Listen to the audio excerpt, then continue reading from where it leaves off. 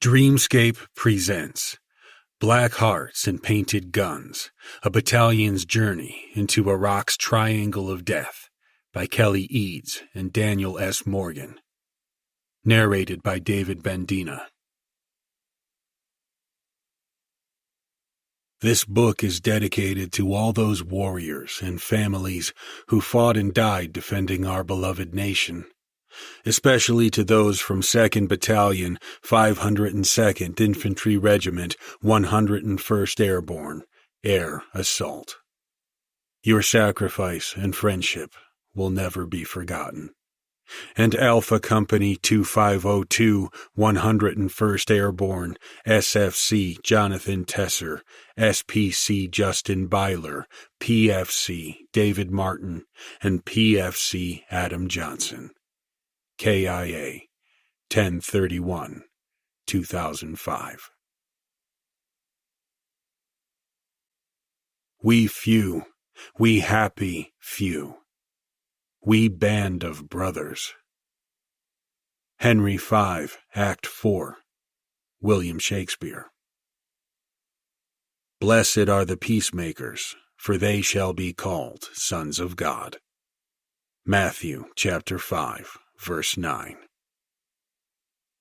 When it comes your time to die, be not like those whose hearts are filled with the fear of death, so that when their time comes, they weep and pray for a little more time to live their lives over again in a different way. Sing your death song, and die like a hero going home. Chief Tecumseh, Shawnee Nation. Acknowledgements. First and most important, we would like to thank Almighty God for His plan to bring these stories forward and allow us to share them with you. We are grateful to Him for blessing this nation, our military, and the 101st Airborne Division, Air Assault, the historic Screaming Eagles. Second, we want to thank our fallen heroes. This story expresses the deep admiration for their devotion to duty, units, fellow warriors, and the United States of America.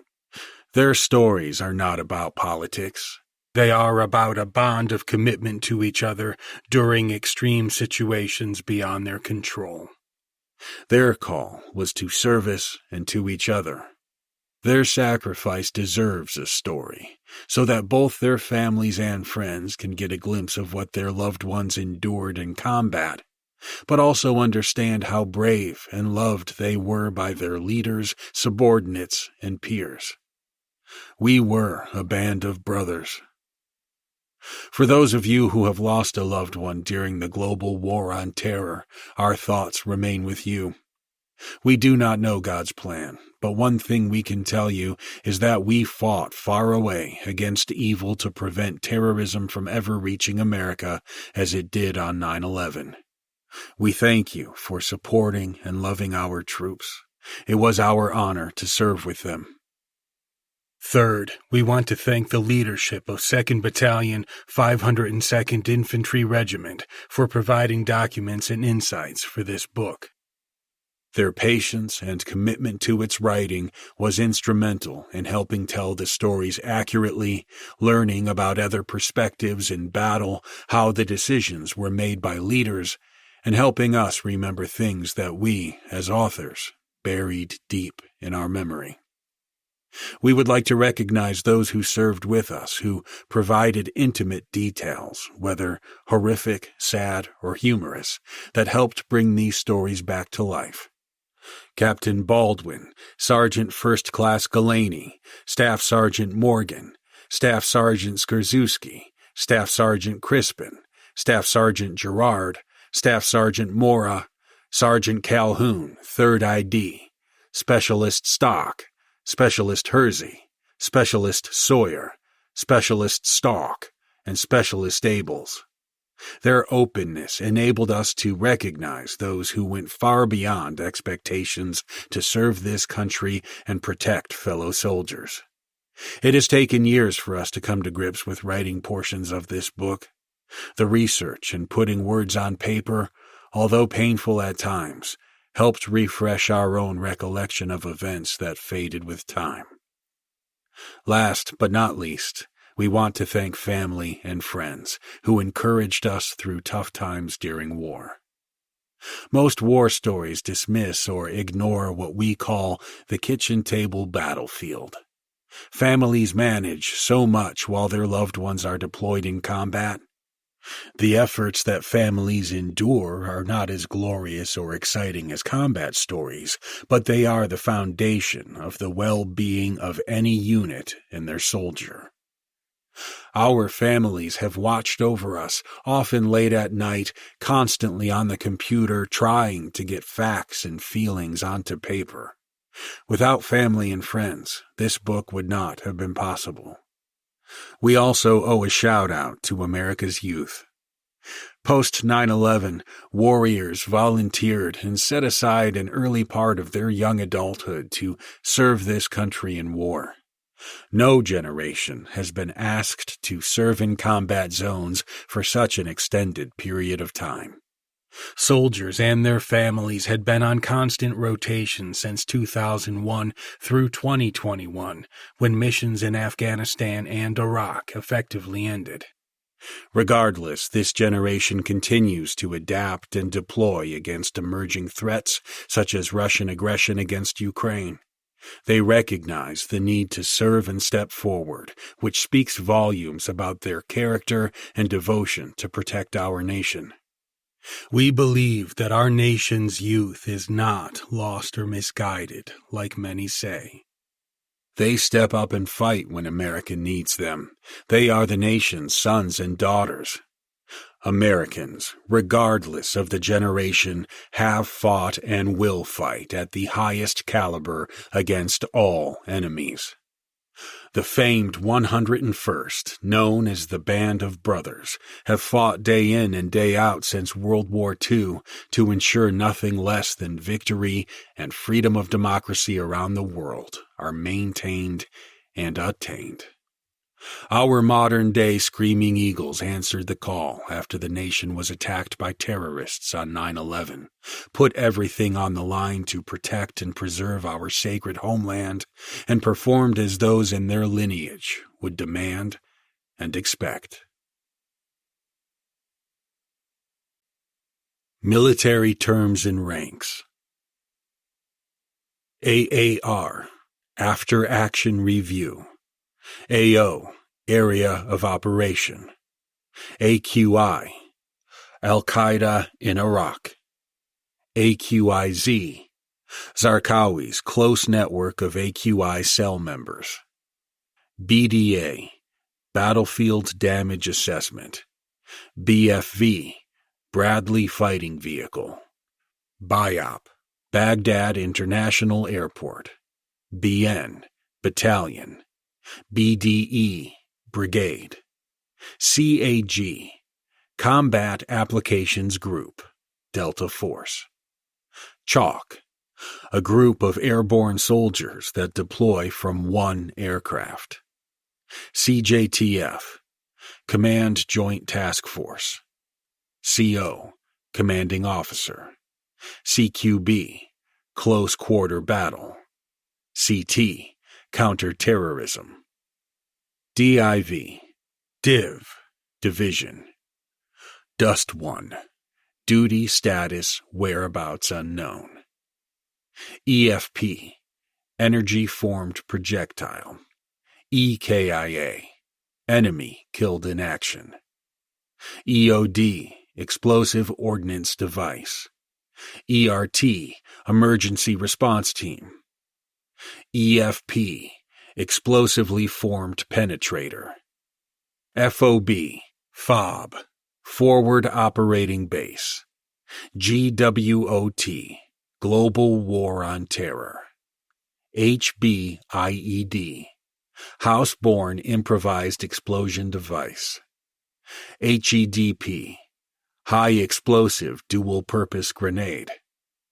HMMWV, High Mobility Multi-Purpose Wheeled Vehicle, Humvee. HVT, High Value Target.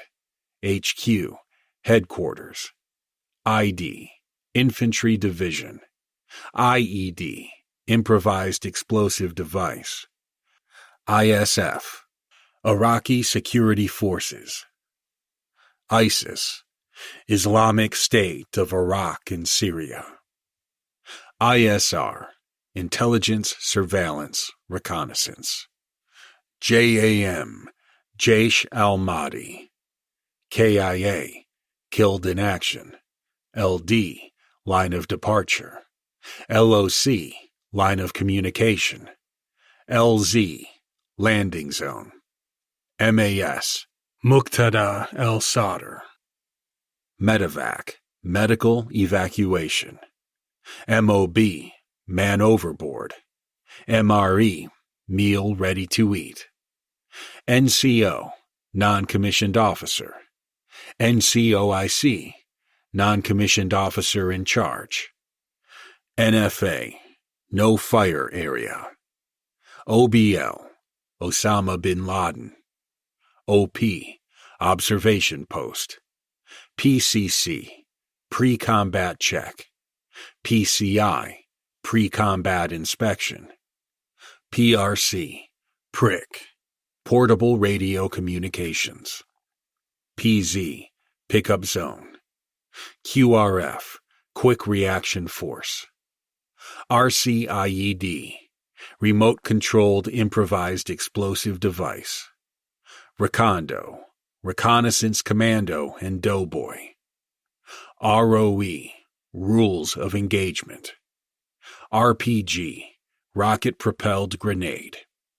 RPK, Ruchnoy Pulemyot Kalashnikova, a Russian light machine gun. RTO, Radio Telephone Operator. SAM, Surface-to-Air Missile. SAS, Special Air Service. SAW, Squad Automatic Weapon. Serial, a group of people, vehicles, or equipment. SF, Special Forces. SLLS, Stop, Look, Listen, Smell. SKT, Small Kill Team. SOCOM, Special Operations Command. SOI, Sons of Iraq. SOF, Special Operation Forces. TAC, Tactical Assault Command. TIC, Troops in Contact. TST, Time-Sensitive Target. UAH, Up-Armored High-Mobility Multi-Purpose Wheeled Vehicle.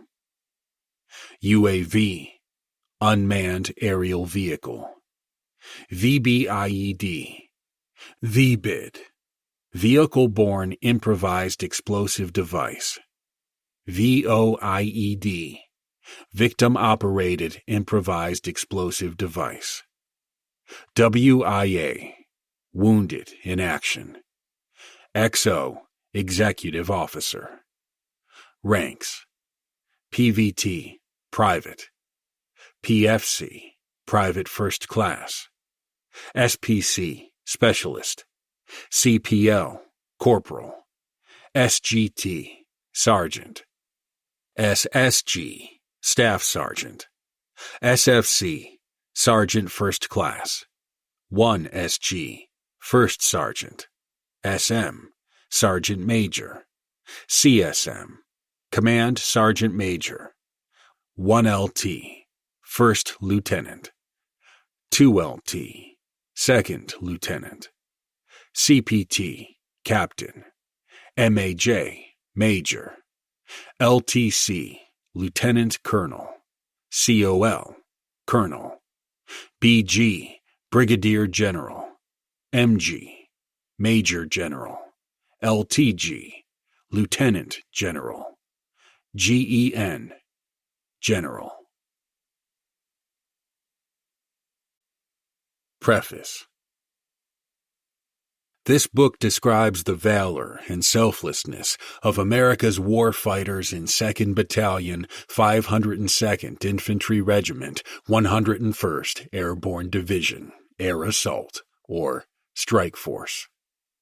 Much of this book is focused on my deployment with this historic regiment, 2005 to 2007, in Iraq, where I had the privilege of fighting with this battalion against radical Islamists.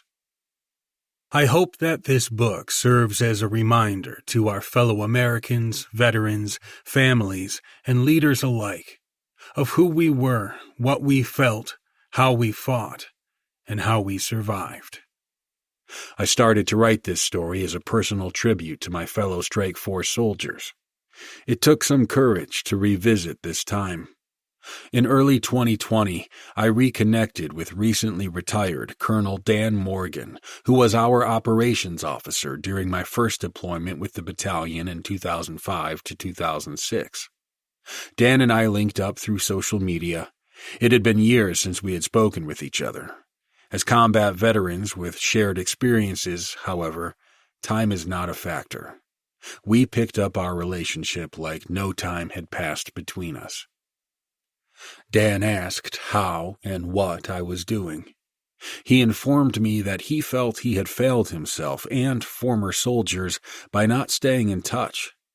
He realized by staying connected he was helping his family and him in transition and hopefully other veterans.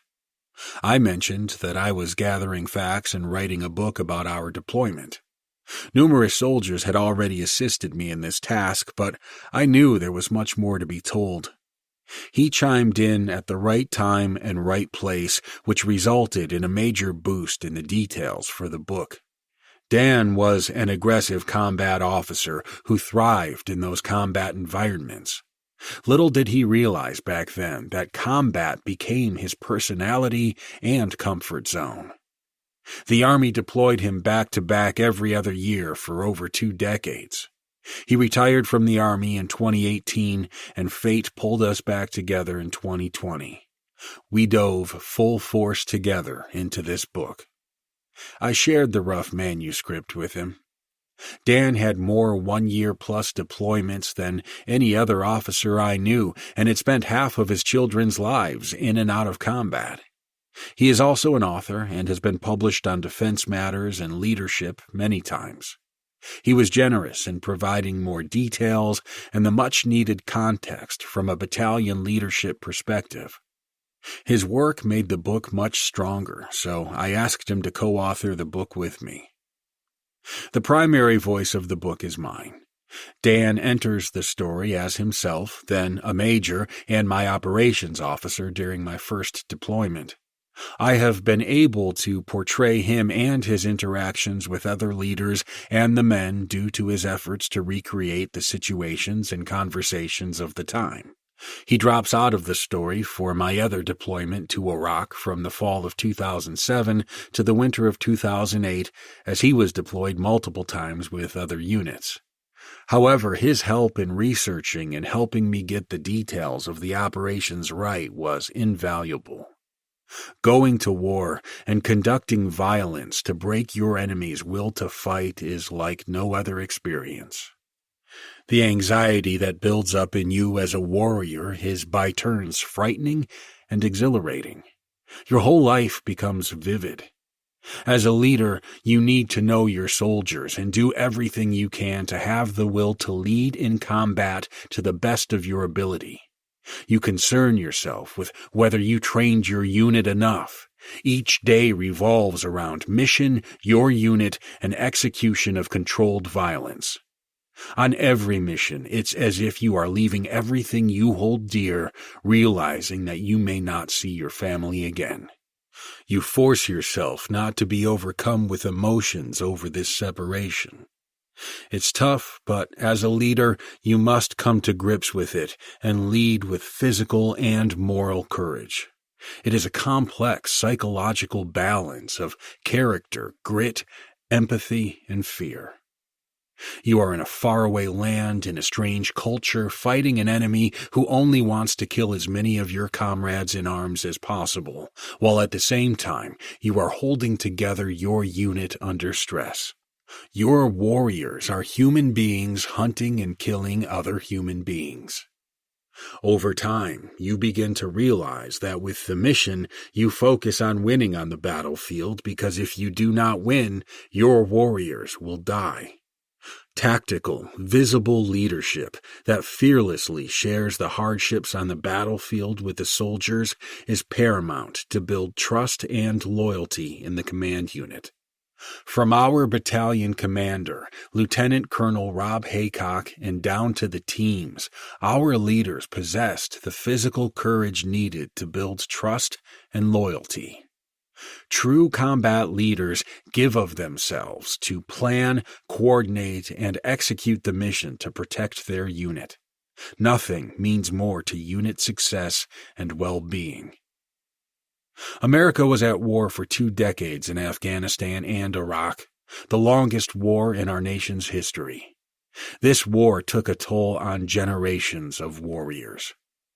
Some of us have children born after 9/11 who fought an enemy on the same lands that we, their parents, fought 20 years ago. Although the commitment of multi-generational military families is admirable, the seemingly endless duration of the war created compassion fatigue within our ranks and in our citizens. Compassion fatigue is an indifference by leadership and others to the suffering and sacrifice of those fighting for freedom.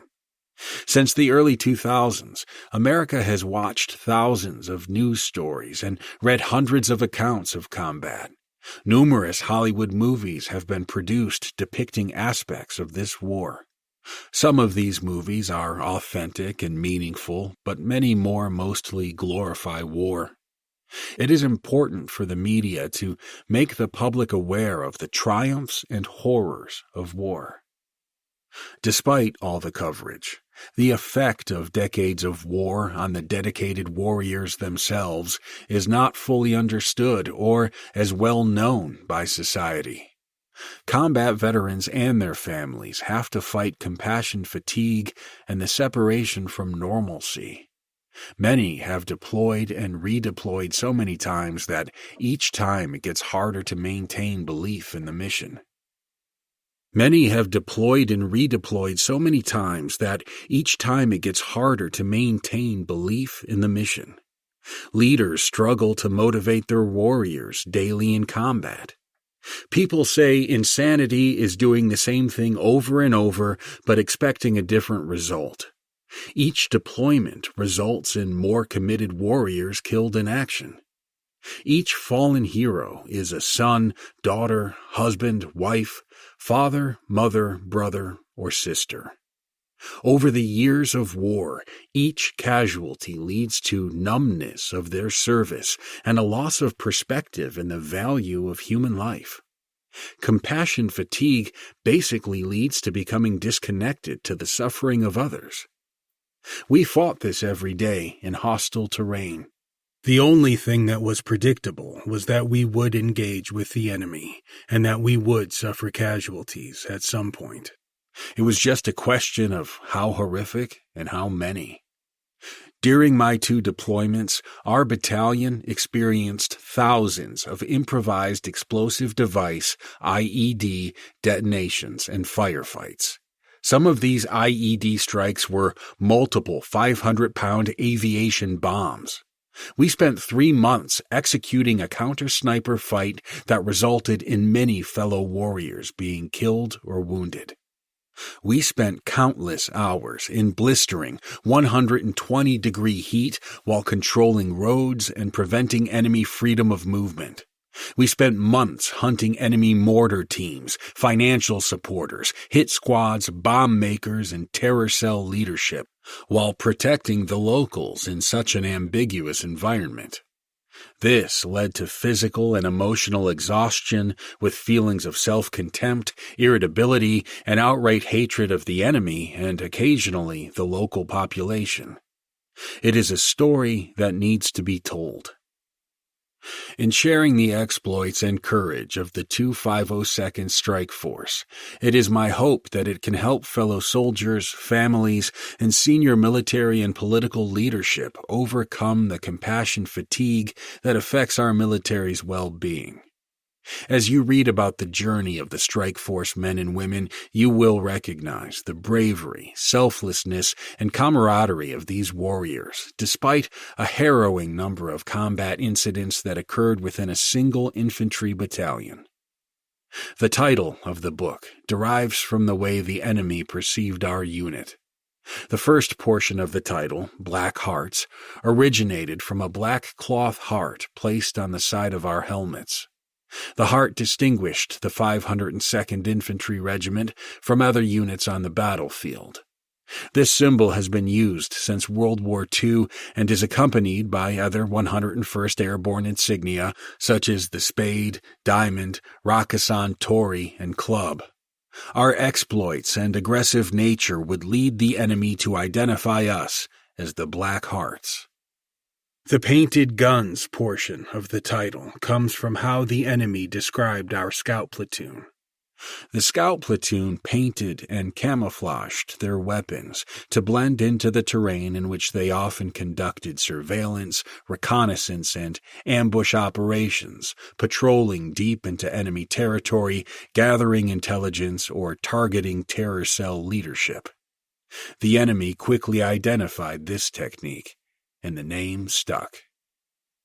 Most of the media coverage at the time focused on operations in the city of Baghdad proper, not the outskirts where we were fighting an extremely brutal battle on a day-to-day basis. Early on, our leaders made the decision to take the fight directly to the enemy by setting up patrol bases in the local areas where he lived and operated. This strategy was unique to us. Living in a desert environment was tough, but it allowed us to keep the pressure on the targets. When General William Casey, the commanding general for Multinational Forces Iraq, attended a ceremony for our unit, he remarked it was rare that he could point to a single unit that had had such a strategic impact on his two goals of securing Baghdad and defeating al-Qaeda. No matter what you may think of the political decisions to go to war or the morality of the war itself, this book is about inspiration, not politics.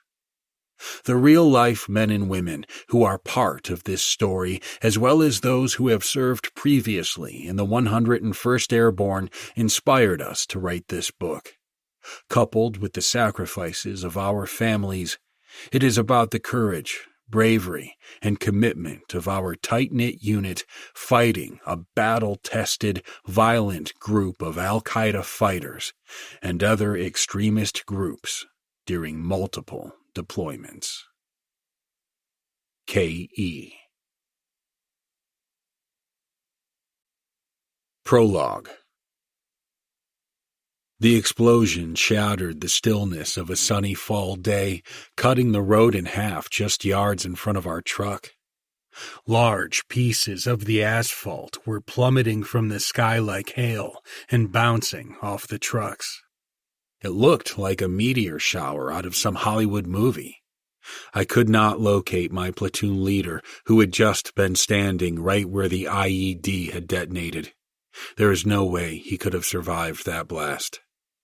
An insanely loud ringing was going off in my ears as I pulled myself back up into the gun turret. I positioned myself behind the .50 caliber machine gun, looking for the enemy through a haze of dirt, debris, and smoke. They were nowhere in sight. We had pushed our reconnaissance patrol right into the middle of an extremely well-coordinated ambush by al-Qaeda fighters who were reportedly defending Abu Musab al-Zarqawi, the commander and leader of AQ in Iraq, AQI. The entire area was covered in a haze of dirt, soldiers screaming everywhere. Suddenly, another large IED exploded behind us, again effectively cutting the road, preventing us from maneuvering on enemy fighters or breaking contact. We were in a kill zone, surrounded by an unseen enemy. As I turned to look back towards the initial IED blast, I saw my lieutenant walk out of the dust and back onto the road to take over the fight. I could not believe he had survived, and without so much as a scratch. We were consumed by enemy small arms fire and trapped in a daisy chain of consecutive IED explosions. Our mounted element could not go forward or backwards due to the massive road craters from the IEDs. The platoon leader made contact with Major Dan Morgan, our operations officer, on the radio, who then began directing Apache AH-64 helicopters and unmanned aerial vehicles, UAVs, to the area. In October 2005, the war in Iraq took an unexpected turn to sectarian violence between Iraq's Sunni and Shia population. The insurgency was at its all-time high due to foreign fighters flooding into Iraq to join the Sunni uprising against the Iraqi Shia majority and the United States. Musab al-Zarqawi called for a jihad to fight against the invaders and to maintain Sunni dominance. The region exploded into all-out war. AQI seized a region in southwest Baghdad. The area possessed critical terrain because of the roads from Fallujah running along the Euphrates River and into South Baghdad. The area was tribal, farming land with a network of canals and roads, very similar to the hedgerow fight that followed in Normandy during World War II. U.S. forces were mostly focused on the city of Baghdad and building security for a stable government, while we were on the outskirts with minimal support. This area between Yusufia, Mahmudiyya, and Iskandaria, aka the Triangle of Death, became a safe haven for leadership and resources. It was the primary mobility corridor for suicide bombers, especially vehicle-borne improvised explosive devices, VBIDs. The region was a perfect place for AQI's headquarters. The palm groves, farm fields, and canals created a natural defense network that separated AQI elements from American forces. The terrain enabled early warning defenses and prevented freedom of movement and surprise rapid ground assaults by U.S. forces. The area was also a perfect location to conduct unconventional, guerrilla-style attacks on U.S. and coalition forces in Baghdad. The multiple roadways running to and from Baghdad gave AQI the ability to move about freely and uncontested. The past unit's mission was to protect the southern portion of Baghdad International Airport, BIOP, which they did quite well. This success led to minimal exploitation-like U.S. offensive operations into this countryside. A couple of ventures into the area in 2004 to 2005 were met with massive IEDs and well-coordinated ground attacks by AQI fighters. So, the unit chose to consolidate its gains on the defense of BIOP, creating a safe haven that threatened Baghdad. Unchallenged, AQI fortified the area with a protective belt of IEDs and early warning networks. They established a command and control node that facilitated the movement of their fighters, VBIDs, weapons, finances, and other resources into Baghdad. They were in it for the long haul, confident that they were secure from ground attack and could sow terror, division, and chaos in the city and its environs. In 2003 and 2004, General David Petraeus had led the Black Hearts of 2nd Brigade, 502nd Infantry Regiment in its fight from Kuwait to Mosul, Iraq. During this time, Dan Morgan was a company commander in this urban fight. The Black Hearts, under Petraeus and Colonel Joe Anderson, had regained control of the city of Mosul in northern Iraq and demonstrated stellar combat capabilities and experience. In 2005, just a year later, the Strike Brigade was now tasked to do the same in southwest Baghdad. The U.S. Army and General William Casey, commanding General Multinational Forces Iraq, chose the Black Hearts to take on the task. Major Morgan, who had a relationship with General Petraeus, discussed the upcoming mission for our battalion. Morgan had barely settled at home with his family and was already getting ready for more combat. Petraeus informed him that the area was an enemy stronghold and held significant future value for the direction of the war against AQI, and to expect violence. The brigade would spearhead an operation that would drive directly into the heart of the Triangle of Death to disrupt AQI's freedom of movement, locate and dismantle known VBID factories, and kill or capture AQI high-value targets, HVTs. The HVTs consisted of known persons associated with criminal and terror cells in the area, attacking and killing both coalition forces and local citizens. Intelligence suggested that the area of operations, AO, consisted of senior AQI leadership, financiers, bomb makers, and battle-hardened AQI operatives. In addition, we expected a population who were passively and actively complicit in facilitating and assisting AQI. This is what we faced, a violent fight in a small region that would become a pivotal point in the war. Chapter 1. A Call to Serve. Most people over a certain age can remember where they were on September 11th, 2001. Each has their own story about that day.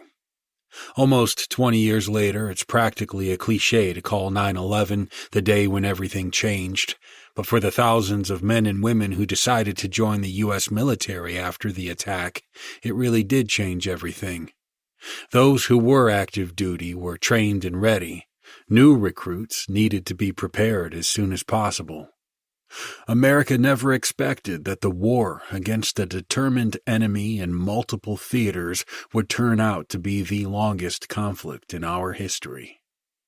I grew up in a small Midwestern town located in the northwestern portion of Missouri, about an hour north of Kansas City. I was 16 years old on the fateful day of 9/11. I was sitting in my classroom in the first class of the day, current events, with my other classmates waiting for the teacher. Suddenly, she came running frantically into the room. Without saying a word, she quickly grabbed the remote on her desk and turned on the television at the front. As we watched the scenes of chaos unfolding, she told us the Twin Towers in New York City had been struck by an airliner. We all looked at each other. We had no idea what the Twin Towers were. We saw replay footage of the first commercial jet plane crashing in a fiery inferno into one of two huge skyscrapers. As we watched, we saw live footage of another jet hit the second tower minutes later. The commentator said a third plane had slammed into the Pentagon and a fourth had crash-landed in a field in Somerset County, Pennsylvania. While watching what appeared to be coordinated disasters, all of us were numb, unsure of what to say or do. But we knew one thing. America had been attacked. Our freedom was being threatened. While growing up, I knew I would do two things with my life: serve in the military and become a police officer. If I could, I would have run away from school straight to a recruiter's office and signed up to serve and fight for our country right then and there. However, I was too young and it wasn't an option. A couple days later, President George W. Bush, the 43rd President of the United States, guided our country out of shock, mobilizing people to recover and defend the nation. I'll never forget seeing President Bush standing in the rubble of the Twin Towers and announce, while holding back tears and emotions, "Every nation in every region now has a decision to make. Either you are with us or you are with the terrorists." Osama bin Laden and his terrorist cohorts had energized the greatest defender of democracy with more resources and the finest military than any other country in the world. The United States would be going to war. I already knew I wanted to join the military and eventually law enforcement. I enjoyed an adrenaline-packed lifestyle as a kid and knew both of these careers would offer that excitement and purpose for me. Though I was focused and determined on getting into this fight, I found myself getting into trouble a lot too, seriously jeopardizing my chances. The natural need for adrenaline rushes resulted in some pretty dumb choices, such as fighting, paintballing, ironically, a police station, intentionally getting the local police officers riled while screaming through town on four-wheelers so they would chase us, driving way too fast, and getting hurt a lot doing other insanely stupid things to impress the girls. More important, my parents raised me right. My behavior was my decision and not their fault. They had to have instilled a sense of service. I was blessed with their example and am seeing my son with the same traits. That same mentality is what I really believe fueled my passion to serve for a greater cause. After the attacks, I was laser-focused on my dream of joining the military. I became obsessed with the history of the 101st Airborne and Ranger Regiment. I watched numerous movies and documentaries and read books about their storied profession. When I was old enough, I wanted to join either famous unit to become part of their history and serve among the most elite soldiers in the world. I finally enlisted in the Army in the summer of 2003. I made it clear to the recruiter that I wanted to fight for my country on the front lines, despite his well-meaning suggestions for other non-combatant positions. My parents were very supportive of my desire to join the military, as many in my family had served before. However, neither parent was too fond of my wanting to be in the infantry and on the front lines. My mother sat back and listened, but my father really tried to suggest and inform my decision to choose a career field that would help me find a post-military career. Neither thought being a grunt on the front line was a career field, nor beneficial for a career after the military. Nevertheless, I quickly found myself signing a 4-year contract with the United States Army as an infantryman, also known as an 11 Bravo. Before I knew it, I found myself on an airplane being flown to the U.S. Army's Fort Benning, Georgia, the home of the infantry. I was proud to serve alongside the absolute best our nation had to offer, men and women of the U.S. military. Our basic training was happening right in the middle of 2 ongoing conflicts, Iraq and Afghanistan. The drill sergeants took training to a whole new level because they knew that when we graduated, many of us would go straight into a combat zone. We were woken from our bunks late at night by drill sergeants screaming and forcing us to push our bodies to levels we had never experienced. They constantly challenged us with the physical and mental rigors of combat. Right before graduation, I remember sitting in our barracks in the stifling Georgia heat. My fellow recruits and I had all put in our requests for unit assignments and were anxiously awaiting our orders. We were trained for combat. Some would say brainwashed, and desperately wanted to fight in the Middle East. However, once the orders started to come down, many of us got deployed to South Korea. What the hell, I thought. We were at war in the Middle East, not Asia. The reason was that since the troop requirements for Iraq and Afghanistan were so critical, the Army was deploying veteran soldiers from South Korea to Iraq first, then replenishing the ranks in South Korea with new recruits. We sweated out the process as our names were called. I just prepared myself for South Korea. Then the commissioning officer called out, "Eads, Fort Campbell, 101st Airborne Division, Air Assault." I about jumped out of my skin. I was speechless. Thanks to Almighty God, I had gotten my first request to join the ranks of the 101st. As we say in the 101st Airborne Division, we, or I, had a rendezvous with destiny. Fort Campbell, Kentucky was the home to some of the most elite units in the Army, such as the 5th Special Forces Group, the 160th Special Operations Aviation Regiment, the Sabalowski Air Assault School, and the 101st Airborne Division Air Assault. And within that division, the 502nd Infantry Unit Strike Force, which was the longest-serving regiment within the 101st since World War II. Chapter 2. The Legacy of the 101st Airborne Screaming Eagles.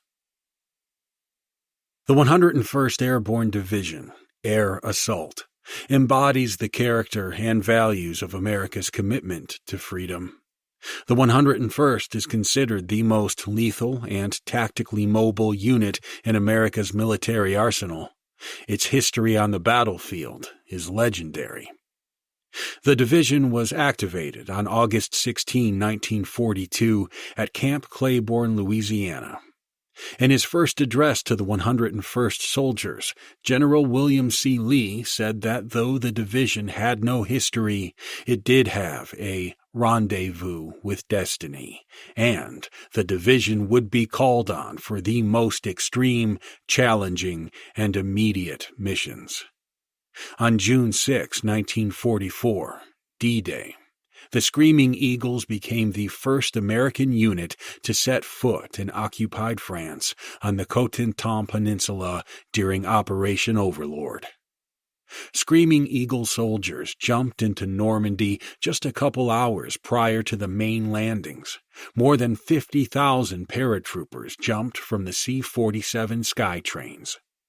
Prior to the main body, the 101st paratroopers, along with members of the 82nd Airborne Division, inserted to seize a variety of objectives, such as roads, bridges, and villages.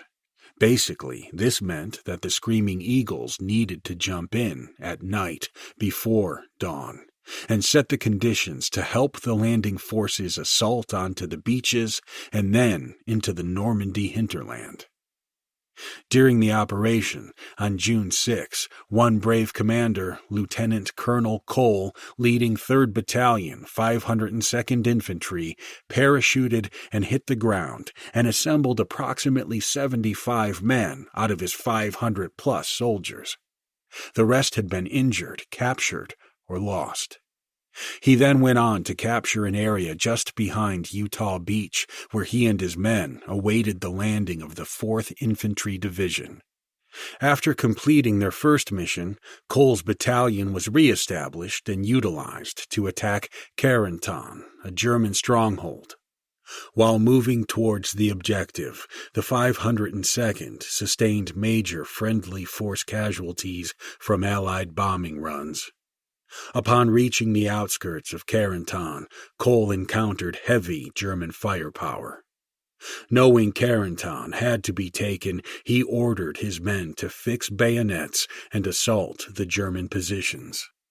The assault, later named Cole's Charge, was successful and captured key territory that eventually led to the fall of Carentan, a major achievement for the 101st and U.S. Army in the early days of the invasion. As the Allies fought their way inland, the 101st was called upon for numerous operations that were critical to the outcome of the war. What made the 101st Screaming Eagles special was their ability to respond quickly to senior leadership's mission objectives and requests. One of the historic battles that included the 101st occurred during the Battle of the Bulge at Bastogne. The German December 1944 offensive to drive a wedge between the Allied armies and capture the critical port of Antwerp had taken the Allies by surprise, and they were now in headlong retreat. The 101st was ordered to reinforce the inexperienced and demoralized U.S. troops at Bastogne, which now became the crucial hub in the Battle of the Bulge. The 101st deployed from France after resting and refitting following the disastrous Operation Market Garden in Holland. They rapidly moved into the area of operations at Bastogne, setting up defensive positions to interdict and prevent further German advances on Bastogne. Eventually, the Germans surrounded the 101st with overwhelming firepower, especially artillery. However, they could not forcibly remove the dug-in, gritty, screaming eagles. The 101st held the line for over 24 hours before it was eventually reinforced by General George Patton's Third Army. U.S. forces had blunted the attack, which ultimately forced the Germans to retreat, and their offensive petered out. Eventually, increased offensive operations by Allied forces in the west and the Soviet Red Army in the east led to the defeat of Germany in May 1945. The defense of Bastogne broke the back of the Germans in the west and earned the 101st Airborne the first presidential unit citation. It was the first citation ever issued to an entire division. In 1958, General William Westmoreland took a decision to increase the lethality and expertise in small team tactics within the 101st. He was a veteran of World War II and knew how important it was that small units separated from main elements could still attack and defeat a superior enemy. So he created the 101st Airborne Recondo School. The school focused on demolitions, the art of patrolling, intelligence gathering, recognition of enemy vehicles, woodland survival, land navigation, rappelling, firearm skills on all weapons, and aggressive hand-to-hand combat drills. The school developed a reputation for being physically and mentally demanding regardless of rank or position. The Recondo patch is an arrowhead pointed downward. It is black and white, indicating that the soldier is skilled to conduct operations both day and night. The arrowhead pointing downward indicates assault from above. The Recondo recognition set the 101st Airborne Division apart from other units. The patch remains etched in history, where its design and purpose contributed to modern-day 101st patches with different designs and colors. When I arrived at the 101st in 2004, I saw the patch painted on walls and entryways in order to carry on the legacy and tradition of our Recondo forefathers. During the Vietnam War, the division transformed from an airborne unit to an air assault unit, known then as Air Mobile. The terrain in Vietnam demanded mobility of units to be able to rapidly deploy to specific locations in order to surround and assault enemy forces. The use of highly mobile helicopters was the answer to this problem. The concept of air assault capabilities emerged from the 11th Air Assault Division, TEST, when it merged with 2nd Infantry Division. Eventually, the concept proved effective, and the 1st Cavalry Division, Air Mobile, became the model for the future. Hundreds of UH-1 Huey helicopters were deployed to Vietnam to support 1st Cavalry operations. In 1968, the Army designated the 101st as a new Air Mobile Division.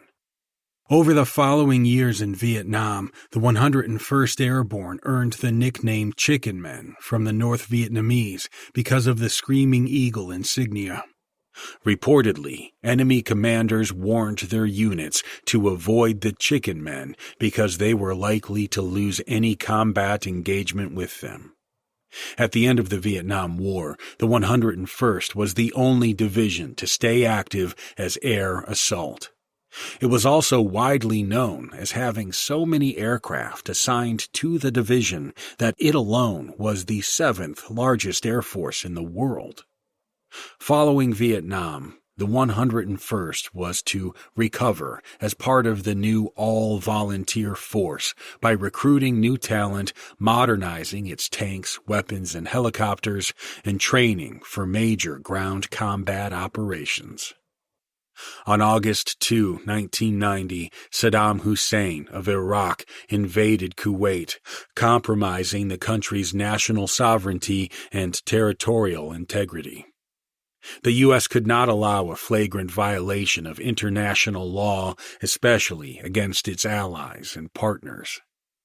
In Operations Desert Shield and Desert Storm, the 101st got its first taste of Middle Eastern warfare. It had deployed, trained, and rehearsed for months in the Saudi desert to conduct offensive operations to repel Iraqi troops from Kuwait.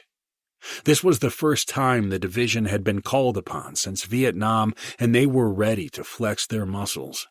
The division now had newly redesigned Apache attack helicopters that could conduct deep penetration missions behind enemy lines and which consisted of an entire infantry brigade.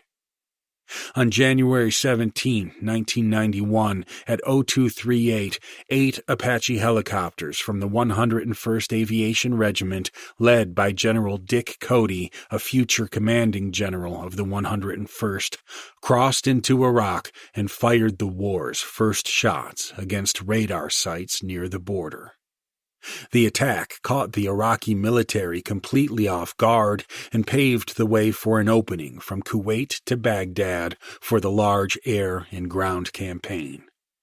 The new U.S. Air Force stealth bombers began pounding southern Iraq with massive ordnance strikes, while the 101st and other ground forces massed on the border and waited for orders to begin their assaults against Iraqi troop locations and important infrastructure sites.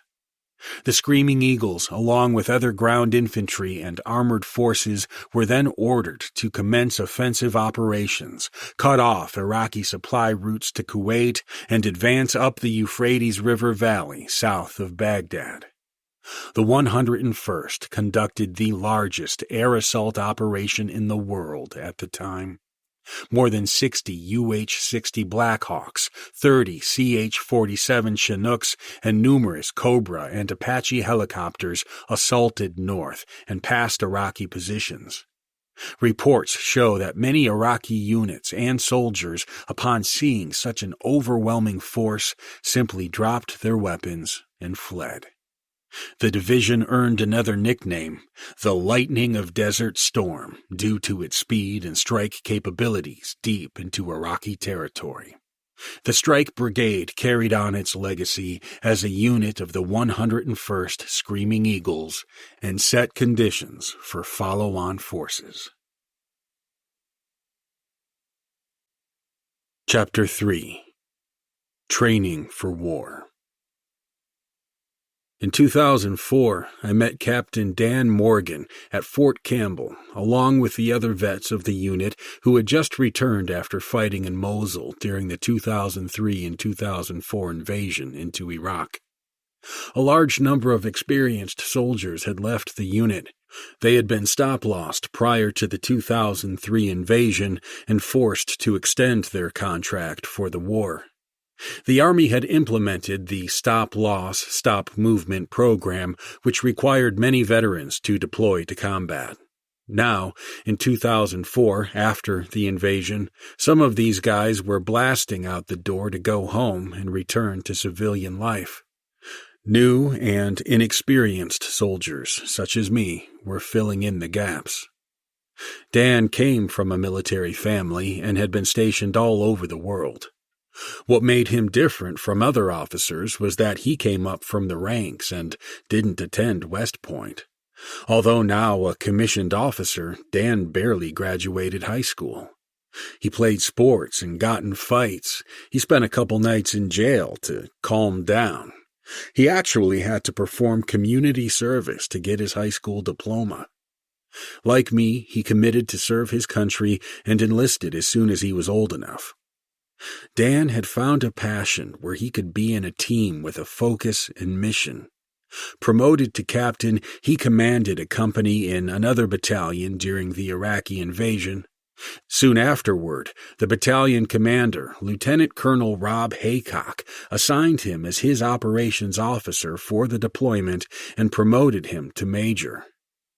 He was a regular soldier at heart, and we all respected him for it. Young recruits like me were integrated into the unit, and we soaked up lessons these seasoned warriors shared from their experiences in combat and counterinsurgency operations. We ached for such experiences and were fired up for the chance to join the fight. I was assigned to 3rd Platoon, Alpha Company, 250 Infantry Regiment as a rifleman/assaulter. It was the battalion's first day back on active duty. The mission was to refit the unit with lost or damaged equipment, get the men back to good health, refill the platoon with manpower, and start preparing for the next deployment to Iraq. Each light infantry company consisted of 3 rifle platoons and a headquarters platoon, with the commander's group, communications, supply, the nuclear, biological, and chemical unit, NBC, fire support officer and forward observers, FSO/FOs, and a mortar attachment. Within a platoon, there were 4 squads, each consisting of 9 soldiers. One of the squads specialized in heavy weapons. The new soldiers, referred to as cherries, were bounced around the company and battalion areas and given direction to obtain equipment that we needed for both training and combat. During these details, I met Specialist Vosbein. He was in charge of the weapons maintenance and arms room. Vosbein was a very funny guy who always had the hugest dip of tobacco in his mouth I'd ever seen. I also met Specialist Byler. Byler was a mortar man attached to our company from the battalion's mortar platoon who had also been double-tapped to help in the supply room. My squad leader, Staff Sergeant Gerard, was the no-bullshit kind of non-commissioned officer you see in movies. He was very direct, to the point, and meant everything he said. As the senior squad leader in the platoon, he took no shit from any other NCO or even officers for that matter. He knew his place, but he pushed the limits too. It was hell to be his soldier at first, but we learned quickly, and everything he had us do was a learning experience. As tough as he was protective of his soldiers, including us cherries, which meant a lot to us. His leadership defined trust and discipline. One time, another squad leader from a different platoon ordered us to do some kind of dirty detail. Gerard unexpectedly stepped back inside and observed us doing this detail while the other squad leader's squad, all experienced combat veterans, just watched and smiled. Gerard was pissed. We knew our place as well. We were new, but this was more of a jab at Gerard because he and the other squad leader didn't get along. It had nothing to do with us. Gerard immediately ordered us to stop and confronted the squad leader. They both started yelling back and forth inside the company hallway. Gerard grabbed the other squad leader by his collar and drove him back into an equipment cage, which led to punches being thrown. Seeing the crowd that had gathered, the executive officer stepped up, quickly separated the two, and handed them an ass-chewing. It was clear to us at that point that we had a kick-ass squad leader who took no shit from anyone, especially when it involved his soldiers. It also painted a very clear picture that these men were still in a combative mindset and still on edge. But Staff Sergeant Gerard was not above having some fun as well. We didn't know it, but there was a new guy tradition about meeting the supply sergeant for the first time. Gerard told another new soldier and me to go to the supply cage and ask for a PRCE4, pronounced as prick. I knew from training that radios often start with PRC, meaning portable radio communication, such as PRC-77, an older radio version used in combat. E4 was an enlisted rank known as specialist in the Army. So we assumed a PRC-E4 was some kind of new radio. We walked into the supply cage with our chests out and shoulders back, confident and ready to make an impression that we knew exactly what we needed when asking Byler for a PRC-E4. He was working behind the counter with another supply guy. I took a breath and said, "Excuse me, Specialist, we were told to come here and request a prick E4. "What the fuck did you just say?" Byler snapped back. I didn't know what to say. Everyone there was trying not to bust out laughing. Byler stood up to his full 6'3" and said, "You better get the fuck down and start beating your chest off the ground, you dumb motherfuckers." We stared straight ahead, not knowing what we had done wrong. Then the whole place exploded in laughter. We immediately knew this was some kind of setup. Byler jumped up on the counter and commenced with a 5-minute smoke session of push-ups, flutter kicks, and squats into an invisible chair until Gerard told him to stop and said, "Okay, can we get some 100-mile-per-hour tape?" It was all done in fun and the spirit of unit camaraderie. I thought basic training had prepared me for combat, but I was dead wrong. Major Morgan and our experienced leadership took us to the next level. "Your blisters will heal from digging a fighting position," Major Morgan would remind us. "There ain't no healing when you're dead." This was the mindset and became the norm in everything we did to prepare for combat. The war experiences of our leaders were extraordinary. But what was most important was the ability to understand how those experiences defined the why of how we were training for our deployment. Major Morgan described his deployment on the border of Iraq. The days went by in sweltering heat, units conducted rehearsals, inventoried equipment, and loaded vehicles under the almost unbearable sun beating down on them. Every event was interrupted by air raid sirens and chemical battle drills that required gas masks and bunkers. Everyone was in fear of an inaccurate, rudimentary Scud missile landing on them. One evening, Major Morgan remembers accounting for his soldiers between bunkers and looking up in the sky. He saw an explosion and thought that American air defense had successfully intercepted a Scud. In reality, a Patriot missile had hit a coalition aircraft that no one knew was in the area. Eventually, the strike brigade consolidated in southern Baghdad to rest and refit as the U.S. Army determined future operations.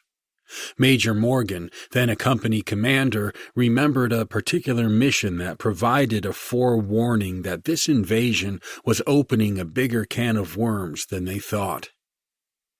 He and a fellow company commander were given an operation to occupy key terrain back to the south. The brigade HQ directed Morgan's battalion commander to conduct a recon to occupy a link-up point in Mahmoudiya in order to pass through the 4th Infantry Tank and Mechanized Division. Morgan took some elements of his unit and conducted a reconnaissance of the city as they entered South Baghdad. The city was littered with destroyed Iraqi tanks, infantry fighting and technical vehicles, also known as pickup trucks with mounted machine guns in the bed. The city was ablaze with burning vehicles and varying levels of destruction of buildings and homes. Morgan maneuvered his forces into the city only to find his patrol surrounded by local Iraqis. Initially, everyone expected celebrations and gratitude from the local population. Not in this case. Morgan's vehicle, which was not armored, was surrounded by enemy fighters. The stares between them and me were clearly telling me that we did not belong there. Their eyes seethed with hatred. Their silence was deafening.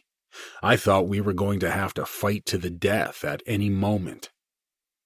Throughout the recon patrol, Morgan did not place his M4 muzzle in view because the Iraqis were so close that they could reach in and grab the barrel. So he had his 9mm in his left hand, pointing outwards at the local Iraqis. I ran scenarios through my head that if our vehicle could not move anymore, I was going to empty my magazine into everyone's stomach around my door, get out, and empty every magazine in my M4 to either get my patrol moving again or die fighting. I had zero intention of being captured and decapitated. Although the mission was successful, it resulted in 17 U.S. soldiers wounded in action. They encountered local Iraqis who threw grenades over walls and began firing weapons from multiple directions. Captain Wiley, the other commander, responded with massive firepower and won the battle. One of Morgan's medics, SPC Turner, shielded the wounded from enemy fire with his own body, earning himself a Silver Star. Morgan said that this battle defined how the future fight would go in Iraq. It had the elements of sectarian violence and hatred of U.S. invaders. The South was mostly Shia and anti-Saddam, while towns like this were hotbeds of Sunni extremism and pro-Saddam Ba'athist party members. Soon thereafter, the Strike Brigade conducted another historic air assault in the northern Iraqi city of Mosul, where it assumed operational control of the city and its government. The unit had shifted from offensive combat operations to stability and support operations in order to restore basic and essential services and create a stable and secure environment. Within a couple months, the Strike Brigade enabled elections in Mosul, the first free elections since the fall of Saddam.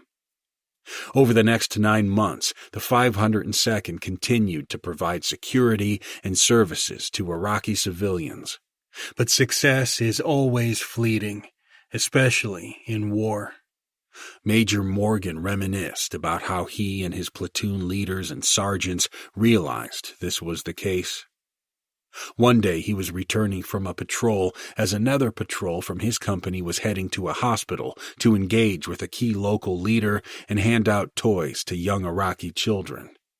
As his convoy passed the other patrol, an IED consisting of 155mm artillery shells detonated on a lightly armored, high-mobility, multi-purpose wheeled vehicle, HMMWV or Humvee, destroying the passenger side of the vehicle.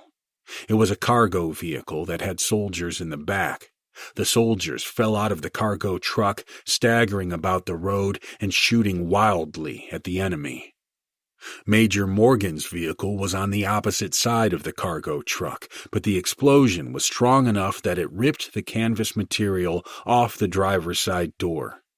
Morgan's company first sergeant immediately set up a support by fire position. When Morgan got to the destroyed vehicle, he saw one of his platoon sergeants pinned among a heap of twisted metal. As he and the first sergeant pulled the metal apart to extract the sergeant, blood suddenly sprayed all over them. The metal from the radio mounts in the truck had been acting like a tourniquet on the sergeant's leg, and now he was in danger of bleeding out. A combat medic who happened to be in the back of the truck saw what had happened and immediately leapt over and placed a tourniquet on the wounded sergeant. Today's battles are normally fought at the company and platoon levels, but this counterinsurgency was going to require decentralized leadership at the rifle team and squad levels. Companies and platoons bring heavy machine guns and mortars to bear against the enemy. However, based on counterinsurgency principles in winning the hearts and minds of a local populace, Our success was going to be in our junior leadership's hands, and their small unit tactics to work among the local communities and fight at a moment's notice. It was vital that we quickly learned to work together, to understand how to adapt U.S. Army doctrine to this new threat. We needed to understand call-to-fire missions with artillery, attack aviation, and fighter aircraft at the lowest levels. These missions require a deeper understanding in coordinating air assets with ground units in order to identify and destroy the enemy while preventing fratricide or civilian casualties. Combat communication usually resided with the platoon leader and his forward observer and radio telephone operator, RTO. Now we had to learn them at the lowest level.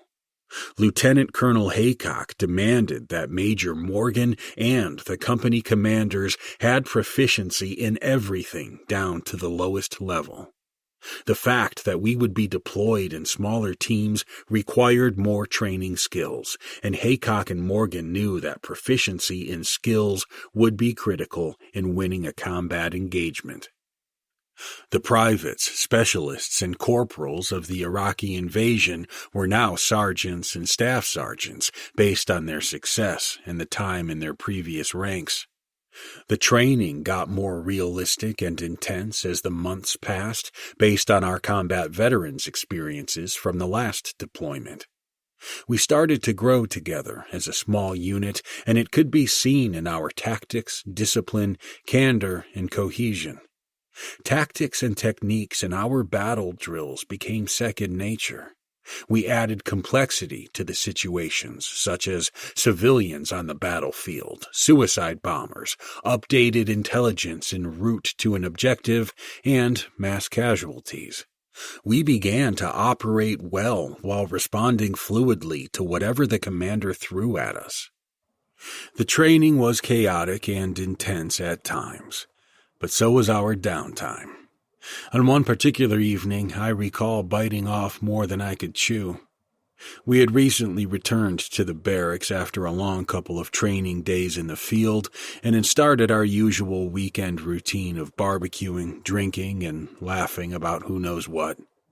On this particular night, I was hanging out with Sergeant Martin, Specialists Olson and Wharton, and Private First Class Ketterling, and another buddy, Specialist Hernandez, who was from the mortar section.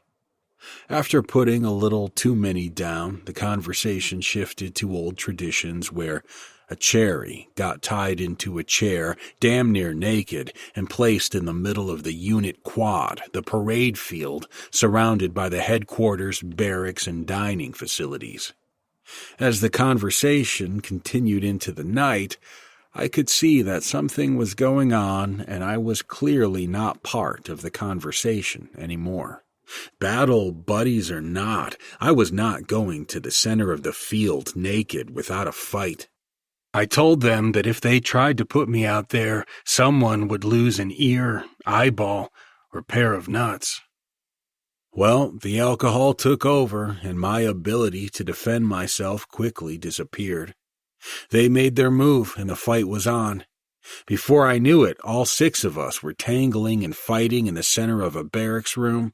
I found myself fighting and laughing at the same time while these jackasses tied me down into a chair. They stuffed my mouth with some dirty sock, carried me down 3 flights of stairs, and then placed me into the middle of the parade field. It was pitch black, and there I was, all alone. It was quiet. I struggled to loosen the ropes, but I gave up, knowing that my teammates were sitting back in the dark, watching, drinking, and laughing. About 20 minutes later, the battalion staff duty officer walked by while conducting barrack checks and found me. He asked if I was okay. Of course, I couldn't respond with a sock in my mouth. He just laughed and walked away without another word. He left me there so he could go get other staff duty leaders to come see me. Yes, it was embarrassing, but all I could do was sit back and enjoy the rest of the night under the great Fort Campbell starlit night. The parade field was home to many memories. It was a place where we welcomed in new command and staff and said farewell to others. It was a place where we'd nearly kill ourselves during combative training and push beyond our limits during workouts.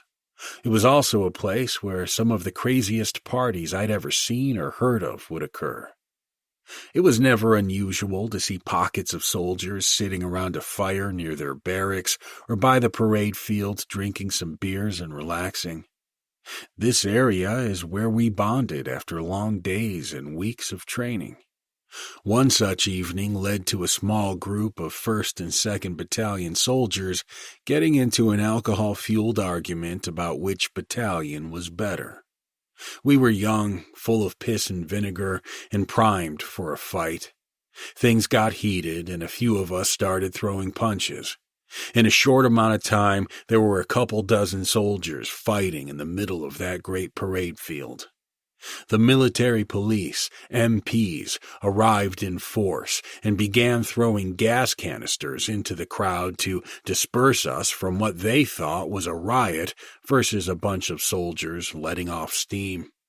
The MPs clearly thought they had things under control, but some of us ran back to our rooms, grabbed our issued gas masks, and came back out to keep on fighting. Eventually, the alcohol and lack of oxygen from the gas masks wore us down, and before all was said and done, a half-dozen soldiers, give or take a couple, were detained. What surprised me even more was that all of us involved, on both sides, were drinking beer together the next weekend and laughing about what had happened. I learned that was the way soldiers dealt with life. Fight hard, party hard, but always stay tight with the guys in your unit. We always had each other's back, on or off the battlefield.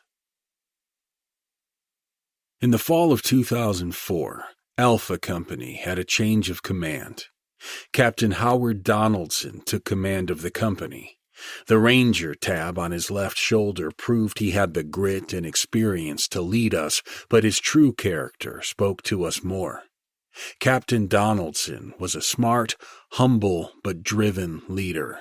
He commanded in a professional, stern manner, backed up by force of personality and sense of control and fairness. We had a running joke that since he looked like Denzel Washington, maybe he'd be tapped by Hollywood after he retired. At about the same time, Sergeant First Class, SFC Jonathan Tesser, joined the company. Tesser would be Captain Donaldson's right-hand man, serving as the first sergeant. I'll never forget seeing him on his first day in the unit. He had an old-school, high-and-tight, flat-top haircut. His arms were tattooed from his wrists to his shoulders, and his uniform was covered with hard-won decorations. He possessed more tabs, schools, and combat experience than I had ever seen on any other soldier in my early career, including tabs for his service and schools in the Special Forces, Ranger School, and the 101st Airborne. His deployment stripes on his Class A's ran all the way up his sleeve. When I first met First Sergeant Tesser, I thought he was a smart-ass prick with a huge ego. He was extremely quick and would fire back at anyone who challenged his decisions or tried to get one up on him. We found that it was pretty much impossible to outwit or outdebate him on any military subject, especially tactics. As time passed, we viewed him as truly a good man and fine leader. Informed, educated, a straight shooter, he expected the same in return from his leaders and soldiers. He began his career at the age of 17. He had wanted to be a soldier since the age of 5 and signed up as soon as he could. His first assignment was in Berlin, Germany, with the 5th Battalion, 502nd Infantry Regiment. He eventually transferred from Germany back to the United States, where he came to Fort Campbell and joined 3rd Battalion, Widowmakers, 502nd Infantry Regiment. He then deployed on Operation Desert Storm with the Widowmakers and returned home, where he eventually decided to become an Army Special Forces Green Beret, assigned to the 10th Special Forces Group in Germany. He also spent a lot of time in the Bosnian conflict. After a career in Special Forces, he realized he missed the infantry. Special Forces is considered a special operation force that executes missions in small teams with minimal support in faraway places. He wanted to finish his career where it began, back with the infantry in the 502nd Infantry Regiment. His request was granted and found himself as the first sergeant of Alpha Company 2502 101st Airborne. He wanted nothing more than to lead infantrymen on the battlefield and to share his expertise with a new generation of soldiers. He was clearly well-trained and a true believer in the counterinsurgency principles of winning the hearts and minds of the local populace. Nancy, his wife, was told by a local mayor in Bosnia that during his deployment there, he would hand out lollipops to the local kids.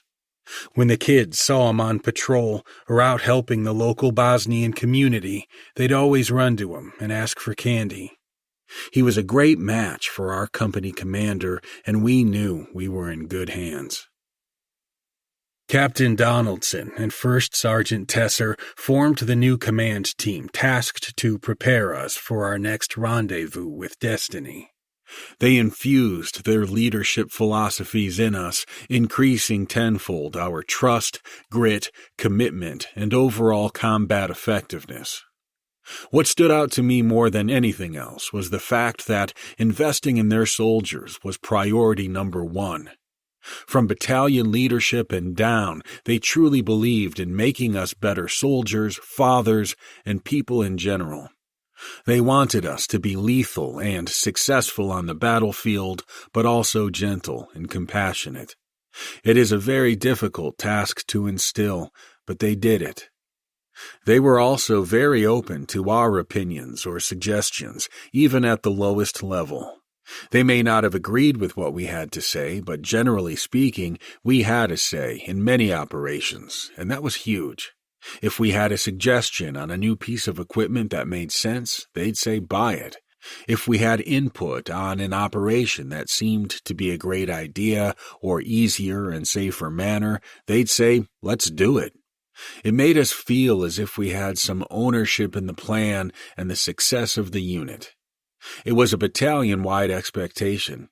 Leaders needed to be there for their men, and in the heat of battle, the men would be there for their leader.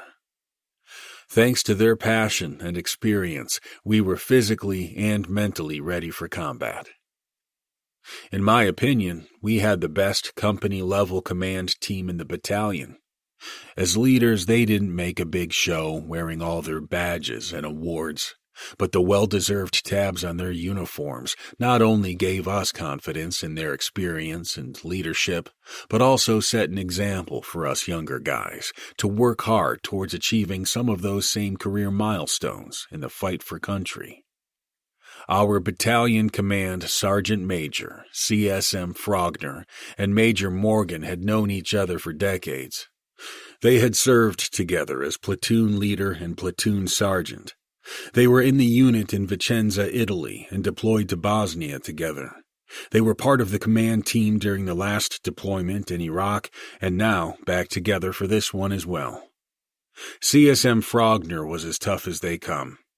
During 12-mile ruck marches, he carried a folding stool with him along with his 50-pound ruck. When soldiers fell out, saying they couldn't finish, he would take out his stool and sit with the soldier and say, "Well, you ain't hurt, so let's sit here until you are ready. It is Thursday and I'm going fishing Saturday, so we have a couple days." He was ruthless on standards and grit. We spent countless hours on the range, learning how to shoot and move around vehicles. In between training iterations, NCOs would teach us the terminal ballistic effects of what occurred when our rounds struck the enemy and what their rounds did upon striking us and our gear, vehicles, and nearby structures. We trained weekly in advanced marksmanship skills and techniques that allowed us to shoot more accurately up close and further away. One time, we accidentally shot up a vehicle, and we all worried that we were going to be in trouble. First Sergeant Tessar reported it to Major Morgan. He only asked if the truck could still be driven. We were a combat-focused battalion, he said, adding, "So what? As long as the equipment is functional, it doesn't matter." We learned later why Major Morgan was not concerned about minor damage to equipment during training. During the invasion, his unit had been engaged by enemy forces and had a vehicle and some equipment damaged. His element was falling behind the main assaulting force, so his soldiers grabbed sensitive items and key equipment. Morgan made a decision and used a thermite grenade to destroy the equipment so it would not fall into enemy hands. A few weeks later, during a consolidation phase on the way to Baghdad, the previous brigade leadership called him into the Tactical Operations Center, TOC, tent, and the brigade executive officer informed him that they were going to charge him for the damage. Morgan responded that he would not accept this and walked out of the command post, CP, because he had other priorities at the time, like combat and soldiers. His company was maneuvering aggressively from south to north into Baghdad, and he was shocked that an administrative detail was hung up on destroyed non-sensitive equipment. The crucible of ground combat was paramount. He was mission-focused, and the safety of his men was more important to him than non-mission essential equipment. Our command team took the training regimen to a whole other level and beyond. It got so intense that guys were getting hurt falling off rappel ropes and while maneuvering through confidence core structures 20 to 40 feet high. Some were getting fractures due to running dozens of miles a week in kit on the roadways and during river runs, where we'd literally run in and out of creek beds for miles. We'd run to the pools and swim until we'd about drown, then run back and fight like hell with each other during brutal combative training days. We worked hard together, supporting each other beyond anything we had ever experienced in our civilian lives. At one point, our company executed a live-fire training exercise in what was known as a shoot house on Fort Campbell grounds. A shoot house is a structure built for soldiers to train with live rounds in entering a building and clearing rooms occupied by enemy forces, otherwise known as close-quarter battle drills, or CQB. We learned how to move smoothly through indoor structures day or night, the importance of covering all angles, and advanced room-clearing techniques. Rather than just busting into rooms and attempting to dominate them by pure violence, we learned how to move with purpose, slow when you had to be, and fast when you could safely do so. The techniques were eye-opening and proved much safer and more efficient than blasting through a room and exposing your unit, which could result in serious injury or death, which in the end might lead to mission failure. First Sergeant Tessar's experience of combat and instructing special forces and other militaries around the world were extremely beneficial in showing us how to use proven tactics that were safer and more effective than anything found in the conventional U.S. Army field manual. Every experience during training had value. Like the time First Sergeant Tessar fired off a parachute flare during night exercises about 20 miles from base.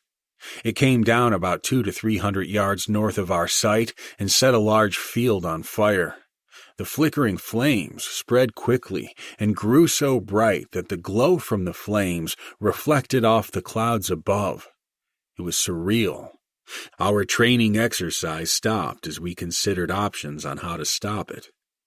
We knew we had to call Lieutenant Colonel Haycock or Major Morgan, but we also tried innovative ways, like digging trenches to prevent the fire from spreading across the fields and through the woods. Luckily, one of the area's frequent tropical-level storms blasted in and washed the fire out. It brought with it sustained winds of 60 to 75 miles per hour. Trees began falling everywhere, blocking our escape. We tried to take cover where we could, but we were stuck outside, hiding under our vehicles from falling trees, hail, and lightning. 6 to 8 inches of water rushed past us as we laid on the ground with just our faces and upper portions of our bodies above the water. It got so bad that I literally started thinking a good chance existed that I was going to die in the woods of Fort Campbell training for a war instead of fighting in it. What makes the story memorable is the shared experience. Not only did it highlight the unpredictability of circumstance in the field, but highlighted our leaders' dedication to our safety. We were taking cover under vehicles while lightning was striking dangerously close, and here was First Sergeant, exposed, dodging lightning, hail, and debris to check on us. He rolled under the truck where I was sheltering with a few other guys. Seeing we were okay, he yelled, "You'll hardly ever remember the good times, but you'll never forget the horrible times. Enjoy the suck." He then rolled out from under the truck, got up, and moved to the next location. Little did I know at the time how right he was. That single statement has stuck with me for almost 2 decades and still stands true today. The company leadership did not solely focus on mechanical battle drills such as shoot, move, and communicate training. We were also taught by RTOs, real communication experts in the 5th Special Forces Group, on how to use our janky communications at small unit level. Some of us attended Arabic language training, while the rest of us focused on Iraqi culture, religion, and basic language phrases. We learned that we'd be fighting hardcore jihadi extremists who would be hell-bent on breaking our morale by utilizing unconventional guerrilla tactics. Our leadership aimed to help us understand everything we could about the enemy and their local culture so we could operate effectively in a counterinsurgency environment. We were even provided an opportunity to do ride-alongs with Nashville police officers in order to try to pick up on how to read nonverbal indicators of persons in fear, under stress, or preparing to attack. There's no better source to learn this from than police officers themselves. Criminals always display signs of stress and anxiety. They also exhibit predatorial pre-attack cues, behaviors we needed to be looking for while patrolling the streets and fields in Iraq. This exercise developed into a training program that focused on our ability to detain insurgents rather than engage with weapons and gather much-needed intelligence for follow-on missions. In the summer of 2005, we received orders that we would deploy to southwest Baghdad and take over an area of operations located in the northern Babel province. The area became known as the Triangle of Death because it was a volatile Sunni-Shia fault line that encompassed 465 square miles. The region was a safe haven for AQI, and its proximity to Baghdad made it an attractive headquarters and support base for AQI operators attacking targets in and around the capital. Our AO was mostly farmland, with sporadic villages and compounds and intersecting canals. This terrain provided a defensive advantage to the enemy. Most of us, however, had no idea that it contained one of the most wanted terrorists in the world, Abu Musab al-Zarqawi and his army of battle-hardened jihadists. Chapter 4. Deployment to Hell. In September 2005, Captain Donaldson and First Sergeant Tesser stood above us behind the company headquarters and explained the mission. It was our final formation at Fort Campbell before we departed for the airfield. They informed us that we had a tough fight ahead of us, but that we were ready. They stated our unit was expected to dislodge an unknown number of enemy fighters from strategic locations that they had controlled since the invasion. The enemy we were about to face consisted of entrenched al-Qaeda elements, highly trained and financed Iraqi and foreign fighters who had specific bomb-making skills. These hardcore extremists facilitated the recruitment, logistics, financing, and bomb-making itself that built, deployed, and detonated VBIDs against U.S. forces and Iraqi civilians with zero concern for loss of lives. They remained dedicated to a defensive jihad to create and instill fear, chaos, instability, and division between the Sunni and Shia populations in order to demonstrate that the U.S.-backed Iraqi government could not provide security and essential services to the population. AQI elements aggressively attacked U.S., coalition, and Iraqi forces in order to maintain freedom of movement and obviate the American public's support for the war. The attacks on the Iraqi government had sent shockwaves through their army and police forces, resulting in hundreds of Iraqi soldiers and police officers quitting in fear. Some Iraqi security forces who remained were committed to Iraq. However, a small percentage were playing both sides for financial gain or to kill Americans. I vividly remember First Sergeant Tesser telling us to look to our left and right during that last formation, informing us that we'd be deploying to possibly the most violent and volatile region in Iraq.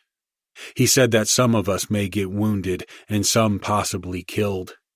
He reinforced how important it was that we remembered to take care of each other at all times, to watch each other's backs, to remember our training, and to never leave a fallen comrade behind. He paused for a moment, then said in his bellowing voice we all knew so well, "No matter what happens, you'll never be left alone or left behind." Captain Donaldson finished his speech by informing us that the mission came first, but that he and First Sergeant Tesser would do their best to protect us and provide the best plans and equipment possible to ensure success on the battlefield. Last, he said they would be in the fight with us every step of the way. It was at this point that we realized we were about to step into a conflict against an enemy who hated us and wanted us dead. All the excitement from training had taken a back seat. The ranks were quiet, fixated on the words of our leaders. We had been watching the news and knew that our designated area was a major focal point. Despite our training and with all the combat stories we'd heard, we had no idea of what to truly expect, but we were ready to prove ourselves to the enemy and each other. It was a formation and speech that many of us would never forget. Shortly afterwards, we were released from formation to say goodbye to the families waiting nearby in an isolated area in the parking lot. Wives and their children, along with some mothers and fathers who'd flown in from around the country to see their soldier before he went off to war, were anxiously waiting to say their goodbyes. It was a hot day, and the kids were running around like nothing was about to happen. They didn't understand where their daddy was headed, how long he would be gone, or what he was about to experience. Some would never see him again. Wives and girlfriends were in summer dresses. They knew and understood the seriousness of what was about to happen. Many wives had already experienced that horrible feeling before. It was almost like we were at a unit barbecue. Most veterans had no family there. They'd said goodbyes at the house and headed off to work. I was single and had already said goodbye to my parents and family over the phone. I was ready to get the show on the road, but I knew it wasn't easy for those with families there, and watched from afar as the mothers, wives, and children sent their sons, husbands, and fathers off to war. It was a sight that still sticks with me to this day. As we made our way to the departure point, Major Morgan stood by the buses, kitted up in his combat gear alongside CSM Frogner. Suddenly, we heard the order, "Load up, let's go." All you could hear now were orders to move out. Reality was upon us. We moved from our company headquarters to the airfield and loaded into a massive commercial airliner that flew us 16 hours to the hot desert of Kuwait. When we arrived, we loaded onto commercial buses. One soldier on each bus was given a full magazine to defend the bus and its 2 platoons of infantry grunts from any attack. It had got serious real fast. However, many of us joked about if we were attacked, we'd be fighting over the one gun to fight with. During the ride, Major Morgan described his first bus trip to the Kuwaiti desert for the invasion. They had been on the same buses, but with no ammunition, and could only travel at night, directed to close the curtains and keep their flashlights off. The bus interiors were lined with 1970s shag-like rugs with tassels dangling from the roof along with mini bells and ornaments. Morgan said it had felt like the TV show Twilight Zone. At one point, he could tell they were no longer on the highway.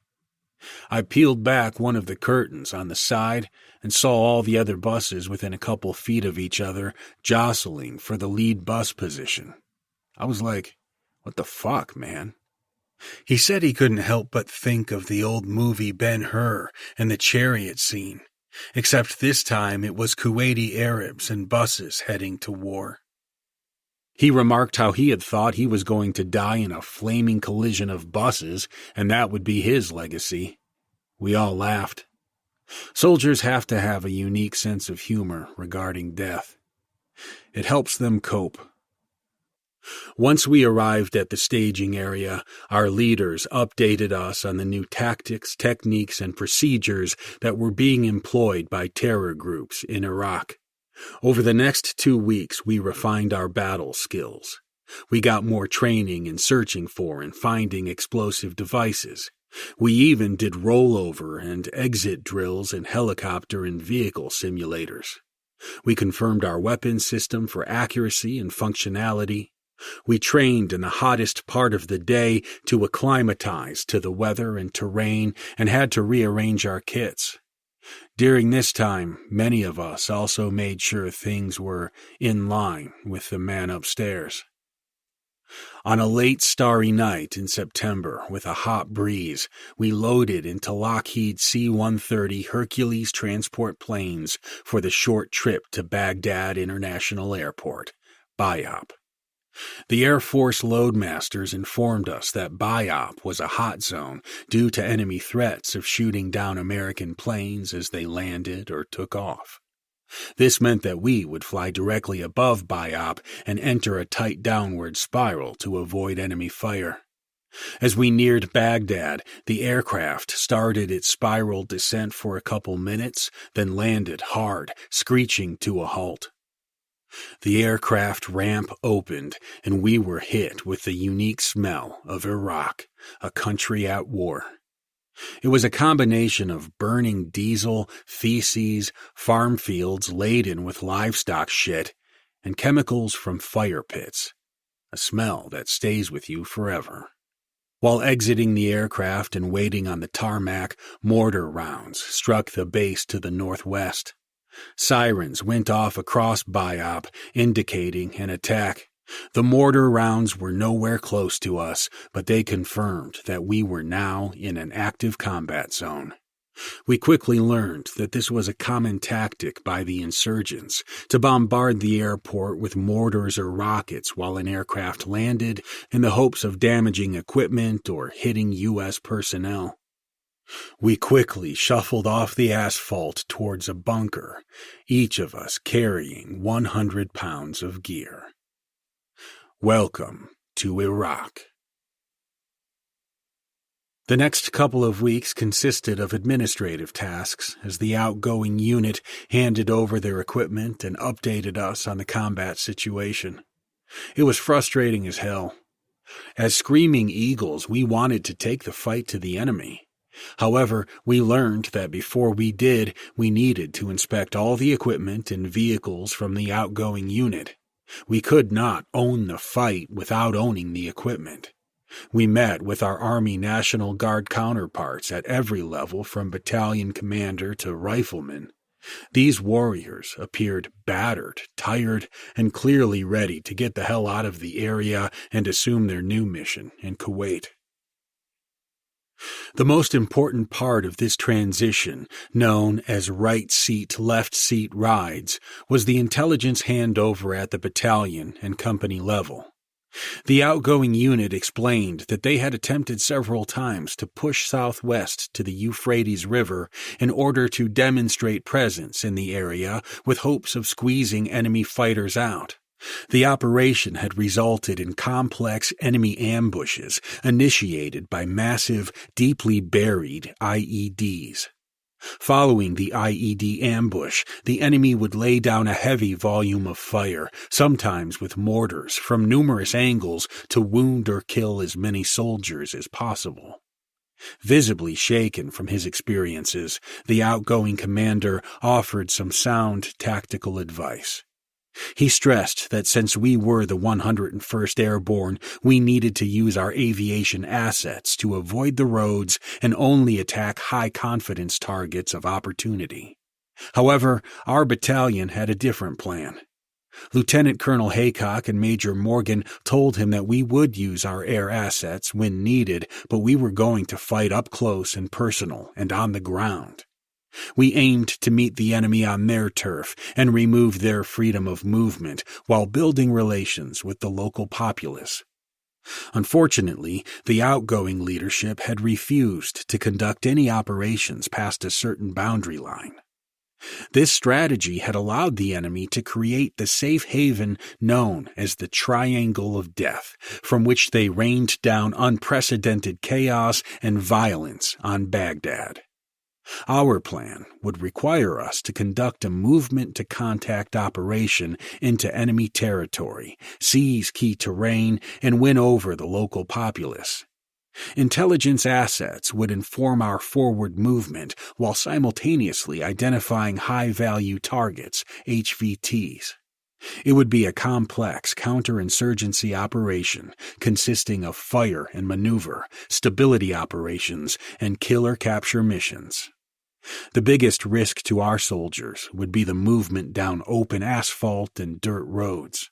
We needed to control the roads to prevent the enemy from moving fighters, supplies, money, and bomb-making materials. The outgoing unit had indicated a general area where they believed a lot of terrorists were active. So Lieutenant Colonel Haycock and Major Morgan planned to target those locations to take control of them. Haycock did not dismiss the intelligence and recommendations of the outgoing unit.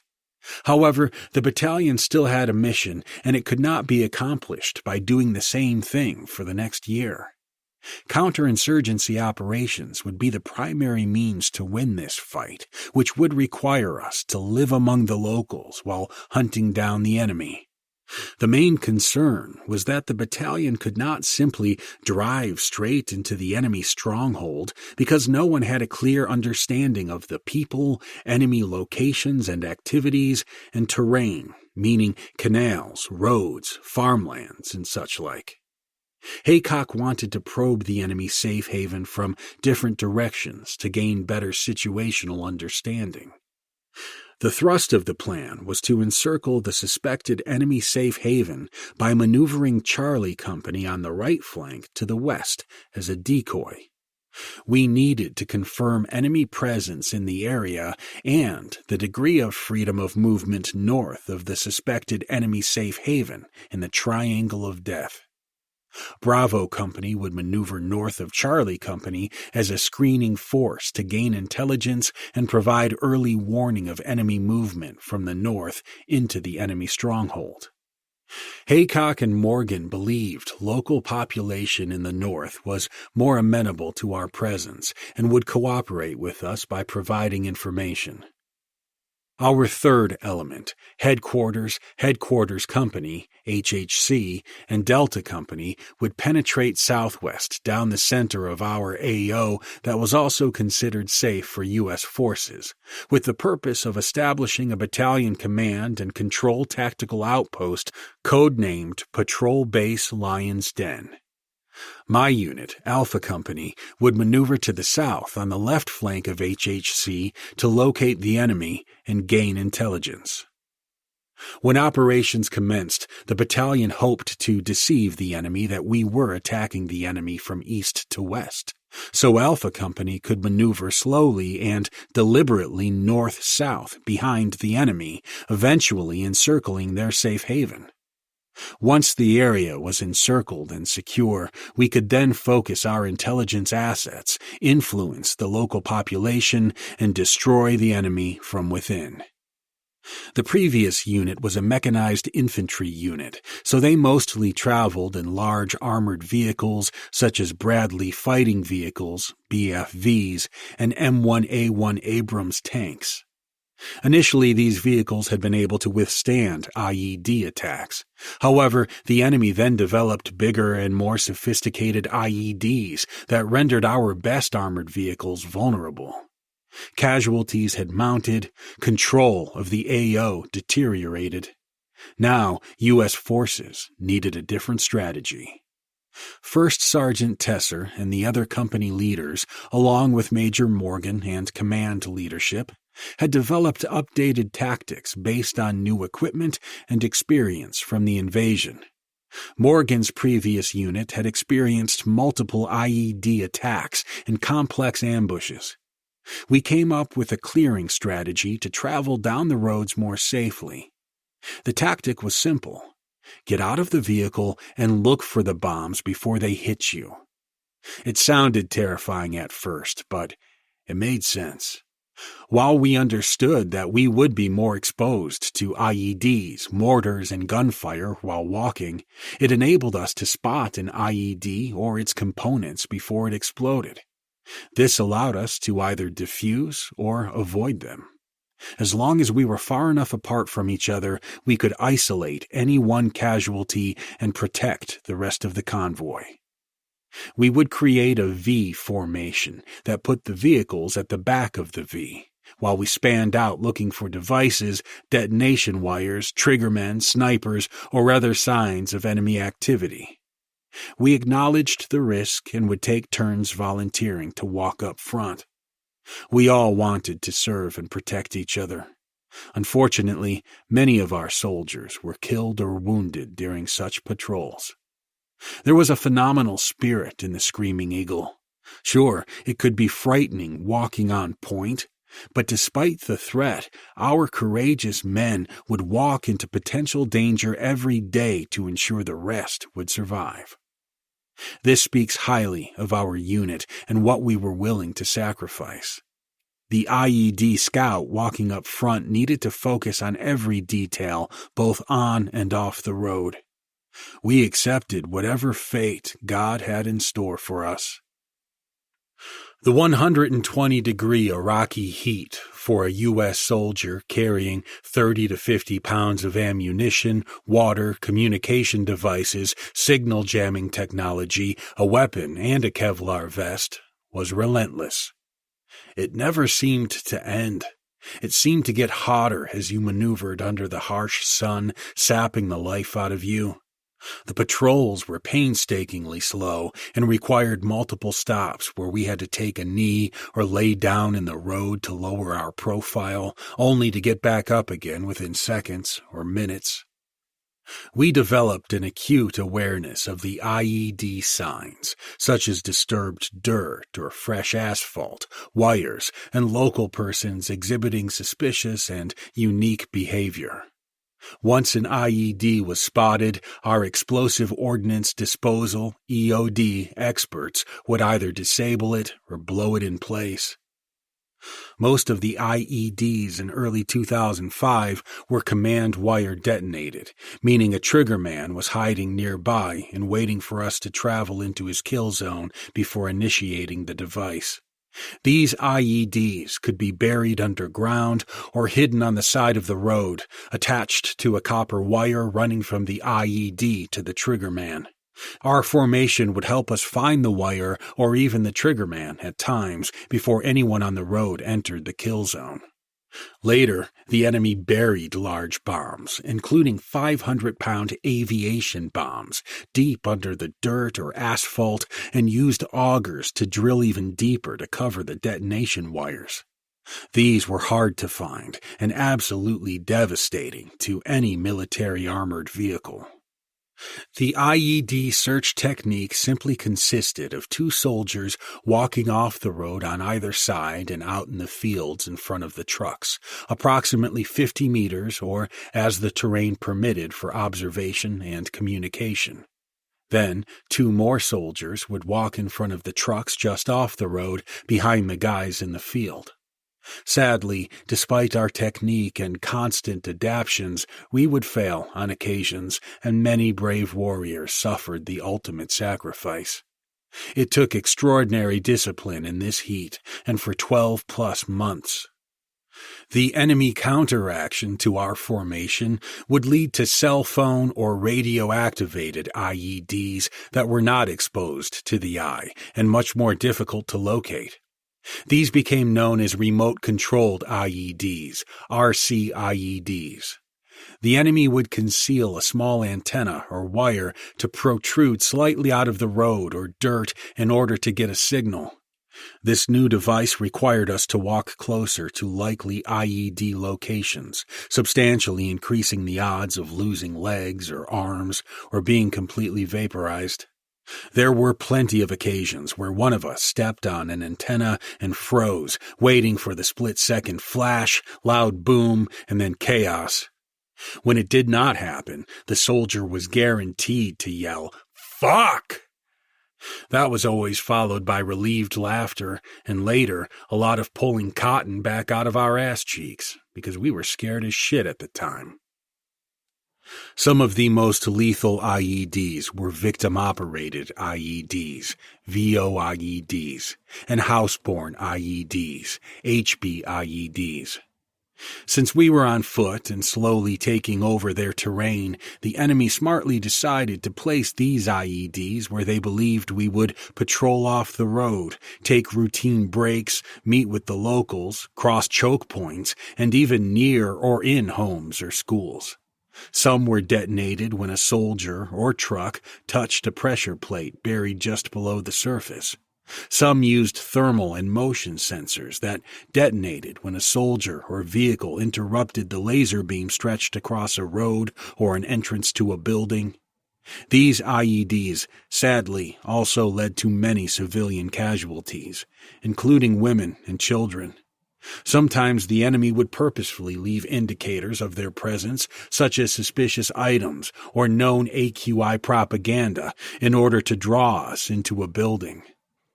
The mental stress in and of itself with these daily operations was enough to make the common person crumble with fear and anxiety. We had no other choice. We were dedicated, trained, and confident, but we were tested every day. We could never allow the enemy to think he was striking fear in us. Courage and love for each other propelled us forward and into the face of our enemy. The bravery and mission mentality was an amazing sight to see. AQI would surveil us daily from houses and markets, which required constant changes to our patrol times and routes. They were smart and were committed to killing us and bleeding us out, no matter how long it took them or how many of their own people were sacrificed. Their willingness to inflict death and destruction indiscriminately proved to be an advantage for them. It was difficult for us to wrap our heads around this kind of violence. It was a battle of grit, intelligence, and time. Intelligence suggested that Abu Musab al-Zarqawi, the leader of AQI, and his unit of well-trained and armed fighters, was using the southern area of RAO, known as Yusifia, to facilitate movement of fighters, spread terror, and plan future operations. Car bomb explosions in Baghdad were at an all-time high. The bombs were killing hundreds of innocent civilians every month, and stopping them quickly became our number one task. Our unit took full responsibility of the Yusifia region in early October 2005. It is located approximately 5 miles southwest of Baghdad, 20 miles south of Fallujah, and 40 miles southeast of Ramadi. Fallujah and Ramadi had been cesspools of insurgent activity where major battles had recently occurred between Sunni and Shia militias. Military operations had recently pushed many of the Sunni fighters, especially AQI, out of those regions and into the Triangle of Death. They used this area for future planning to destabilize Baghdad with an onslaught of V-bids, suicide attacks, and relentless sectarian attacks. The Euphrates River and highways in this area served as major supply routes via farmlands, dirt roads, and canals that allowed the insurgents to infiltrate weapons and manpower into the cities, avoiding coalition checkpoints. While Haycock and Morgan reviewed the plan, studying the imagery with the company leadership, they remarked, "This is gonna suck. It is going to be a battle of ambushes. We need to drop in behind them in their own fucking backyard." Inside our AO was a non-functional Russian power plant that was clearly under the control of Al-Qaeda, and which was a major staging area for enemy material and fighters. Morgan knew that in order to take away Al-Qaeda's freedom of movement, we would need to take control of it. Because of its natural fortifications, he planned to subdue it first with a massive air assault into the plant itself and then take control from within. It was definitely a bold plan to pinch AQI in the middle, disable their freedom of movement, and destroy their staging operations. Unfortunately, Command Headquarters was not part of the 101st Airborne and disallowed the operation. The 502nd Infantry Regiment had initially been assigned to 3rd Infantry Division and then to the 4th Infantry Division a few months later. They were a heavy unit and did not have an aviation arm with the requisite experience to execute an air assault at the time. Haycock and Morgan knew that a ground maneuver would lead to more casualties by having to take this heavily fortified power plant facility from the outside. Our mission plan was to build patrol bases within the region in order to have a stable presence among the local population. By living close to the locals at multiple locations, we could gather crucial intelligence, build security and trust with local governance, and weaken the enemy from the inside. We hoped to have Iraqi security forces assigned to the area so we could transition responsibility for winning hearts and minds to the Iraqi government. Unfortunately, the Iraqi security forces would not venture into such a violent region after having their asses handed to them over and over again.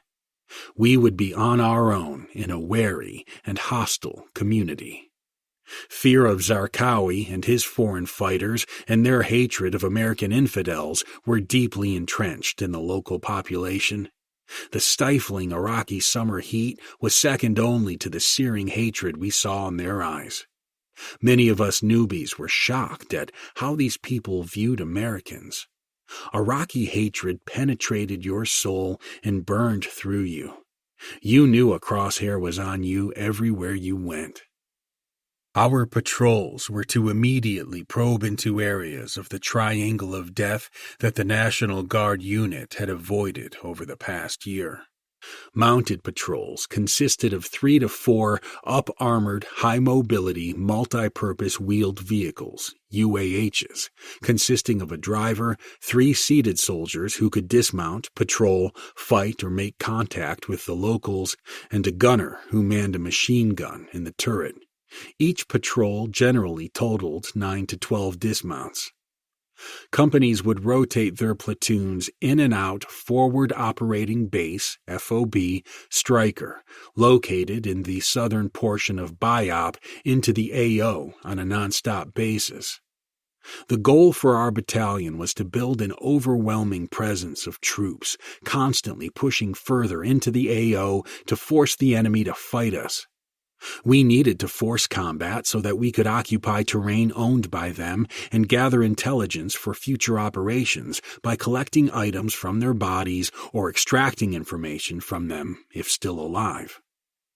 The battalion headquarters, located on FOB Stryker, would have intelligence, surveillance, and reconnaissance (ISR) drones flying overhead, searching for possible IED activity, monitoring suspected VBID factories, or collecting other types of intelligence on terrorist communication and activity.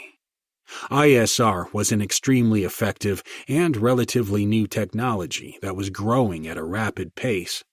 The battalion layered so many ISR assets in gathering intelligence to observe enemy activity that manned and unmanned aircraft would constantly check in with us.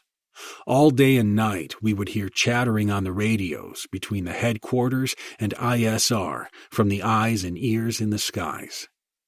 This new technology was crucial to our future operations and mission to target and capture AQIZ and their foreign fighters. Chapter 5. The Grim Reaper. The 31st day of October 2005 remains etched in the memories of our entire infantry brigade. We had just taken over the battalion AO 2 hours earlier.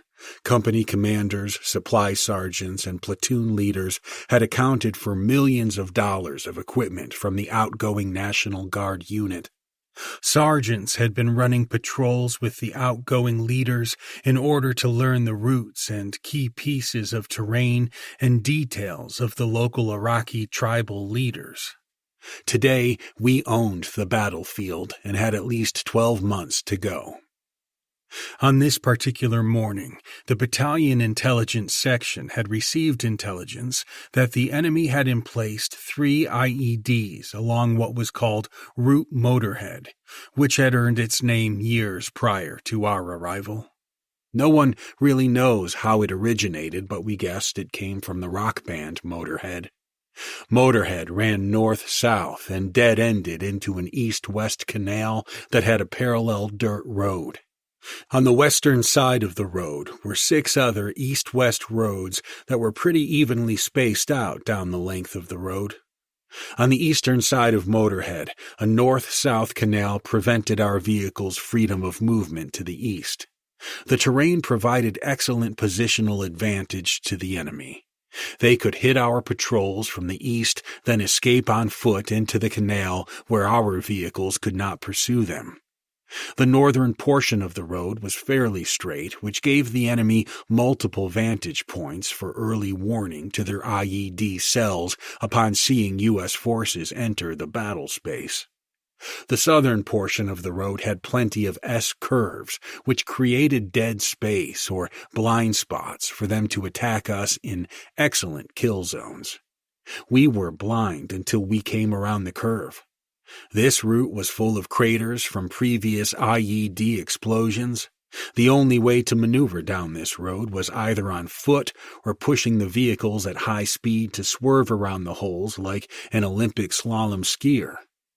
The farmland terrain around Route Motorhead was flat, and you could see for miles by just getting up on top of a gun truck. The farms were compartmentalized by irrigation canals that were hidden by high reeds and brush along the sides. This compartmentalization made it difficult to patrol on foot or pursue the enemy. Most canals had crossing points, ideal for pressure plate explosives aimed at our foot patrols. Houses were sparse, and so was the local population. We rarely saw people, which we initially attributed to their fear of us. We soon came to realize that many of them had left the area because they had seen the fight coming and wanted to be out of harm's way. According to Major Morgan, the intelligence on the IEDs to go look for was reliable. We had 10-digit grid coordinates, which meant that the IEDs were within 1 meter of the location on the map and en route motorhead. The battalion wanted us to confirm the location because our signal and human intelligence analysis indicated that this route was likely the main facilitation route for AQI and Zarqawi's foreign fighters. If we could confirm this intelligence, we could clear the route and begin controlling an avenue of approach towards Zarqawi. At around 0400 hours, First Sergeant Tesser walked into the company CP on Fob Stryker and told me I was not going on today's patrol. Then he directed me to go wake up SPC Byler. I was pissed off. The day prior, I had been told I would be going out on this patrol. I had not as yet left the wire, meaning the fob, and was very excited to be getting out onto the battlefield. I pushed back on Tesser's call, but he quickly shut me down. Get Byler. Byler and I were extremely close. We had damn near become brothers after the past year of training and living together in the barracks and off post. Byler was a proud Texan from Ballinger. He never shut up about how awesome Texas was and how everything there was bigger and better. That was Justin Byler. He and another close friend of mine, SPC Hurst from Alabama, often got into it over who was more Southern and had the better football teams. I treasured our bond and would find myself sitting back and smiling, enjoying hearing them argue. I would always slip in comments to fuel their fiery debates. They cracked up once they realized I was fucking with them. These guys were extremely smart. Both had type A personalities and would sacrifice themselves for each other at the drop of a hat. Byler was the exact kind of guy I wanted on my side when the shit hit the fan. Whether it was a fight in a bar or on the battlefield, one thing was for sure. Byler would be right there beside you ready to fight when things went sideways. His loyalty to missions and friends was second to none. In everything he did, you didn't just get a slice of the Byler pie. You got the whole damn thing. Byler was the first cot on the right, only about 5 steps in from the tent flap. I walked in and sat down at the end of his cot. I opened his trunk where he always kept awesome snacks and ripped one open. Half asleep, he rolled over slowly and wanted to know what was going on. Sitting in the pitch black, I told him that First Sergeant had taken me off patrol and he had to go. He slowly sat up in his bed, wearing only underwear, grabbed his hygiene kit, and slipped on his sandals. We walked and talked quietly under the night sky on the way to the latrines. We continued talking for a few more minutes back at the tent while he was getting his gear ready. He told me he had a bad feeling about this patrol. I wish I had paid more attention to this conversation. I was a cherry and too busy stealing his snacks since I hadn't eaten for most of the night. I learned that every conversation with your fellow soldiers prior to a combat patrol had to be treasured because you just never knew what was next. As he walked out the door, he turned to me and said quietly, being careful not to wake anyone up, "Hey, if I don't come back, be sure to tell them to bury me in my sandals and underwear, 'cause where I'll be headed, it'll be hot."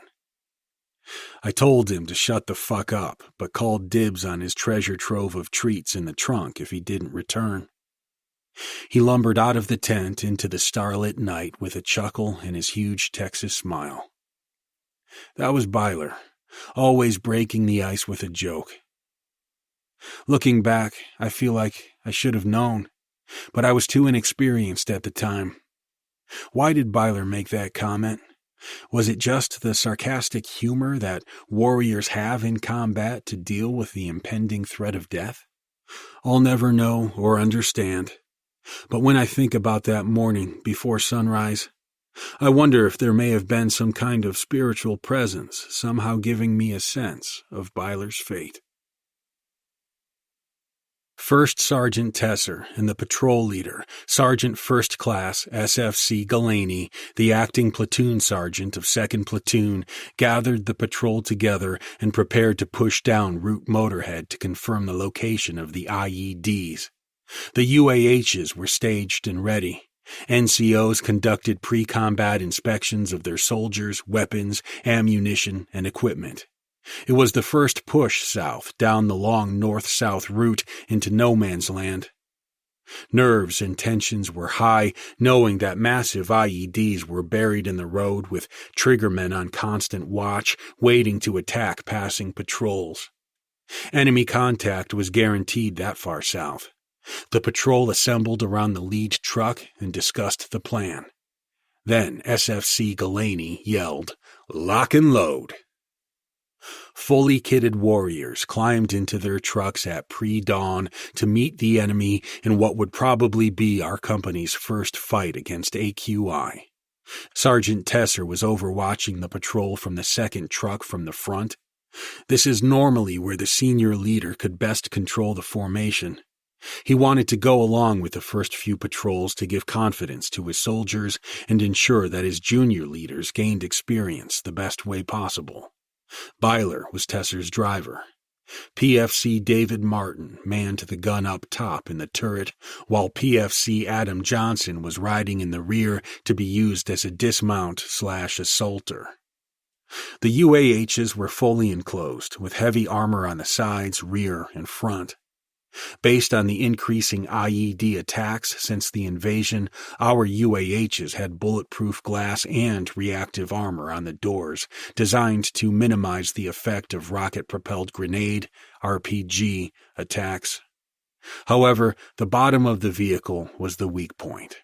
It was flat and unarmored. The enemy knew that. The majority of the blasts were increasingly from beneath the vehicles. The flat surface of the UAH bottom simply absorbed the blast, along with the occupants. Once the patrol passed over Route Tampa and started down Route Motorhead, they assumed the V formation to look for IEDs. 2nd Platoon soldiers had been walking on and through the fields, canals, and roads for hours. They had found 2 of 3 IEDs. The V formation and discipline was paying off. The heat was stifling and challenging everyone's stamina. It was so hot that mirages appeared in the distance. After defusing both IEDs, they debated mounting up in the vehicles and moving forward a few hundred meters versus walking in formation. The success of the patrol in finding the bombs using the accuracy of the intel, coupled with the heat, resulted in the platoon deciding to mount up and drive to the final location. What they didn't know at the time was that there was a communication dead zone in the area. No one knew this because no one had been this deep into AQI enemy territory. Second, AQI fighters had been patiently watching them the entire time, waiting for the right time and place to strike.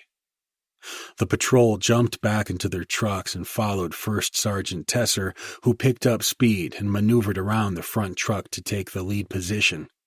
Byler drove around the front truck to guide the patrol towards the next targeted IED location. Private Martin, the gunner, observed enemy personnel a short time later and began engaging the fighters in a canal. Byler slowed the truck to help Martin with accuracy when suddenly their truck was struck underneath by a massive IED.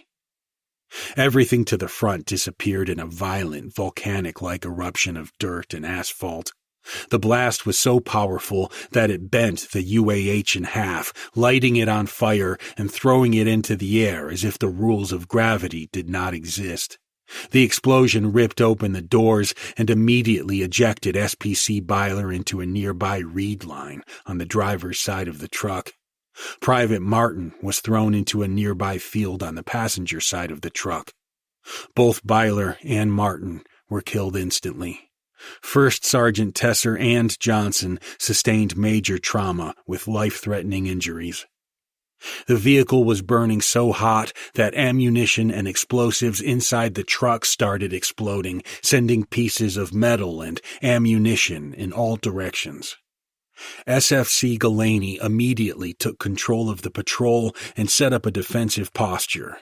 He maneuvered to each gun truck, checked on his men, and gave them sectors of fire to engage the enemy. They were now in a 360-degree firefight.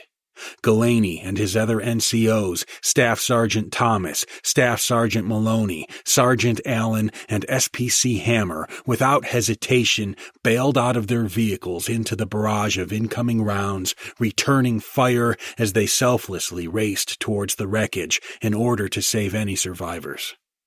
Unfortunately, it got worse. The enemy began firing mortars onto their position in addition to the heavy machine gun fire. Firefights in combat movies seem to last an eternity. It is so far from the truth. Firefights normally only lasted a few minutes or even seconds in Iraq, but they were violent. Galaney and his warriors were in a state of shock. No IEDs had been this huge. The explosion created a crater easily 6 feet deep and 6 feet wide. It is hard for most people to understand, but once warriors recognize the likely fate of death in combat, they can operate with clarity of mind, selfless service for each other, and courage in action. Soldiers, especially combat infantry grunts, sign up to fight in battle, knowing the risks. On this day, these brave men were taking the fight to the enemy aggressively and courageously until they were hit by the IED. First Sergeant Tesser and 3 amazing warriors were gone in a blink of an eye. The enemy attack shook the battalion.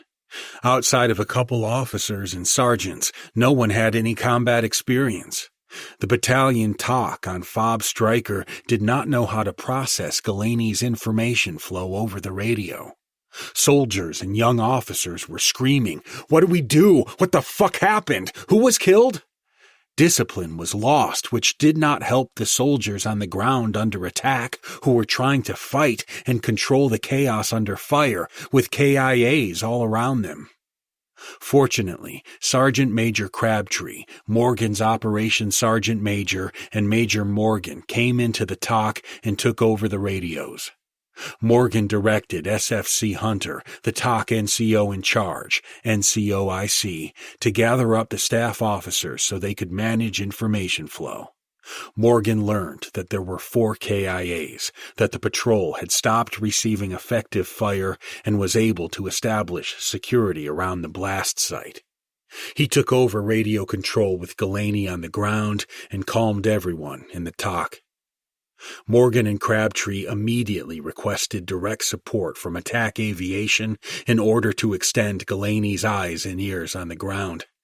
Second, Haycock was kitted up in minutes and hauling ass to the patrol with a Ground Quick Reaction Force, QRF. Eventually, the firefight ended soon after the Apache helicopters were on the scene, and Galaney could start the difficult task of cleaning up the battlefield of our fallen heroes and equipment. Tesser and Johnson were extracted from the vehicle, but had already succumbed to the explosion's devastating effects. Martin was located next, and Byler was found last. It took hours to search and locate their remains. All 4 soldiers were taken from the scene by Eagle Dustoff, an aerial medical evacuation medevac team, and reported as killed in action. Protocol required an after-action review, AAR, as soon as possible after the incident.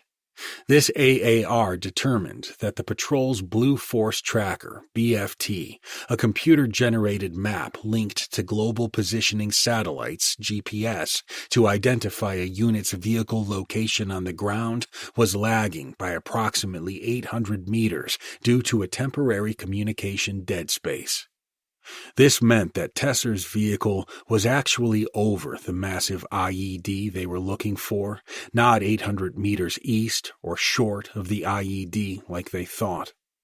The satellite's capability to track their vehicle on the map in their truck lagged behind the actual location. We were not fighting a 9-to-5 war.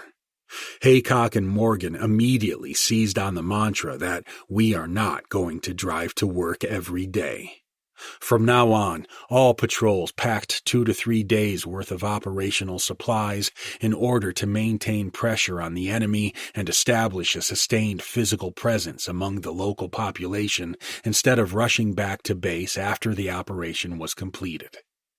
To address the issue of communication dead spaces, the intelligence and communications sections created a map of dead zones, which allowed us to plan for relay stations during operations. We were learning, and fast.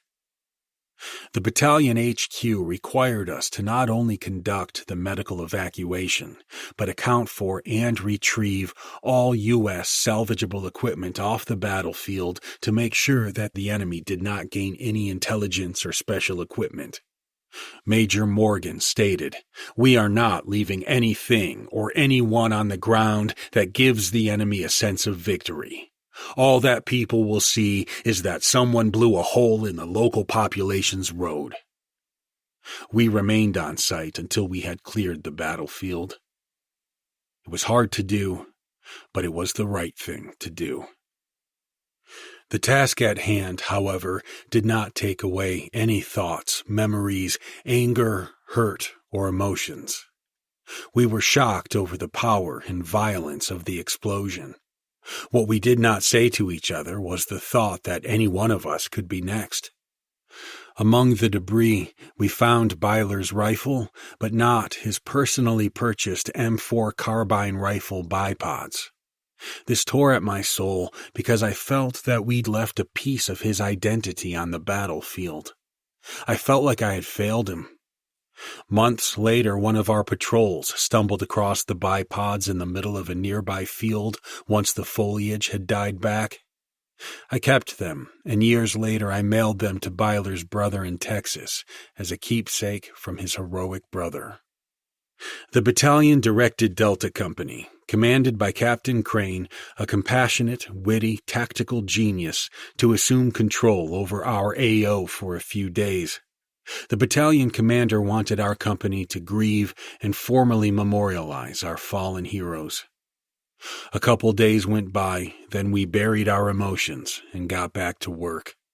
For us cherries right out of high school, we wanted glory and excitement. Tragically, we learned on day one that killing or being killed is the true nature of war.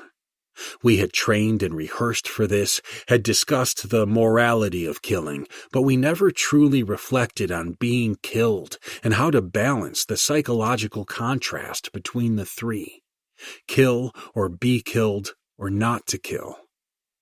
After that fateful attack, reality hit hard.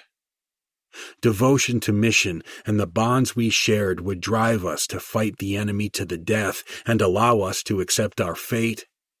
Death in combat has to be expected, and the loss of our company first sergeant and friends fueled our passion to take the fight to the enemy. We were now stoked by duty and vengeance. The fire in our souls was burning bright and hot. I walked out of my tent into the night the evening after we lost our guys.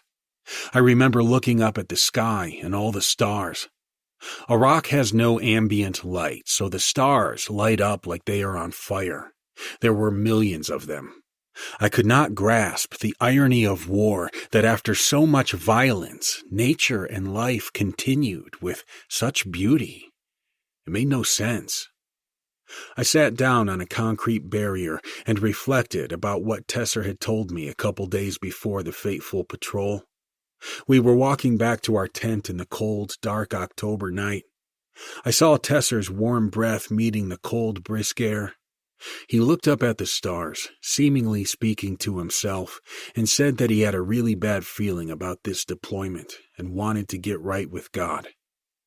He looked at me and said, "That sixth sense, it's almost always right. Pay attention to it." My mind drifted to Byler's sarcastic comment that if he died in combat, I needed to make sure they buried him in sandals and underwear.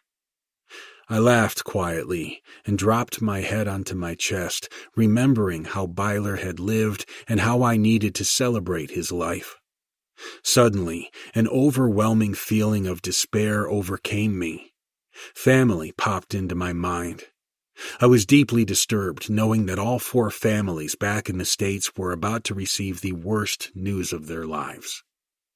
Something did not seem fair that they would learn of their deaths from someone other than us. We were his team, his brothers, his family away from home. Yet we would not deliver the news or grieve with the families. The Army would send uniformed soldiers.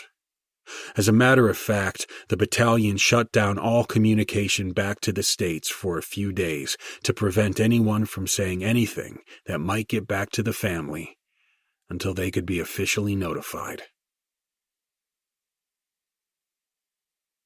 Chapter 6. Kill Zone. On the morning of November 12, 2005, a section of 3rd Platoon Alpha Company was tasked to conduct surveillance on another portion of Route Motorhead to eventually establish a forward patrol base in the area. Our battalion had been hard at work pressing AQI and gathering more intelligence on their network. New technology, such as signals intelligence, counter-IED electronic systems, and drones, increasingly enabled our offensive capability to find and destroy the enemy. We would use any means to force AQI fighters to get on their radios and cell phones. Once they began chatting, we would learn more about their plans and movements. A lot of the time we would simply go on patrols to force them to engage us. Intelligence units would then monitor their radio communications, and based on their radio chatter, ambush attacks by both ground fighters and IEDs and other intelligence efforts, we started creating a template of the enemy. We would conduct multiple surveillance overwatch positions to expose likely IED ambush sites on Motorhead, and as time passed, we would push deeper into AQI territory. We needed to conduct a reconnaissance in force and develop freedom of movement for our logistical lines of communication. To do this, the battalion decided to execute a penetration operation down Motorhead, sequentially clearing the road and 1,000 meters on either side of the road. We would push south, clearing and occupying key terrain, and establish a patrol base that would be our base of operations for the next year. We loaded up 4 Humvees and headed out just after sunset, utilizing the darkness to conceal our movements. Our patrol consisted of 20 warriors in 4 heavily armed gun trucks. As per the standard procedure, we would run completely blacked out, meaning absolutely no white lights were allowed. We used powerful infrared lighting systems and night vision devices to safely navigate with and identify potential IED triggering devices on the road. This limited visibility technique helped prevent AQI fighters from observing and alerting others as to our location. Unfortunately, the loud diesel engine could never be suppressed. If AQI fighters were within half a mile of us when we entered the AO, they'd hear us coming. In order to maintain surprise at night, we would locate a house, clear it, and hide our vehicles behind the back, setting up a command control position as we patrolled the area. The owners of the house were then ordered to give us their phones and told to go to sleep. Soldiers would watch over them to ensure that was exactly what they did. We would always extend our gratitude and respect to them for allowing us to use their structure for our purpose. Sometimes we'd give them cash. Other times they'd refuse it and just stare at us with hate. Either way, we did what was necessary for the safety of the men and success of the mission. The local population stayed in at night. Anyone on the road after midnight received a lot of attention from us. The rules of engagement at the time allowed us to define hostile intent or a hostile act. For example, if you were digging alongside the road or even carrying a shovel at night, you met the criteria of hostile intent and could be killed. Sometimes, however, it could be a problem. During the summer, farmers dig at night because it is too hot in the day. We had to make judgment calls, and sadly, we made mistakes. That night, the wind was blowing, but the sky was clear. Staff Sergeant Crispin was leading the patrol. Everyone was focused. We took over a house and set up surveillance.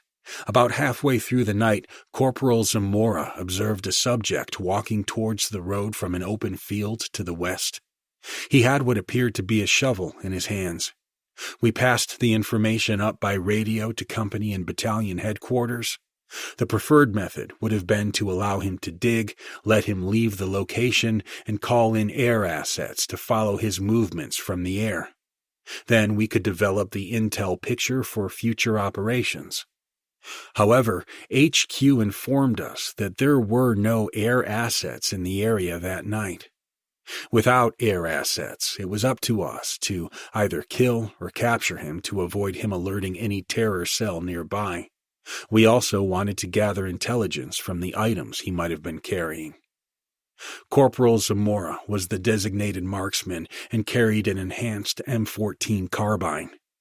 After further deliberations with our higher headquarters, he carefully acquired his target using night vision to gather a good sight picture through his scope and fired one round from about 300 yards out. The rifle fired a heavy 7.62 by 51 millimeter round that was ideal for long-range engagements, but it also had a tendency to strike a target and pass right through it since it was a non-expanding cartridge. A good head, spinal, heart, or pelvis girdle strike would drop a fighter, but anywhere else could lead to the bullet traveling right through the body. The man immediately bent over and dropped his shovel. He then took off running to the west, where he quickly disappeared into the nearby foliage of the canal. Apparently, Zamora had missed his target, or the bullet had passed right through him. Being a country boy at heart, I had seen this happen numerous times while hunting deer. I knew that the shot could still have hit him, but the only way to confirm this was to go look for him and see if there was a blood trail. The loud, unsuppressed shot from the M14 had rung out through the rural night. The enemy was used to hearing random gunshots, so Zamora's single crack in the middle of the night was not too much of a concern. We knew it could be game time and started taking defensive positions in and around the house. We were itching for a fight with AQI. Then, Staff Sergeant Crispin gave us a quick patrol order and contingency plan, and we moved out quietly under night vision goggles to search for the man/fighter. Unfortunately, he was long gone. All we found was his shovel. We dared not turn on white light flashlights to look for blood. That would immediately give away our location, so we were unsure if it was a good hit or not. The sun rose and the heat began to sear into our equipment and skin. We loaded up into the vehicles and began pushing methodically south down Motorhead. We wanted to get to the objective, the southern end, and look for a potential patrol base, but we had to be patient. We did not want a repeat of the catastrophic IED blast of the month before. Tensions were running high, sweat was pouring down our flushed, exhausted faces. Sergeant Crispin got out with PFC Hersey and a couple other dismounts to start clearing the route ahead. We were anticipating an attack after firing on the man with a shovel only hours earlier. We had to assume they were waiting for us. On this particular day, my squad was mounted up in the vehicles to watch over the dismounted patrol. I had rear security and was positioned in the turret with an M250 caliber heavy machine gun. Sergeant Crispin and PFC Hersey identified a previous IED site that had been filled in with fresh asphalt. Normally, an IED blast would be filled with concrete by locals under the supervision of our military engineers, who would then mark them with a sequence of letters and numbers. Our platoon leader, Lieutenant Worley, got on the radio and asked Battalion Command if the unmarked hole had been filled recently. Battalion relayed back to us that it was unknown. We had to make a choice. We could either halt movement and isolate the area for an EOD team, or push past the suspicious location and mark the map for a follow-up route clearance mission. We chose to chance it because we were impatient and didn't want to wait for EOD. Each truck carefully circumvented the blast hole one truck at a time and drove around it and stopped south of the crater in order to continue searching for secondary IED threats. We had a couple dismounts on the road, so we had to wait for them to continue clearing ahead of us. While we maneuvered the trucks into a standard security posture, a herringbone formation facing outwards and staggered on the left and right of the road facing south, Staff Sergeant Crispin and his small team were just off the road speaking with an Iraqi woman in her front yard outside a nearby house. She was wearing full Arab dress and was shaking her head and waving her hands just above her head, indicating that she didn't know anything while asking them to leave her alone. But she had to know something because the hole was basically right in front of her house. She was adamant that she had not seen anyone. Locals always claimed there were no bad guys around, even after a full-on firefight in their front yard. If they did confirm local fighters were nearby, AQI would kill them and their entire family, so they had to play dumb. Suddenly, a massive explosion rocked the thick, humid air. As the concussive shockwave coursed through the air like a tidal wave, it shook our bodies from what felt like the inside out. The explosion sent manhole-sized pieces of jagged 12-inch slabs of hardened pavement hundreds of feet into the air. A huge cloud of dust billowed outward hundreds of yards off the road towards Crispin and the Iraqi woman, obscuring them, his team, and the truck in front of me with PFC Packer and SPC Knight. The hole left in the roadway was so large that we could no longer back out or even turn around. The enemy had deliberately cut the road in half. Once again, we were boxed in. Approximately 100 yards remained to the end of Motorhead, which had a dirt road going off to the right. Immediately to the left was a large canal. On our right, a deep ditch with trees prevented us from maneuvering off the road and through the field. We were in a perfectly designed kill zone. No one could see each other. Leaders were screaming through the cloud, trying to account for their soldiers. "Sound off! And don't move! Get down!" After a few minutes, the dust began to settle, allowing us to consolidate and reorganize. The rear two trucks had been consumed by dust and debris. However, fortune was on our side, and no one had been wounded or killed. We were in a really bad spot and had to react fast. In any ambush, the immediate reaction is to return fire and assault the enemy. However, no enemy was shooting at us. Since we had no casualties, we could have driven forward and gotten the hell out of the kill zone, but we'd risk a more complex IED ambush and a potential for enemy mortars and machine gun fire.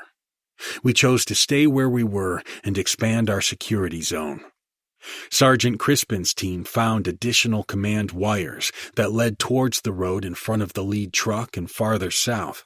Thank God we had not driven forward.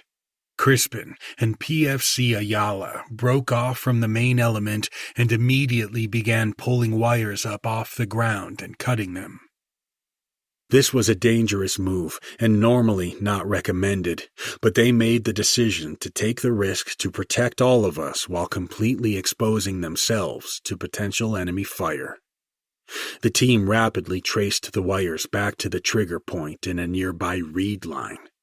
They split up into smaller teams. One team found a red blanket in a hide among the reeds. On top of the blanket was a cup of chai tea that was still hot. There were over a dozen separate triggers to different IEDs along the road. Later, Major Morgan asked for a schematic for an AAR, and when he saw this particular site, he said it looked like a spaghetti bowl of command wire to IEDs. This fighter, and most likely others, had simply been sipping tea, waiting to attack us. As Crispin was exploring this Triggerman site, the mounted gunners identified numerous small groups of enemy fighters running through a building complex southwest of our location.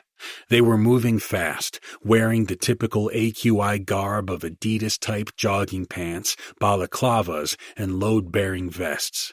They started taking rooftop positions to gain observation and elevated firing advantage. Lieutenant Worley attempted to report the situation to battalion command because we did not have enough combat power to maneuver on to the enemy locations, as the enemy had us trapped with an IED strike. We needed attack helicopters or UAVs to gain advantage.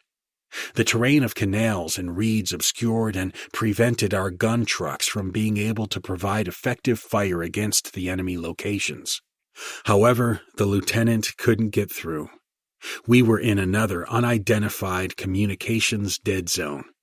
We had to rely on text message over Blue Force trackers, BFT, which also provided global positioning through satellites, but it was slow. Major Morgan got the text and contacted an AH-64 Apache unit, callsign Viper, and sent them our way. In addition, Lieutenant Colonel Haycock mobilized his ground QRF, but we knew it could take upwards of an hour to reach us. The Viper element arrived on scene and began looking for the fighters who knew to hide. The aviation element of 2 Apache AH-64 helicopters, with electro-optical and infrared capability for observation, as well as Hellfire missiles and 30mm machine guns, were on station for 15 minutes, but were too low on fuel to remain and headed back to base. Fortunately, Major Morgan had sent a shadow drone to support the battalion commander QRF movement to the area. So we were able to reorient the drone to locate enemy fighters and direct movement on the battlefield once the Viper element left. Meanwhile, Sergeant Crispin's dismounted patrol made it to the intersection of Motorhead and Fat Boy, the dirt road that ran west, in order to attack the AQI fighters hiding among the buildings. The small team cleared a structure, and Crispin deployed designated marksman Corporal Zamora and a few others to a nearby rooftop to cover his movement and employ precision fire. He reported that fighters with weapons had got into 3 white bongo pickup trucks and quickly fled the area west on Fat Boy. The team reported this information to me as the RTO back at the trucks, and I relayed the information to the Vipers that were back on station with full tanks. One Viper identified the enemy vehicles and engaged the front truck with rockets, destroying it and forcing the other 2 behind it to stop. The fighters in the other 2 trucks immediately bailed out and ran into the nearby reed lines and palm groves, effectively concealing them from Viper's sights and thermal imagery. Then, all hell broke loose. A large number of fighters had apparently stayed behind to provide cover while the AQI fighters in the pickups attempted to flee the area. In the midst of the barrage of small arms fire, we started hearing distinct cracks and thumps. The enemy had a sniper and a mortar team shooting at us. We were fighting the largest group of AQI fighters that we had so far encountered. We were surrounded. Private Trofatter, Private Ayala, and PFC Gordon were engaging the enemy from a rooftop and giving out target locations when an HB-IED detonated underneath the stairwell of the house. They suddenly disappeared amidst the dust and debris of the explosion as the building collapsed, but they had dropped off the side of the structure. Luckily, they had sustained only minor bruises, cuts, and temporary hearing loss. Fortunately, the only portion of the roof still intact happened to be the portion where they had been. Talk about crazy luck. That was war. You never knew what would happen. Lieutenant Worley and his team sprinted across an open field to the destroyed house and joined the erstwhile rooftop team to set up a defensive posture. Then he ran back to our location so he could update the battalion HQ. I watched him running north up Motorhead to our gun trucks. When he got to the first gun truck, he slowed down to catch his breath. As he passed the third truck, another massive IED detonated directly beside him. The IED had been buried deep in the middle of the road. In the earlier chaos and confusion, we had missed the command wires on that side of the road. This massive blast severed the road again, separating the rear truck from the other three. Worley disappeared in the storm of dust that enveloped the site. The concussion of the blast rocked trucks 3 and 4 and knocked both PFC Packer and me backwards into our gun turrets. I remember seeing in slow motion pieces of asphalt easily 3 to 5 feet wide pass over our vehicle. I pulled myself back up into the turret and began looking for Worley. The only thing I could see was dust. The worst part of an IED attack is anticipating the sight of the destruction of your comrades after the dust has settled. It tears you up inside. Our combat medic was sitting in the front passenger seat. I ducked down and yelled, "Find Worley!" He was still in shock from the blast. I yelled again and kicked him in the head. "Get the fuck out of the truck and go check on the lieutenant!" He snapped back to reality, grabbed his gear, and bolted out of the truck. I popped back up out of the turret and observed Worley jogging back towards us and out of the dust. He was unscathed, but holding his ears. When he got to the side of the truck, he looked up at me in the turret and with a broad grin screamed as loud as he could, "Looks like we're at war, boys!" He was bleeding from his ears. We still have no idea how Worley had survived the blast.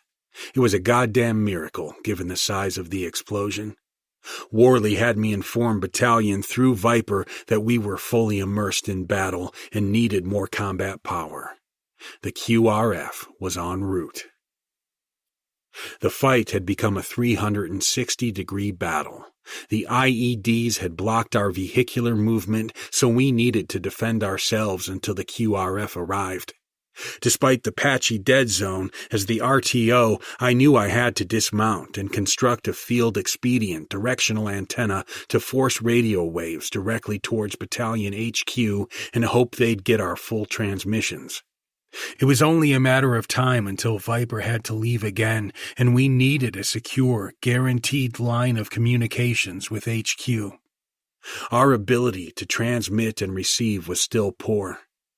I observed an old, bombed-out Iraqi communications tower in the middle of a farm field about 150 yards to the west of our trucks. The tower was almost directly between the enemy fighters and us. It was the highest location in the area by far, and really our only option to get the signal out. I saw an old abandoned truck near the tower and some vegetation under it that could provide cover. "Just get there," I said to myself. I pointed to the tower. Worley nodded, so I grabbed the radio and my weapon, and we ran fast and hard.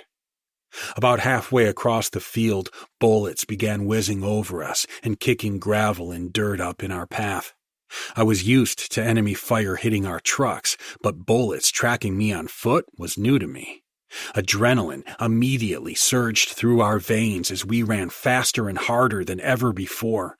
We breathlessly made it to the tower, and Worley scanned the area for enemy fighters, while I assembled the antenna, grabbed a nearby rock, tied it to 550 cord, and began trying to throw it up and over the highest portion of the tower. No luck. Suddenly, an AQI element unleashed a heavy volume of fire in our direction. I dropped to the ground and crawled back into some cover. I was pissed that I hadn't accomplished the task and felt I was letting everyone down. At that moment, I felt more pressure than I ever had in my life. Fortunately, the team on the ground to the south of us was watching over us and began suppressing the enemy firing at us. I got on my knees and threw a perfect hook shot over the beam.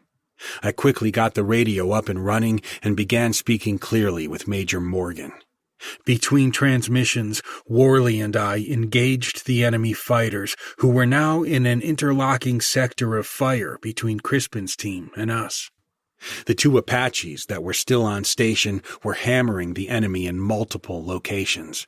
We were flipping the script and turning the tide. Morgan informed us the QRF was a few minutes out and consisted of a platoon-size element, which included the battalion commander, 4 gun trucks, and 2 more Apaches. Haycock had made good time by not stopping to clear the road. He was being guided by one of the Apaches to search for IEDs using their technology and hoping most of the triggermen were now behind a gun fighting us and not waiting to detonate bombs. Morgan, meanwhile, was developing a picture in the assault command post, trying to determine what was unfolding outside of the combat zone. What we did not know was that Morgan and Haycock were using our new initiative as a means to exploit killing more of the enemy. Once the QRF was within radio range, Major Morgan used ISR to coordinate a link-up so the battalion commander would be in direct contact with him to free up Worley to command his men in the fight. Worley maneuvered us south to meet up with the team who had now bandaged up the wounded soldiers from the HBIED and were reorganizing for an offensive maneuver west. Haycock directed the Viper element to provide route reconnaissance and close combat aviation support for us. The AH-64s immediately began picking up targets and engaging enemy fighters west and south of our location. Suddenly, we heard another huge explosion to the north, followed up with a high volume of machine gun fire. The QRF had been hit by an IED and were in an ambush. Haycock came up on the radio and informed us they had sustained no injuries or damage to the vehicles and were simply driving on through. They observed the triggermen running from the strike and knocked them down with machine gun fire. AQI was now getting hit from multiple angles and only had one escape route, to the west. We were beating the hell out of them now. The commander and operations officer saw our momentum. Haycock established communication with both Worley and Morgan. Worley had the close fight. Morgan had the deep rear fight. We would move forward, engage targets, and maneuver farther west, while Haycock's QRF remained far enough back to not get decisively engaged with the enemy. Haycock wanted to keep the QRF reactionary to offer support at the right moment. The Apaches conducted gun runs to the north and south, ripping into the reed lines and palm groves, destroying anything protecting any enemy fighters hiding there. We continued our push west along Fat Boy until SPC Hersey climbed across a small canal on the north side of the road and yelled, "Stop movement!" He had discovered a daisy-chained IED on the road, consisting of 4 artillery shells stretched down the road for approximately 40 to 50 meters and spaced perfectly to hit our gun trucks or a dismounted platoon-sized patrol. Corporal Zamora, the assistant team leader, pulled us off the road, forcing us to skirt between the road and some houses. As we regathered our momentum, the AQI fighters detonated the IED, probably as a diversion so they could escape. No casualties on our side. We were closing in on the enemy, engaging fighters who were running westward only a couple hundred yards in front of us. We were caught up in the chase and did not realize just how far we had extended ourselves from the trucks and communication. Major Morgan overheard our chatter about the explosion and our plan to keep pushing west with our limited resources to kill or capture more fighters. He immediately ordered our patrol to stop all forward movement and told us to set up a perimeter. Our blood boiled. We had them on the run and were taking their terrain. The order didn't make sense. Morgan, in coordination with the battalion commander, maneuvered a Viper element to track multiple enemy fighters. The Shadow UAV had found an enemy link-up point in a cemetery about 5 kilometers from our position. Morgan informed the battalion commander that Worley would hold his position so they could figure out a plan of attack. Whether the enemy was mounted up in a couple trucks to give the impression they were fleeing, or whether they were simply baiting us into an ambush, we had no idea.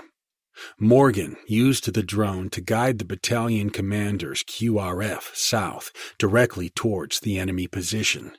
We heard massive gunfire from gun trucks following the loud thumping of Apache helicopters. Haycock and Morgan had actually baited the enemy into their own ambush site. Our QRF had intercepted the AQI element preparing to ambush us. The QRF ended up killing the bulk of the AQI fighters, recovered enemy weapons and material, and Garmin global positioning devices, which exposed other enemy positions. The fighting had ended for the day, but the operation was just beginning. Unlike most firefights, the battle had lasted approximately an hour. An AAR estimated that there were approximately 30 to 35 fighters attacking us from all directions. Approximately a dozen enemy had been killed, more than a dozen wounded, and a half-dozen captured. We had only sustained minor injuries attributed to concussions from IED blasts or abrasions from debris. The next day we started clearing houses and found numerous HB IEDs. The region was littered with layer upon layer of IEDs implanted in the roads. We also found a major munitions arsenal near the radio tower where we had set up our radio during the fight. The truck we had used for cover was next to a fire truck inside an old chicken coop. Next to the fire truck was a car that was loaded down with explosives being prepared as a V-bid. We found dozens of artillery shells, mortars, rifles, machine guns, and IED-making materials buried in caches around the tower. The fire truck was also being wired up as a V-bid. We even found a few 500-pound aviation bombs. We had undoubtedly located the largest cache in the region at the time. It was a huge blow to AQI and Zarqawi. This success focused Haycock to direct the battalion to execute ongoing missions to locate caches of bomb-making material. Morgan recalled, "We wanted the enemy to bleed from the heart and their bank account. The more we took from the enemy in materials, the more they had to expend resources to replace their losses." We also learned from tactical questioning of captured fighters that Zarqawi was paying locals to detonate IEDs. He even got them to film the blasts so he could post the kills on social media. That's when we learned that the enemy referred to us as Black Hearts, and that we were relentless. Although killing the enemy brings a sense of victory or payback, many times the best success is the capture of enemy fighters to gain crucial intelligence. Zarqawi had now gotten himself labeled as the most wanted man in the world, and a ton of American assets were now hunting him. Strike Force was in his backyard now. We thought we had gained the upper hand, but soon realized Zarqawi had a seemingly endless supply of money and motivated foreign fighters stretching from the Middle East through Europe and into North Africa to keep up his campaign against us. Zarqawi rushed fighters from Fallujah and Ramadi into the region to stop our advance and maintain his freedom of movement into Baghdad. He desperately needed the southern access corridor, now obstructed by the Strike Brigade. Ambushes were getting more violent and complex, with AQI hoping they could get us to break contact and go back to BIOP like the previous unit had done. Car bombs were detonating in Baghdad at a staggering rate. AQI was being more brazen in open confrontation versus the usual hit-and-run tactics. We were clearly disrupting their operations, and Zarqawi was escalating the fight. We were in the right place and kicking the shit out of the hornet's nest. Chapter 7. Blue on Blue. The Chaos and Confusion of War. On November 23, 2nd Platoon conducted a reconnaissance mission to locate another large cache of weapons and explosive material. This patrol was going further west of the cemetery where the insurgents used to meet, which we had discovered earlier that month during the second attack on Route Motorhead. Alpha Company had gained a foothold in the enemy's safe haven, and the battalion was maintaining the offensive momentum. Our company had been conducting non-stop operations, with 4 soldiers killed and over a dozen seriously wounded within 3 weeks of assuming control of the area. This casualty count was just our company. Every single patrol that left the base knew that it was guaranteed they would either find an IED, be hit by an IED, or find themselves in a gunfight. The operational tempo and combat stress was mounting. The platoon loaded up in the dark and conducted pre-combat checks and inspections, PCCs/PCIs. Our sergeants were ruthless in this task. PCC/PCIs were vital to success in combat. Staff Sergeant Bass and Sergeant Musin of 2nd Platoon enforced exceptional standards and discipline among their soldiers and were highly regarded as leaders. Bass had left the Marine Corps to join the Army. Musin had grown up in a military family. They were prime examples of highly disciplined soldiers who performed at the highest level. Their platoon leader, Lieutenant Hank, was also considered one of the best platoon leaders in the battalion. This platoon was tough, gritty, and cohesive, just like their platoon sergeant, SFC Galaney. They deployed before dawn, under blackout orders, reaching the southern portion of RAO as the sun rose. At the release point, teams dismounted from their gun trucks to patrol the area on foot to avoid IED attacks and better infiltrate the area towards the objective. Bass and Musin's patrol consisted of a 12-man-sized element that included an interpreter and Doc Ray, our combat medic. The patrol dismounted in the general area where our patrol had come under heavy fire on November 13. Lieutenant Hank led the patrol west down Route Fat Boy and directly past the location where AQI had tried to hit us with the daisy-chained IEDs. The sun began peeking through the clouds, creating rays of light shining across the crops in the fields. The scene was one of subsistence living in what could be a place of friendliness and serenity, something straight out of the Bible like the Garden of Eden, which, oddly enough, is where we were. It was a very quiet morning. Birds could be heard waking up, dogs were barking in the distance, mist was rising off the canal, but no signs of human life. Lieutenant Hank recognized that no one was working in the fields. The hair on everyone's neck rose. As always, this was never a good sign. Something was wrong. Suddenly, heavy machine gun and small arms fire shattered the early morning silence, ripping through the patrol. Lieutenant Hank ordered the patrol to immediately return fire and assault toward the enemy. They were being fired on from a house within yards of their position. In seconds, Bass and Musin began maneuvering their formations against the enemy toward the house. Hank was struck in the left shoulder. The force of the round knocked him off his feet, tossing him backwards to the ground. Reacting to an ambush demands that you fight through until you get out of the kill zone, then consolidate and reorganize. You cannot stop and take care of casualties in a kill zone. Bass and Musin led the assault into the building, forcing the enemy to flee out of the back door. Once inside the structure, they quickly moved to the roof and started firing at the retreating enemy fighters. Bass took the RTO to the roof while Doc Ray attended to Hank. Bass needed to push out a situation report, SITREP, to the company and battalion HQ. Unfortunately, as soon as they reached the roof, the antenna on the radio was shot in two and disabled. The squad found themselves in a serious firefight, greatly outnumbered and without communication. They contacted their gun trucks via squad radios for support, but due to the canals, the trucks could not maneuver into supporting positions.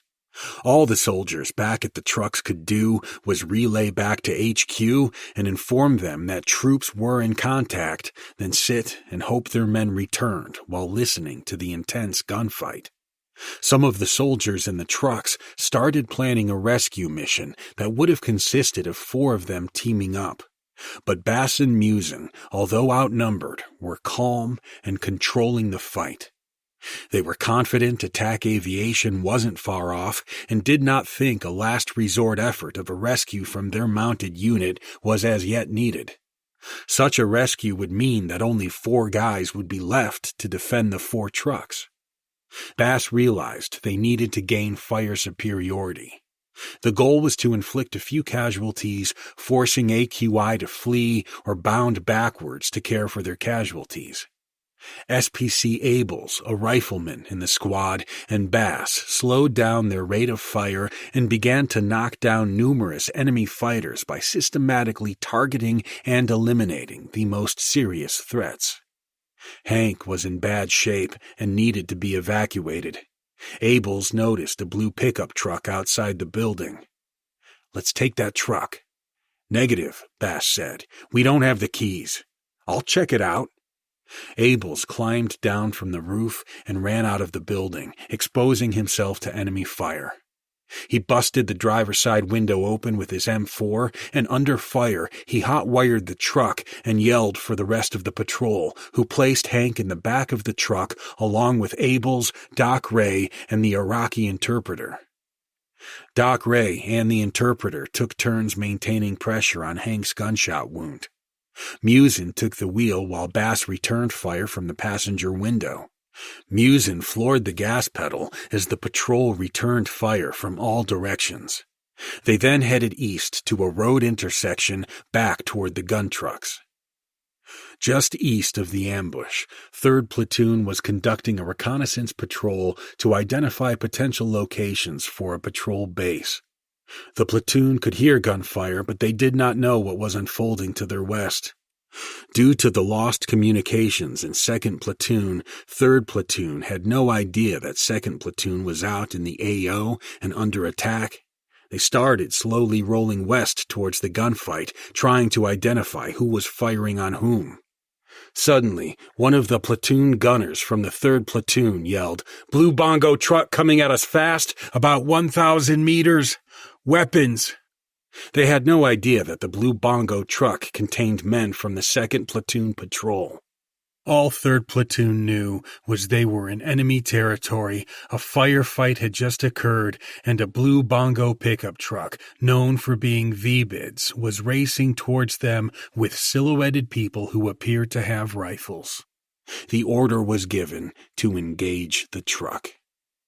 One gunner using a .50 caliber machine gun and the other using a .240 caliber machine gun released several bursts of gunfire on the advancing truck. The rounds sliced through the glass and metal with ease, striking Bass and Musin inside the cab. They were killed instantly. Hank was hit 6 more times. Abels was struck 9 times, which almost completely severed his right arm. Doc Ray was hit once in the leg. The truck veered off the road and crashed into the canal. As Hank explained later, he was unable to see anything. Believing they had been ambushed again by AQI fighters and knowing other men were down, he rolled out of the bed of the truck and over the side into the canal. As he laid there, alone and bleeding out, he prepped a grenade and held it closely to his body. He was mentally prepared to use it on himself while killing enemy combatants. When 3rd Platoon maneuvered toward the truck, they saw American military uniforms. They were devastated. U.S. soldiers had engaged their brothers in what we call blue on blue, aka friendly fire. It's horrible when something like this happens, but it's even worse when they're the men you have lived with, trained with, and spent time with back home. We conducted a medical evacuation of our wounded and fallen heroes. After we had consolidated all our equipment and accounted for each other, we returned to Fob Stryker. It was a crushing defeat. Being killed by the enemy is bad enough, but being killed by your own is unimaginably painful. Due to the complexity of the operations and terrain, platoon missions had to check in and submit a patrol ticket so the battalion could confirm fire control measures and allocate ISR resources and priority commitment for the QRF if needed. The operations center had been tracking the reconnaissance mission for the cache site near the AQI cemetery, but not the reconnaissance mission for the future patrol base. It was later determined that the company command post had postponed one of the missions and had not informed battalion. As a result, both missions went out on November 23 in close proximity to each other. When communications went down, there was no way to alert HQ that there was a serious ambush in progress. Later that evening, Lieutenant Colonel Haycock and Major Morgan came by the company CP. Haycock met with Captain Donaldson one-on-one. While the battalion and company commander spoke privately, Major Morgan spent time with the company radio operators. He sat down and asked questions about what was going on in their minds. He commiserated with the loss we all felt. Morgan shared some of his experiences in firefights to help us understand the realities of combat. For Haycock and Morgan, they were trying to come to grips with balancing the mission with the loss of lives in the battalion. Haycock returned from his talk with the commander and shared his perspective of what goes on at higher HQs in times like these. Morgan said, as he had listened closely to the radio transmissions between the company CP and 3rd Platoon and could tell that something was unfolding in a bad way. Something was not right. The reports were not clear and were missing information that normally would come over the radio during enemy contact. They were vague and indecisive, which was not normal. What was key was there was no mention of enemy activity or casualties. Morgan's instinct and experience had taken over, and he had immediately cleared the operations center and called for the battalion commander. He privately told Haycock that he believed we had a fratricide incident. That evening, we gained a better appreciation of our battalion's leadership's responsibility, while they learned more about our company's complex situation on the battlefield. Chapter 8. Patrol Base Gator Swamp. After the fratricide of November 23rd, the battalion directed a safety stand-down for the company to refit and manage battle fatigue and stress. We had only been responsible for our area for just under 2 months and had had 6 soldiers killed and more than 24 wounded. We spent time sleeping, playing cards, working out, and meeting with counselors. We were shell-shocked, but we were still motivated and cohesive as a unit. The days started to drag, and although we appreciated the reprieve, we wanted to get back into the fight. We were back in action in early December 2005.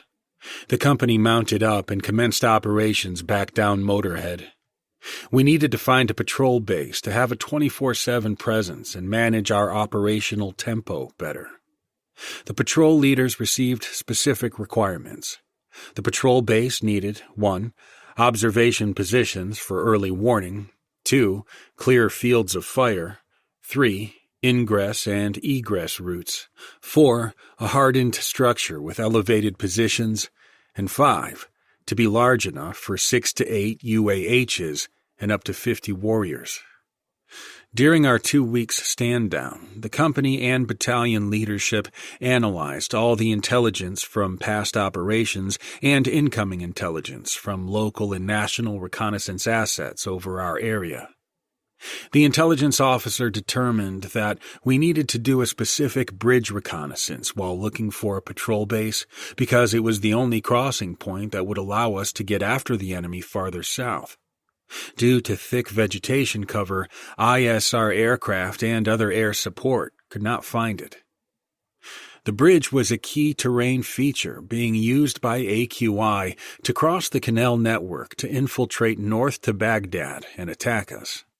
The enemy needed this bridge to transport IEDs, fighters and supplies, and VBIDs into Baghdad. Captain Donaldson tasked Staff Sergeant Skurzuski from 3rd Platoon to locate and assess the bridge. For the first couple weeks of December, the entire company had been rotating through the area while trying to find this critical bridge. Sergeant Skurzuski's team consisted of half of 3rd Platoon and was labeled Crew 1. They were mainly checking out the far end of Route Motorhead as a location for a patrol base and determined that no IED explosions or other enemy activity had taken place there since the November 13th attack. Staff Sergeant Crispin's team, the other half of 3rd Platoon, Crew 2, returned to the area and checked out the surrounding houses because they were strangely abandoned despite being well maintained. They discovered IED-making materials in a few houses, which led to the conclusion that the structures were being prepped as HB IEDs. The patrol confirmed this assumption after they detained 3 AQI suspects while on a foot patrol, both of whom tested positive for explosive residue on their hands. It was very clear that AQI had not given up on the location. Days later, Crew 1 went to the cemetery and were investigating the area for potential IED and weapon caches when suddenly the battalion HQ tasked them with assisting an Apache element in containing and detaining 2 bongo trucks with suspected AQI fighters. Initial reports from the Apache element were that these personnel seemed to have AK-47s and RPGs in the vicinity of a school south of 3rd Platoon's location. The battalion wanted the patrol to rapidly move 5 to 7 kilometers back southeast to the suspected terrorists' location without clearing the road first. Skurzuski calmly responded, "Negative," and requested the Apache gunships engage the enemy while his patrol moved safely southward. Upon arrival at the engagement site, the patrol would conduct site exploitation and battlefield damage assessment. The Battalion Operations Center came back on the radio and stated the Apache element was not comfortable with engaging the armed personnel because they had not been shot at themselves. That was one of the ROE for the aviation units. This refusal foreshadowed the future challenges we would have with this specific aviation unit to support us during troops in contact missions. The Apaches would not engage clearly armed terrorists in a terrorist hotbed unless they were fired on or were requested to fire on enemy forces by a ground force who'd make the call for the attack. Skurzuski directed the Apache element to provide route reconnaissance ahead of his patrol, along with ISR technology from the battalion so they could move quicker to the terrorists' location and intercept them. The Apache's technology was so advanced that one helicopter could maintain a high enough position from miles away to keep an eye on enemy fighters without them knowing, while the other aircraft provided low route clearance. It remained high risk regardless of the Apache presence because this was Route Fat Boy, a known hotspot littered with IEDs and enemy fighters. As the patrol approached a turn near a school, an IED detonated in front of the trail vehicle. As the dust settled and amidst the radio chatter to determine casualties, the gunner of the lead vehicle yelled, "Found the bridge!" Strange things happen in combat. No one was wounded, and they had found the critical bridge. Soldiers bailed out of the trail vehicle and did a quick individual recon of potential secondary IEDs, which we called 5 and 25s. This technique required a soldier to scan 5 to 25 meters around him as opposed to reacting too quickly and blindly running into a secondary IED. The dismounted squad found copper wire and traced it back to the triggerman's position. He had been hiding in a two-house complex north of the bridge. The other two vehicles were already in a herringbone formation at the bridge, effectively blocking any enemy vehicle from maneuvering across the bridge. The rest of the patrol, minus the gunners and drivers, dismounted and converged on the house complex. As they searched the complex, they determined from the tire tracks that the triggerman had jumped in a vehicle and fled the scene south across the bridge, likely towards the school, as based on the information from the Apache element. The Apaches had guided the patrol into a coordinated attack, but refused to engage the enemy despite positive identification of their activity and weapons and an IED attack. It was clearly a hostile situation that met the engagement criteria. They also informed the patrol that they had to break station just after the IED explosion because they were low on fuel. As they departed, they confirmed that the enemy had consolidated south of the school about 200 meters away. As the patrol prepared to cross the bridge, the school let the children out for the day. The enemy were using the school as a safe haven and yet had still attacked the patrol within a few hundred meters of these kids. The patrol needed to cross the bridge and turn left past the school and stop at the next intersection where they would be able to cut off the enemy on a dead-end road. As they passed the school, Sergeant Martin, one of the team leaders, spotted shiny copper wire in the sunlight about 50 meters in front. The wire led to the back of the school and to an oddly located cemetery mausoleum. Skrzyuski yelled, "IED!" and ordered the patrol to stop.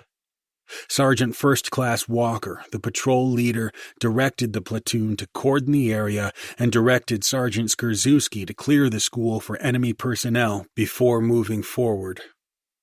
The rest of the patrol dismounted from the vehicles, minus a couple gunners, and approached the double door of the school courtyard. It was locked, which was not unexpected since a fucking bomb had just gone off.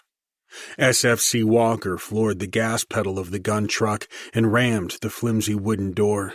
The patrol cleared the school and apparently found no indications of AQI inside. As they exited the one school building and moved along the exterior school wall towards the mausoleum out back, they found additional wires coming from a window inside another building in the school courtyard. There they could see two AQI fighters huddled together inside.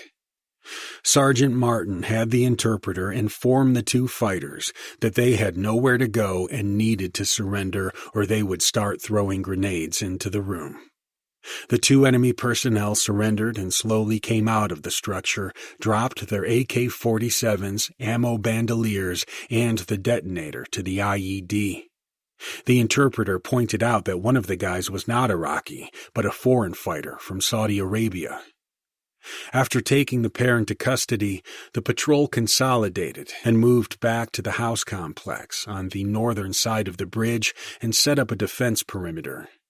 SFC Walker wanted further guidance from the battalion command. The battalion directed them to defend in place while the battalion brought down a route clearance platoon to clear the roads in the area. Our second platoon would accompany the route clearance team and EOD personnel. Then both platoons would return to base with the route clearance team upon completion, along with the two captured fighters. As the hours passed, SFC Walker analyzed the area and realized that they had discovered a solid location for a patrol base. The complex was 2 stories high with a walled compound. The rooftop gave 360-degree observation with expansive, clear fields of fire that controlled the bridge only 20 meters to the front and which was near the school. There's no better way to win over the local population than through the children. After returning to base, Walker got approval from HQ to establish the patrol base on Route Fat Boy about a mile west from Route Motorhead. We named it Gator Swamp after our Alpha Company's radio call sign, Gator. We had been fighting in the area for weeks. Control of the bridge and the school gave us added protection and increased our freedom of movement. But we had miscalculated the enemy's need to take back this strategic bridge location. With no concern for civilians, the enemy began targeting us with every weapon they had: mortars, sniper fire, and IEDs. Gator Swamp was enclosed by a thick 6-foot-tall brick wall. The front gate faced south towards the bridge and the school across the canal. The base required large convoys of materials, ammunition, and equipment to fortify the location. We needed to defend ourselves 24/7 while conducting frequent offensive operations. This place would be perfect. We immediately set up fighting positions with heavy machine guns on every corner of the rooftop. The battalion required us to carry sandbags and a couple sheets of plywood in the trucks just in case we needed to remain forward and conduct hasty defensive positions in a building. We put that plywood and hundreds of sandbags in position to protect the gunners. For now, the sandbags would help stop incoming rounds and shrapnel from rockets and mortars. Since we were now in enemy territory and among the local populace, the enemy's early warning network was at a disadvantage. We could now exit the patrol base silently on foot at night and maneuver into position for whatever the mission required at the time. Ambushes, blocking positions, reconnaissance, and killer capture missions. We owned the night. Gator Swamp gave us flexibility, which in turn put AQI on their heels. The enemy now had to operate round the clock, and their positional advantage was deteriorating. Almost from the beginning, AQI leadership targeted Gator Swamp. They began by studying us as we improved our defenses, rotated our platoons in and out of the base, and conducted offensive operations. The base defense was tested on a daily basis by mortar and sniper fire. We kept improving the defensive perimeter by burning the reed line to the north of the base and to the south near the bridge in order to open up fields of fire and destroy AQI cover along the canals. Each time our men attempted to improve outside defenses, they would come under heavy, harassing fire. In late December, 3rd Platoon deployed from Gator Swamp to install Jersey barriers along the southern end of Route Motorhead and along Route Fat Boy, the road that led directly to Gator Swamp. Jersey barriers are concrete stands about 3 feet high and 8 feet long. We'd placed them in a serpentine formation to force vehicles to slow down. The effort was a multi-day 24/7 effort, slow, cumbersome, and risky. The platoon integrated razor-sharp concertina wire throughout the serpentine to ensure no high-speed V-bid could get close to the patrol base. These barriers extended south down Motorhead and then east along Fat Boy for hundreds of yards. We took every precaution and utilized every resource in Class 4 materials supplied by Army Logistics. We left the patrol base to link up with the large Army trucks transporting the Jersey barriers. This mission, to emplace the barriers, required 2 platoons, which left behind approximately a dozen soldiers to defend Gator Swamp. Within minutes of our departure, all hell broke loose. AQI fighters attacked the base with RPGs, resulting in serious structural damage, chaos, and a half-dozen friendly WIAs. SFC Walker informed the battalion that the patrol base was under attack while team leaders were roused from sleep and other duties to man all fighting positions. Normally, in a firefight, you do not want to give up your heavy machine gun's position, but at this point, the RPGs kept coming, and shrapnel, bits of rock and metal were zinging everywhere. We needed to regain fire superiority. The machine gunners engaged immediately, but quickly started taking the heavier fire.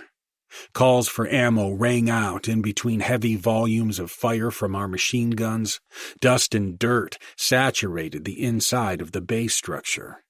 Machine gunner PFC Applewhite came stumbling down the steps, yelling for a medic due to shrapnel wounds all over his body. Private Packer and Private Heatherly immediately dashed past him, knowing he had left his position on the roof and took positions on the southern side of the wall where they started suppressing enemy fire. Sergeant Skrzyzewski reached the roof a short time later as dozens of red tracer rounds slammed into the side of the building, spitting concrete fragments all over the place. Skrzyzewski suddenly noticed a pair of feet frantically kicking near the southern end of the roof. He ran through the door, managing to avoid a barrage of enemy gunfire, and found Private Packer hunched down over PFC Heatherly, shielding him from incoming bullets that were slamming inches above them. Packer yelled to Skrzyzewski, "Heatherly's been shot in the head, goddammit!" Heatherly was screaming, "My head! My head!" Skrzyzewski, fearing the worst and seeing a large amount of blood coming from under the helmet, unsnapped the helmet chin strap, thinking it was the only thing holding Heatherly's head together. He carefully took the helmet off and began searching his head for a wound. He found that the round had pierced Heatherly's helmet, followed the inside rim, scoring his scalp, and exited out the back, but had never actually penetrated the skull. Skrzyzewski informed Heatherly that he was okay, and Heatherly responded with a thumbs up. Once the medic showed up and bandaged his wound, Heatherly grabbed a rifle and kept on fighting. The sounds of the heavy thumping of Apache gunships cut through the dense, humid air. As soon as the Viper element arrived on scene, the enemy shifted their fire from the patrol base to the Apaches. The lead Apache took dozens of hits, forcing the gunships to immediately break contact before they had even had a chance of firing a single round, rocket, or missile. With the enemy focused on the Apaches, our soldiers seized the opportunity and began raining bullets and mortars on target locations. A second Apache team came on station in direct support of us. As they were inbound, we radioed the grid location of the enemy and marked our frontline trace and patrol base with smoke in order for the Apaches to quickly identify us. The new set of pilots wasted no time and came in hot, lighting up the enemy with 30mm machine gun fire and Hellfire missiles. They unleashed everything they had and came up on the radio to say they were black on ammo, meaning they had expended all their ammunition. So, the Apache loitered in the area, providing surveillance until a third Apache team arrived on station. For the next 15 to 20 minutes, the Apache pilots reconnoitered the area and identified enemy movement so we could target them with mortars from the base. The enemy eventually broke contact. We had won another tough battle, but again, we were surprised with their tenacity to fight it out as opposed to their usual hit-and-run tactics. A couple hours later, our battlefield damage assessment, BDA, revealed numerous AQI fighters had been wounded or killed, but no bodies had been left behind. We found what appeared to be several enemy casualty collection points, but they cared for each other like we did for our own. They had triaged the wounded and quickly moved them out. We estimated 20 to 25 enemy fighters had attacked the base. It was an impressive attack, but our defensive preparations, close combat aviation integration, and leadership had saved the day. Gator Swamp was now our home for months to come. We spent most of our time improving our defenses, ducking from incoming enemy fire, and waiting for the next platoon to relieve us so we could go back to the main base. On one patrol, SPC Kreider was able to trade some American goods for a goat. We stuffed the goat in the back of our truck and took him back to Gator Swamp. Upon arrival, the other guys asked where in the hell we got the goat and were laughing because they thought we had brought it back to the base as some kind of pet. Moments later, there was a gunshot and the goat was dead. They didn't realize it had been brought back to be turned into fresh meat, a treat. We pooled together salt and pepper, Tabasco, and vegetables from our normal meals ready to eat, MREs, and cooked the meat on a homemade grill.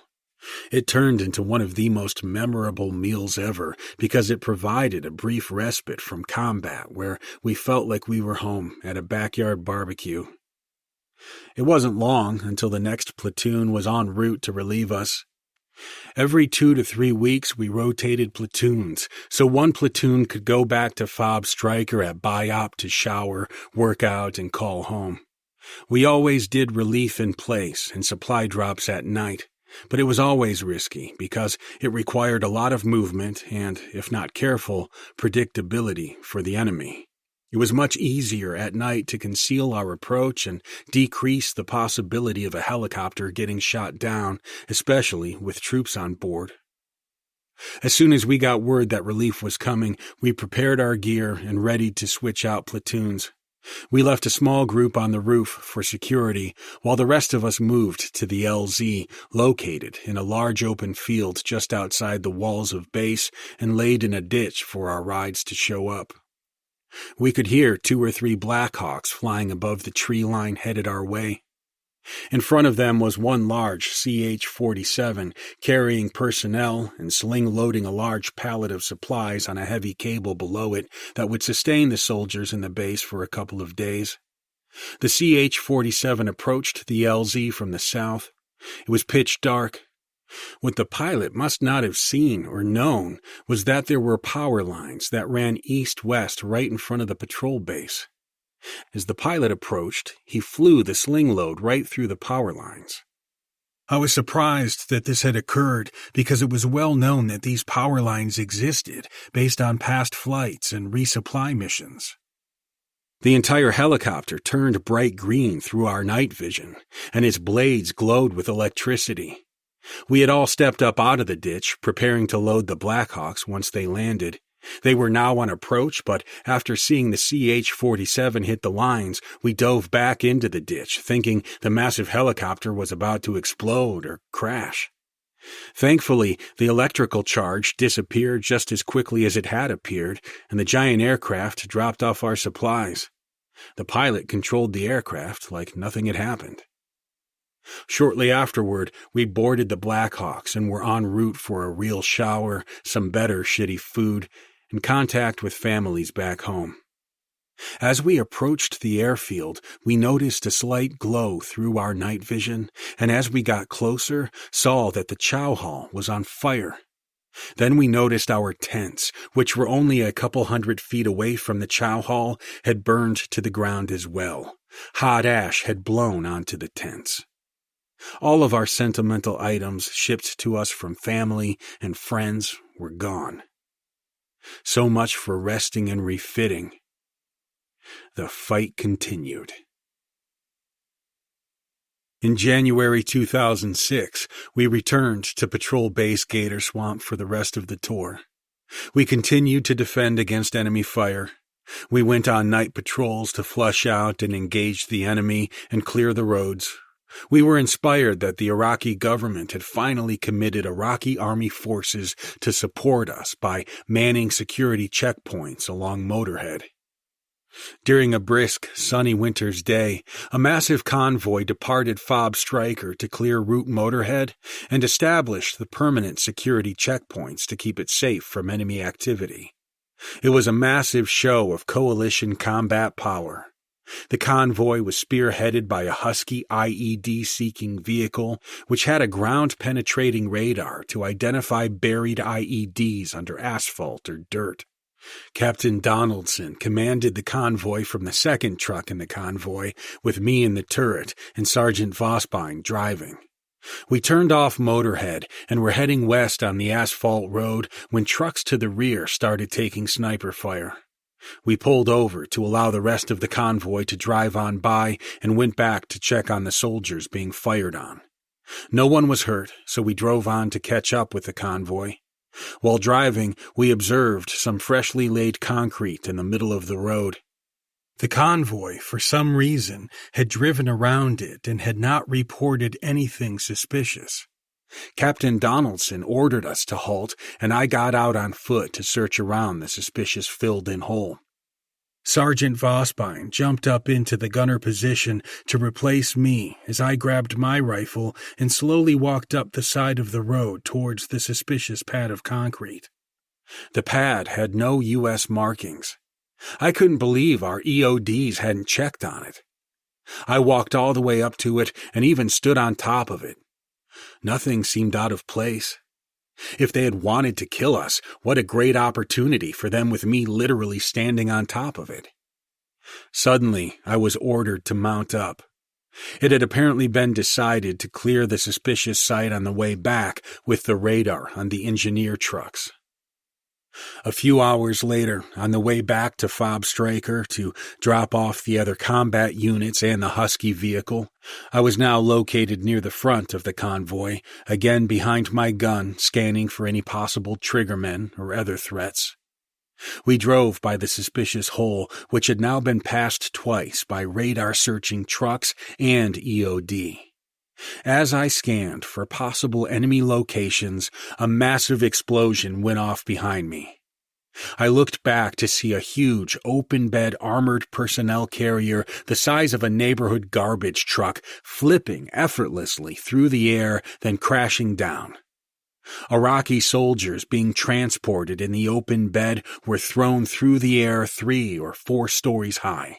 If the explosion didn't kill them, the impact of hitting the ground did. We observed 2 figures running out of a house north towards a palm grove. We called for aviation support, who tracked them until our soldiers could capture them. All the American soldiers lunged out of the trucks and ran fearlessly towards the explosion to assist their fellow soldiers, Iraqi and American. The vehicle was being driven by a good friend of mine, Corporal Ketterling. I was torn inside and terrified to see what had happened to him. 14 Iraqi soldiers were dead or seriously maimed. Ketterling had been wearing his seatbelt and was alive, although he had some serious injuries to his back from the fall. The remaining Iraqi force of 3 or 4 trucks grabbed their dead and immediately left the area in fear, leaving just the American Strike Force Battalion to protect the local citizens. We could not stop them from leaving the area or from fighting back. It was a setback because a primary objective was to get the Iraqi army in control of the area to protect their fellow citizens. The attack left us alone again, protecting the Iraqis all by ourselves.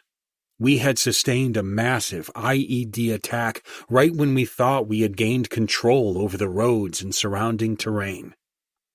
It reminded us that the enemy always had a vote. Chapter 9. Operation Glory Light and its Aftermath. Alpha Company had penetrated due south into the heart of enemy territory. We had conducted dozens of air assaults over the past 5 months. We had made headway, taken terrain formerly held by AQI, but the flow of weapons, IEDs, and enemy fighters continued to terrorize the region. It was time to marshal the full power of U.S. military assets in a major air and ground assault. The target was a large insurgent stronghold in Sadr Yusufia, located due west from Gator Swamp and north of the Russian power plant along the Euphrates River. Its location provided a great waypoint for logistics and foreign fighters to refit and plan attacks against us and push into Baghdad. Sadr Yusufia was also a wealthy area, so we suspected it held significant financiers of the terrorist operations in and around Baghdad. The Operation Glory Light objective was to pinch off the enemy by air assaulting due west, effectively surrounding AQI and cutting them off from Ramadi and Fallujah.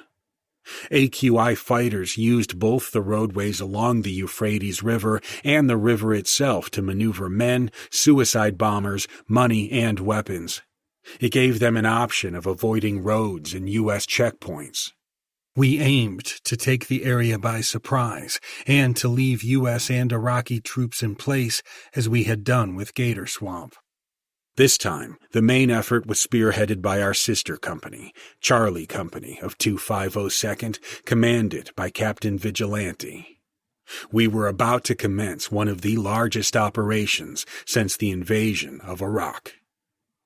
The plan was to conduct an air assault out of the Baghdad airport before dawn in total blackout mode with hundreds of Blackhearts from both the 1st and 2nd Battalions of the 502nd and our Iraqi counterparts from the 6th and 9th Iraqi Army Divisions aboard dozens of UH-60 Blackhawks and CH-47 Chinooks.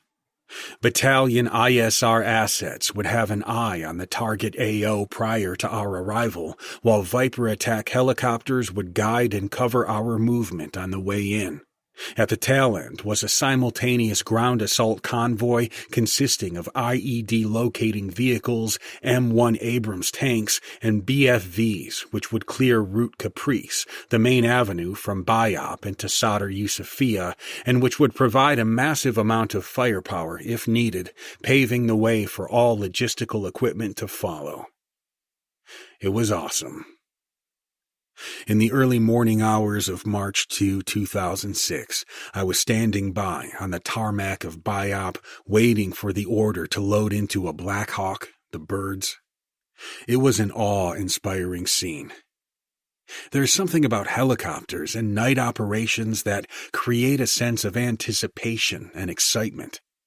The smell of gas, hot humid air, the stench of Baghdad airport, and warriors kitted up for combat exemplified the image of belligerent men lined up, waiting for their rides to go unleash violence. The pilots throttled up the engines, and the blades began churning in the humid pre-dawn air. Static electricity between the blades and the ground lit up the area like a flurry of sparklers on the 4th of July. Dozens of UH-60 Blackhawks in rows were growling with torque, loaded up with cereals and chalks as far as the eye could see. Apache AH-64 Viper attack helicopters were circling overhead, ready to lead the transports off. I could hear the crackling of hundreds of radios and commanders giving code words to their men. NCOs were directing soldiers into postures to load. One of the senior NCOs yelled out to Lieutenant Colonel Haycock and Major Morgan, "You're up. The commander and the 3 are up. Time to go. Man up." It was our turn. Even this early in the morning, and even while blacked out, the surface-to-air threat against the helicopters was real at Bayap, but this time it went off without a hitch. Adrenaline was pumping as the battalion lifted off. I could only imagine how quickly the AQI information lines were blowing up, alerting each other of some kind of huge operation kicking off. Doors were open, and we looked out over the horizon through our night vision optics, illuminating the bright green landscape of the region below. The aircraft banked hard left, and we headed southwest towards the enemy. Haycock and Morgan were hundreds of feet above us in a Black Hawk, monitoring the operation's serials, chalks, multiple landing zones, and the large ground assault convoy. They would stay airborne for hours, pissing in Gatorade bottles, directing the assault. The Blackhawks screamed over at rooftop level en route to the LZ in order to reduce our signature and increase the element of surprise. We knew that as soon as we left Bayap, AQI would try to alert each other. This low-flying maneuver was a technique used to avoid or counter the threat of surface-to-air missiles, SAMs, or heavy machine guns. Lower-flying and fast-flying aircraft are harder to identify from the ground due to trees and buildings. Last, pilots could quickly drop troops at an LZ versus coming in from a higher altitude. The battalion usually conducted numerous false insertions in order to distract the enemy from our actual route and objective. This strategy was used to confuse AQI as to where troops were actually being dropped off.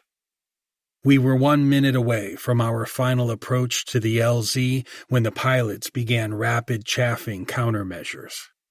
Apparently, our aircraft had been painted with a laser targeting system from an enemy SAM platform, kicking in the aircraft's warning systems and resulting in the pilot's countermeasure.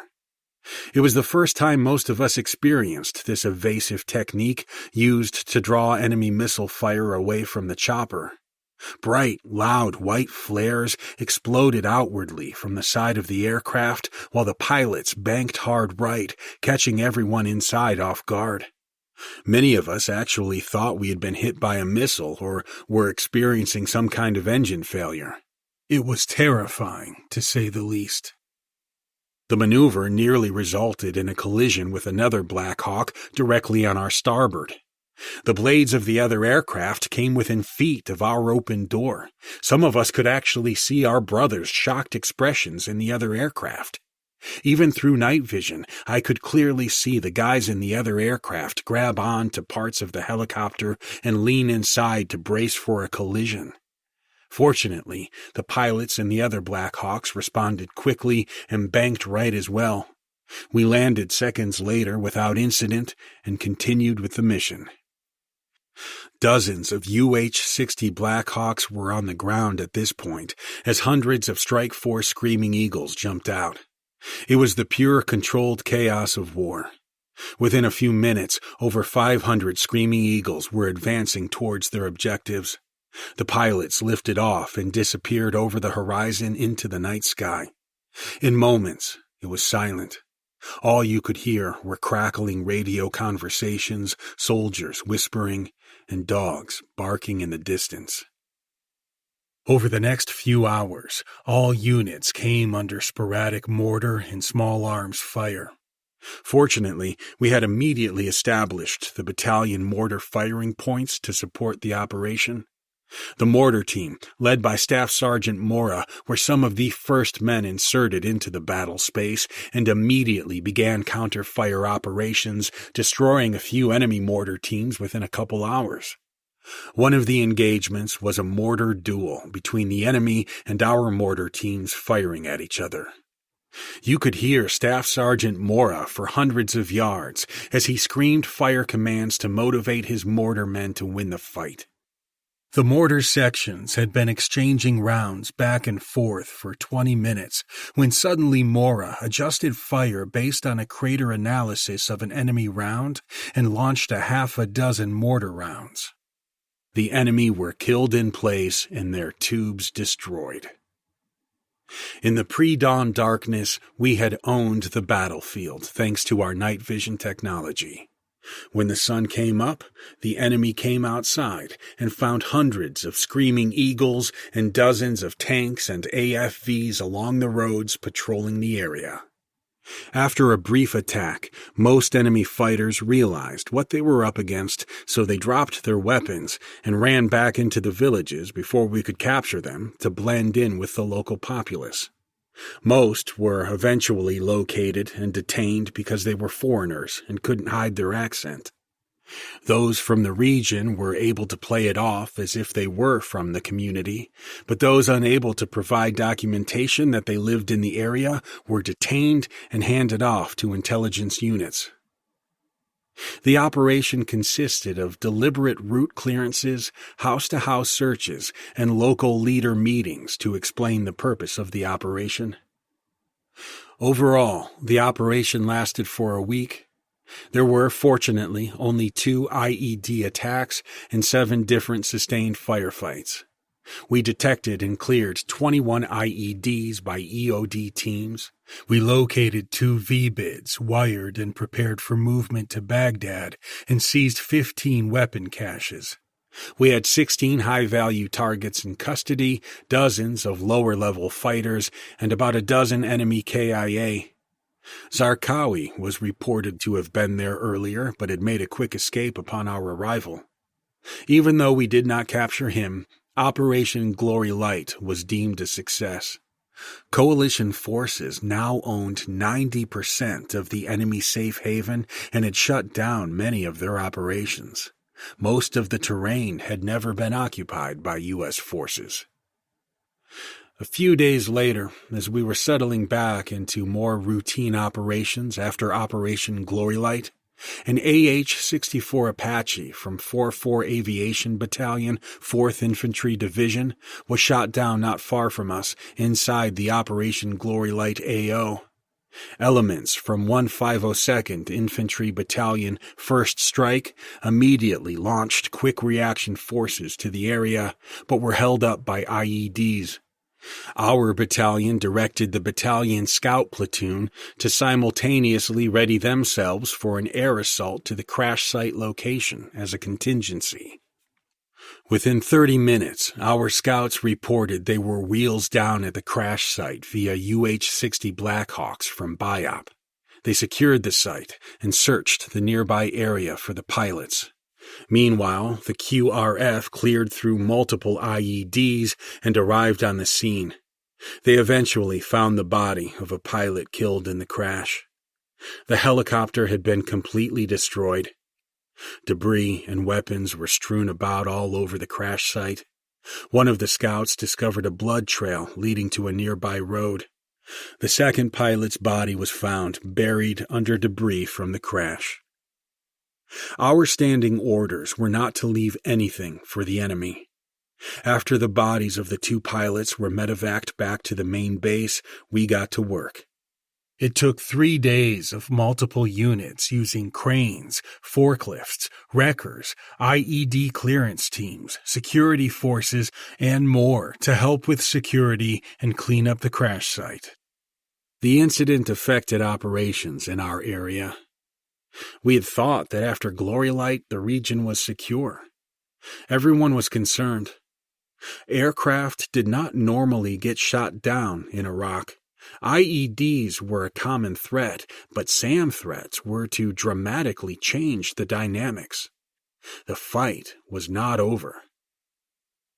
2 weeks later, the battalion conducted a combined operation with Special Operations Forces, SOF, that lasted 3 days.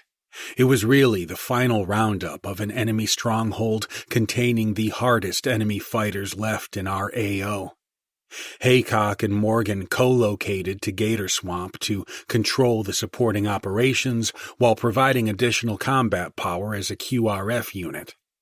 The SOF task force, who executed their operations independently of us, was rounding up dozens of enemy combatants and sympathizers. The area south of Gator Swamp, north of the Russian power plant, echoed with explosive breaches, rocket attacks, minigun runs, and follow-on firefights. Attack helicopters made swooping turns and dives as they unleashed rockets and machine gun fire into the enemy. It was amazing to see from the rooftop of Gator Swamp. Lieutenant Colonel Haycock and Major Morgan stood on a bridge overlooking the battlefield, directing attack aviation and ISR to support the Strike Force Battalion assisting in the fight. Our mission was to provide an outer layer of security to prevent enemy reinforcements from entering the battle space and attacking the SOF task force, as well as killing or capturing fleeing enemy.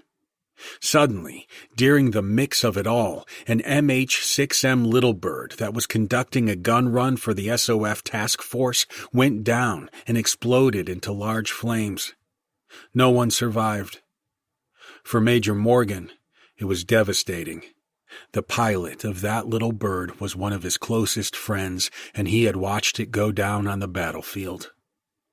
The explosion was so massive that the occupants could only be identified by DNA testing.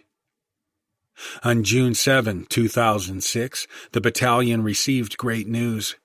Our recent operations had put Zarqawi on the run, and he was now visible for our intelligence and SOF to track him.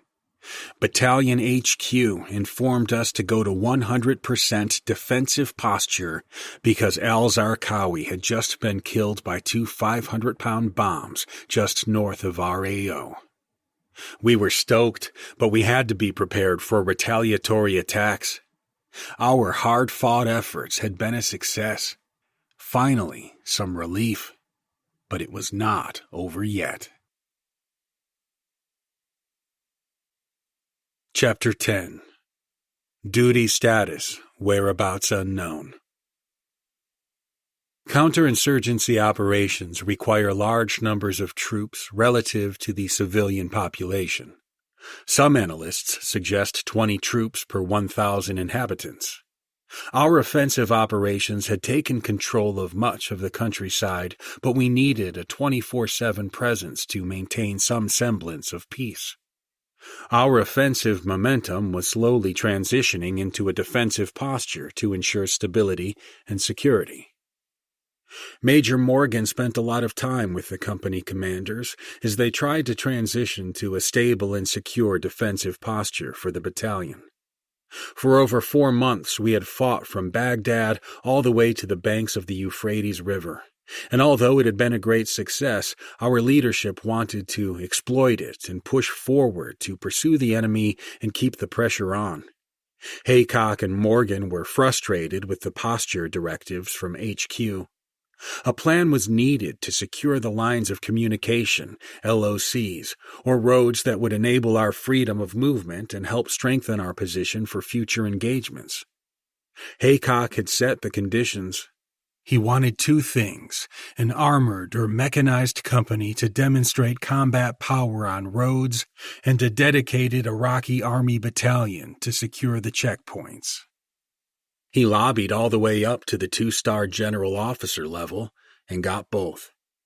The Iraqi Army and a mechanized company with BFVs and M1A2 Abrams tanks added to our combat power. However, they were brand new to the area. They came from the Baghdad city streets, not farmlands and dirt roads. It was a different fight, with vehicles further spread out. The Iraqi troops were green, with no combat experience. Since hardcore extremists and foreign fighters had pretty much been wiped out or left the area, we found ourselves in an IED and mortar fight with local Ba'athist Saddam loyalists, who mainly fought for money. They were not as well trained and normally fled in order to avoid direct combat. Locals would get paid $100 by them for a successful strike on a U.S. patrol, which was proven by videos.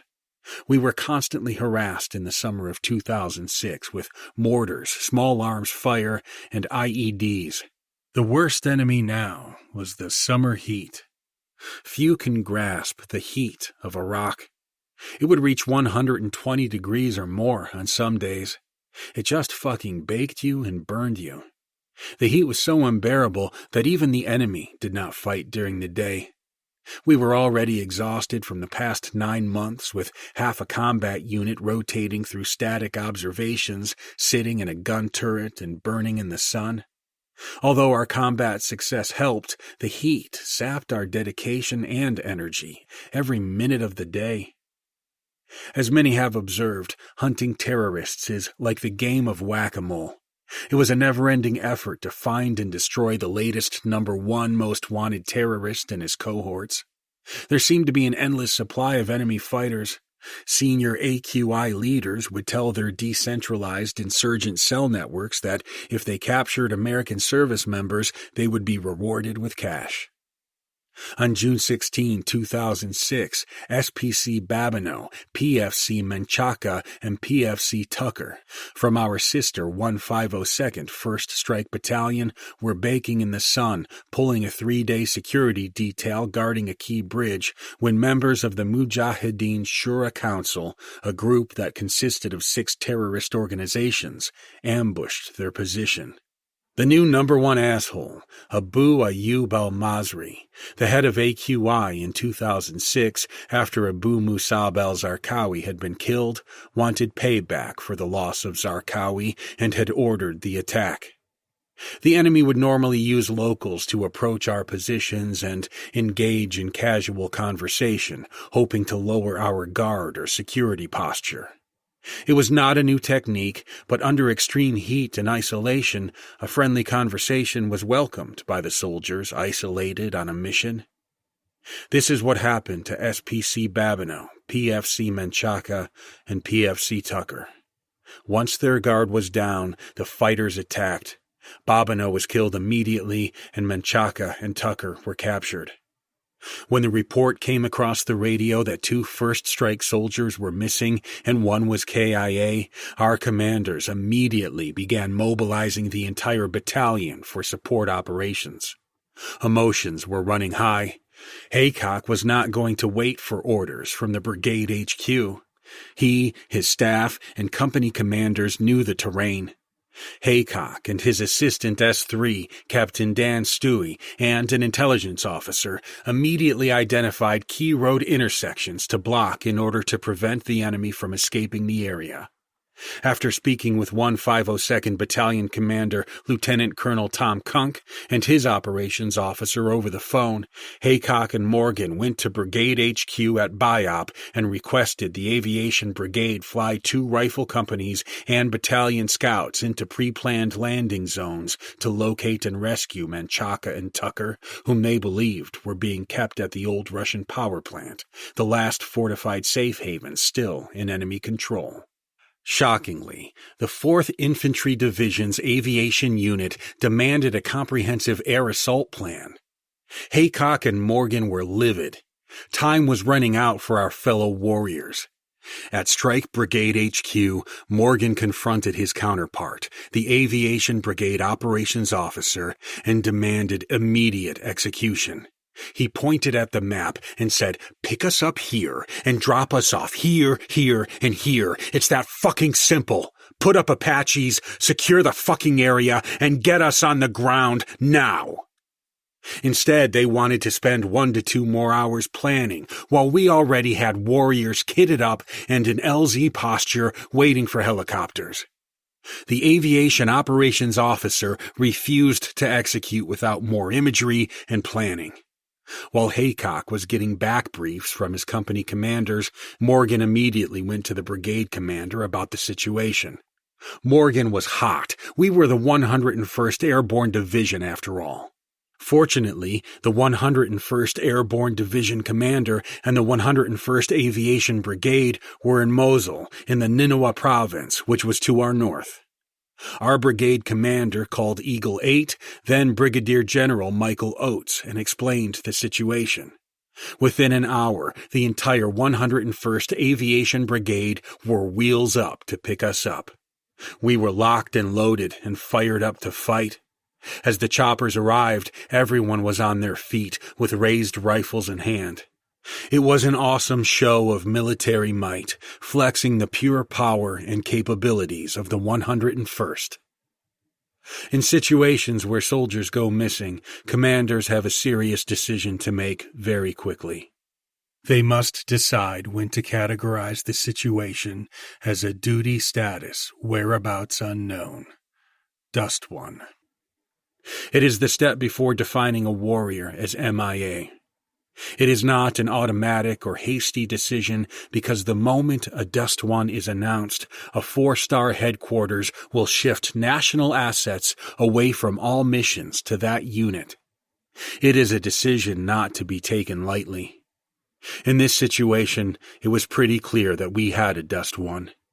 Haycock, Morgan, the brigade staff, and the 1st Strike Commander, Lieutenant Colonel Tom Kunk, recommended that the brigade commander declare a Dust One immediately.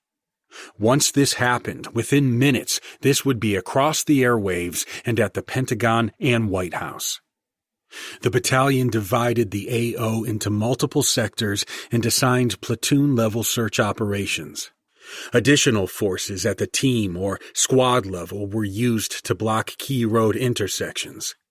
No fire areas, NFAs, were placed over these blocking positions, so all units and commands knew the locations of all friendly forces.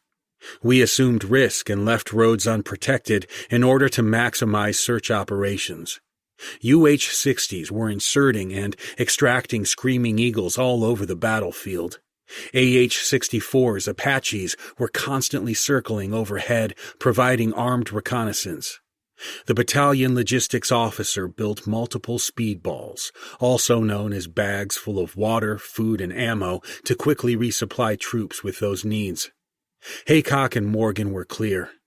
No one is coming back in to refit until we find our brothers in arms. You will refit on patrol with food and water.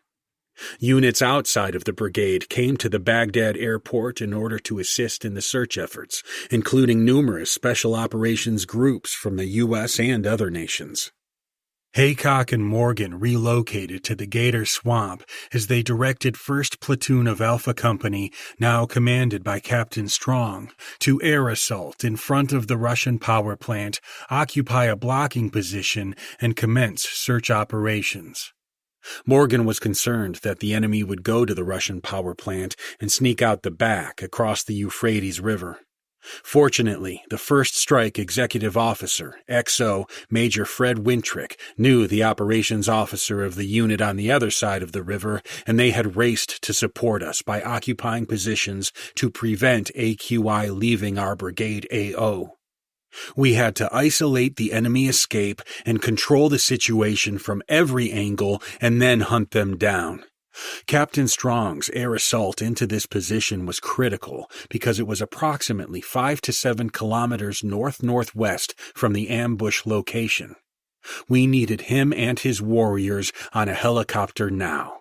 He was Morgan's previous assistant operations officer and knew what the battalion commander expected. Strong knew he needed to get on the ground and catch any fleeing enemy as First Strike cleared northwest towards his location.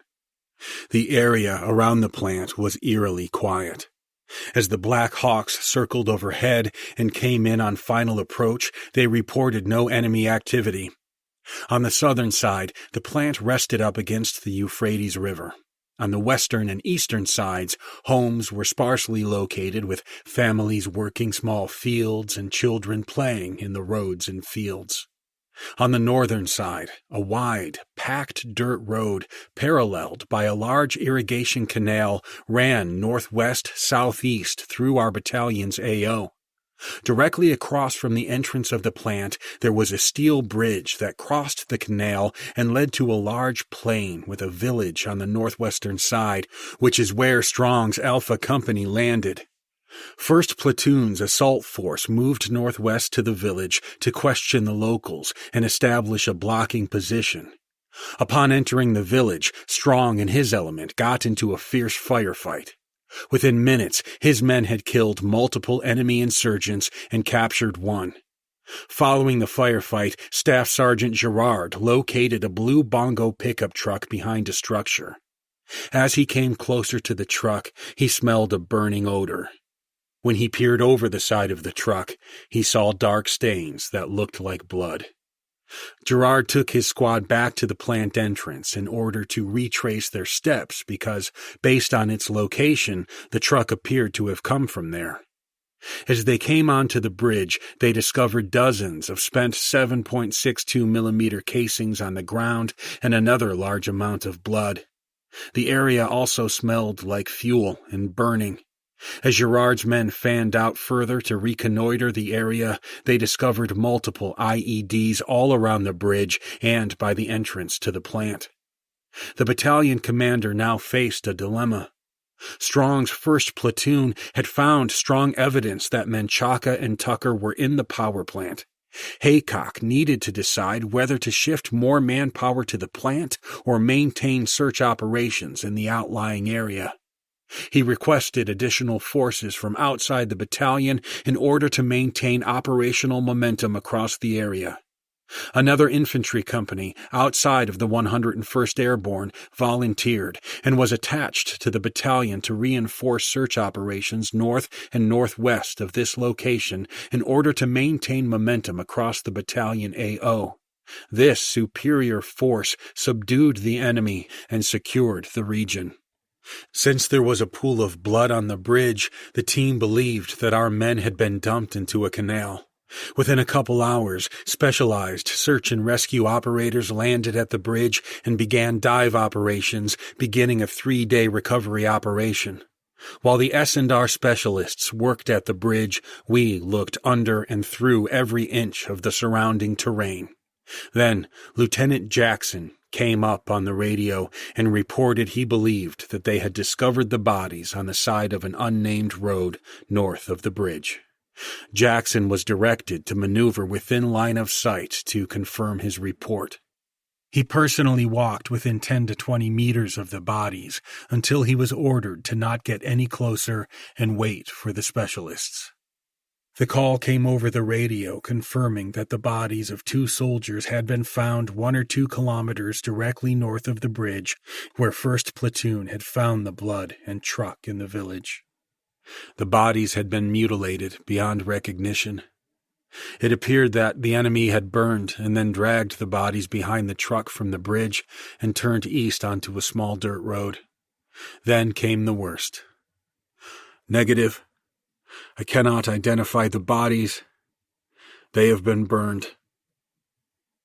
It was a grisly situation. Morgan was concerned that the bodies might be booby-trapped, so he directed units in the area to surround the location, while he and the battalion commander flew directly to the site. They brought with them an EOD team with a robot and additional combat aviation power.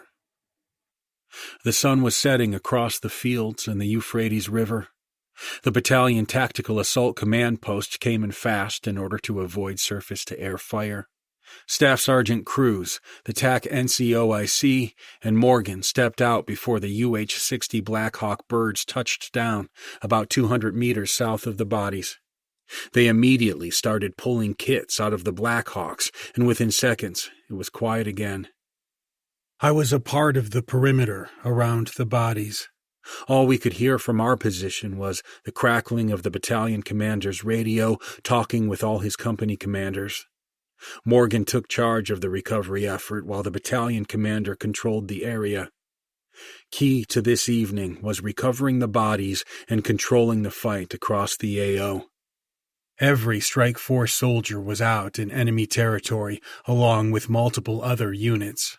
Fighter jets were now flying overhead, breaking the sound barrier to conduct a show of force and prevent the enemy from attacking us.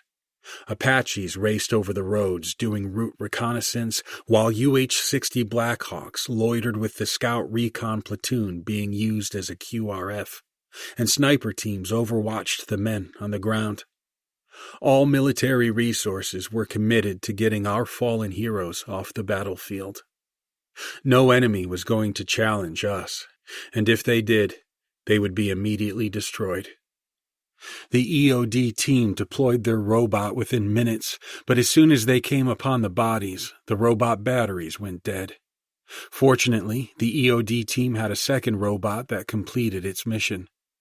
The EOD maneuvered the robot around the bodies and discovered what appeared to be a pressure plate IED underneath them.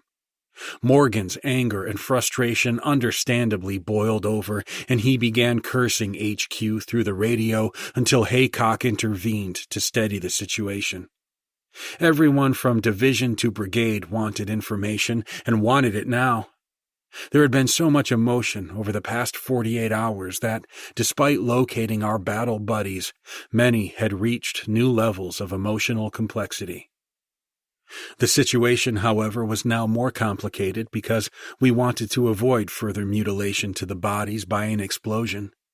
Haycock called the brigade for Strike Ironclaw, which was a huge beast of a vehicle the size of a school bus with a 50-foot steel arm that extended out from the vehicle like an elephant's trunk. The vehicle's main purpose was to probe and remove IEDs from roads.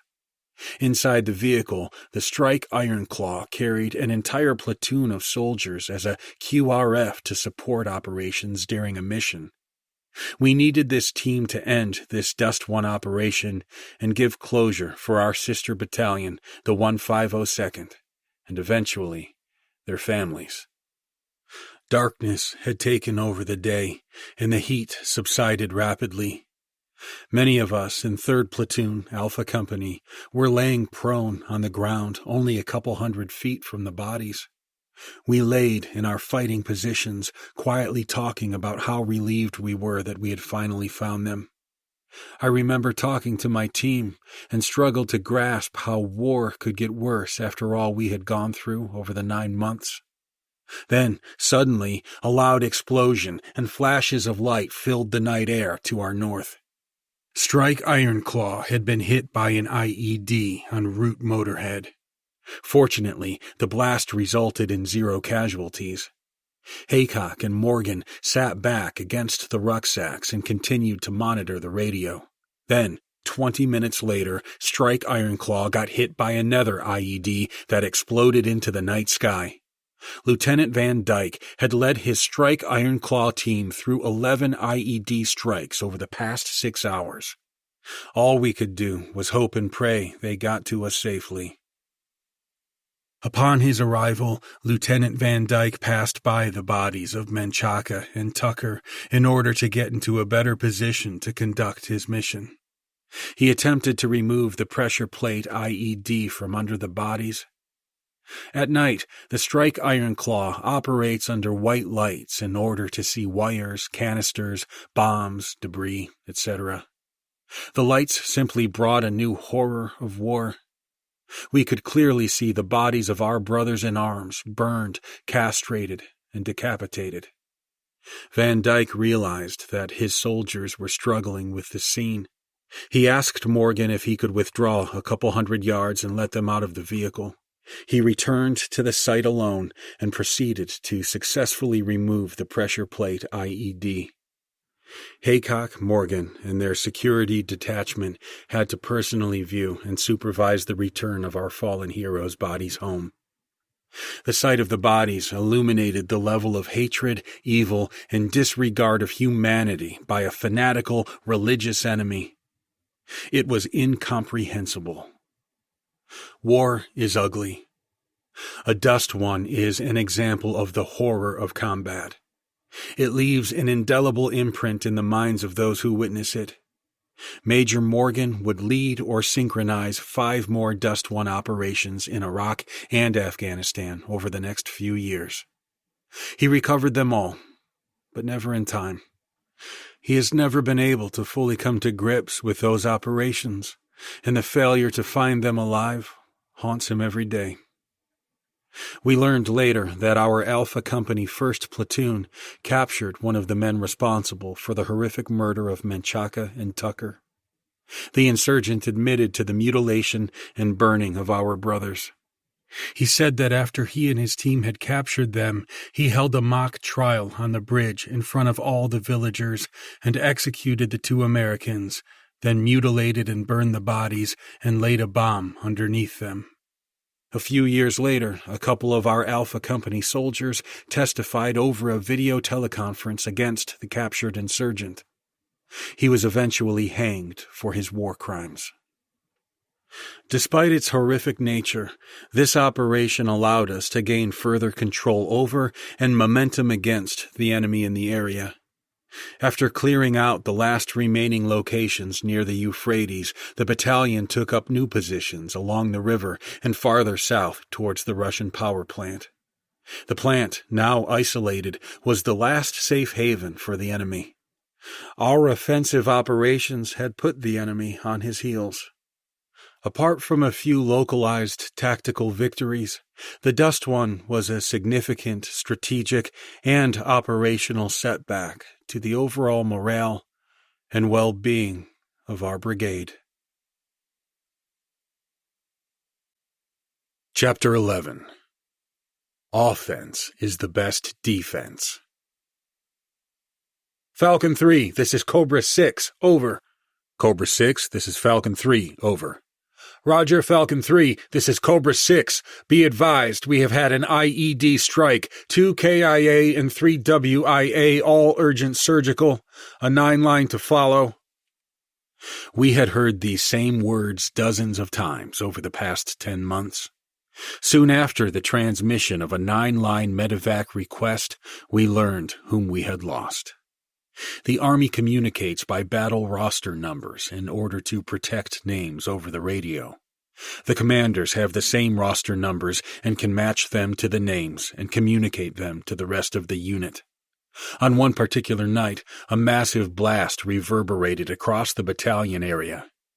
The incident occurred during a standard relief-in-place operation between gun vehicle observation posts. We quickly jumped out of bed and geared up. We got word that a Charlie Company patrol had been struck by a 500-pound-plus IED buried under an asphalt roadway. We learned that Staff Sergeant Biev and SPC Beyer had been killed immediately, while Sergeant Price, Sergeant Rettel, and SPC Miguel had been seriously injured. Everything having to do with an IED is overwhelming, no matter how many you have experienced.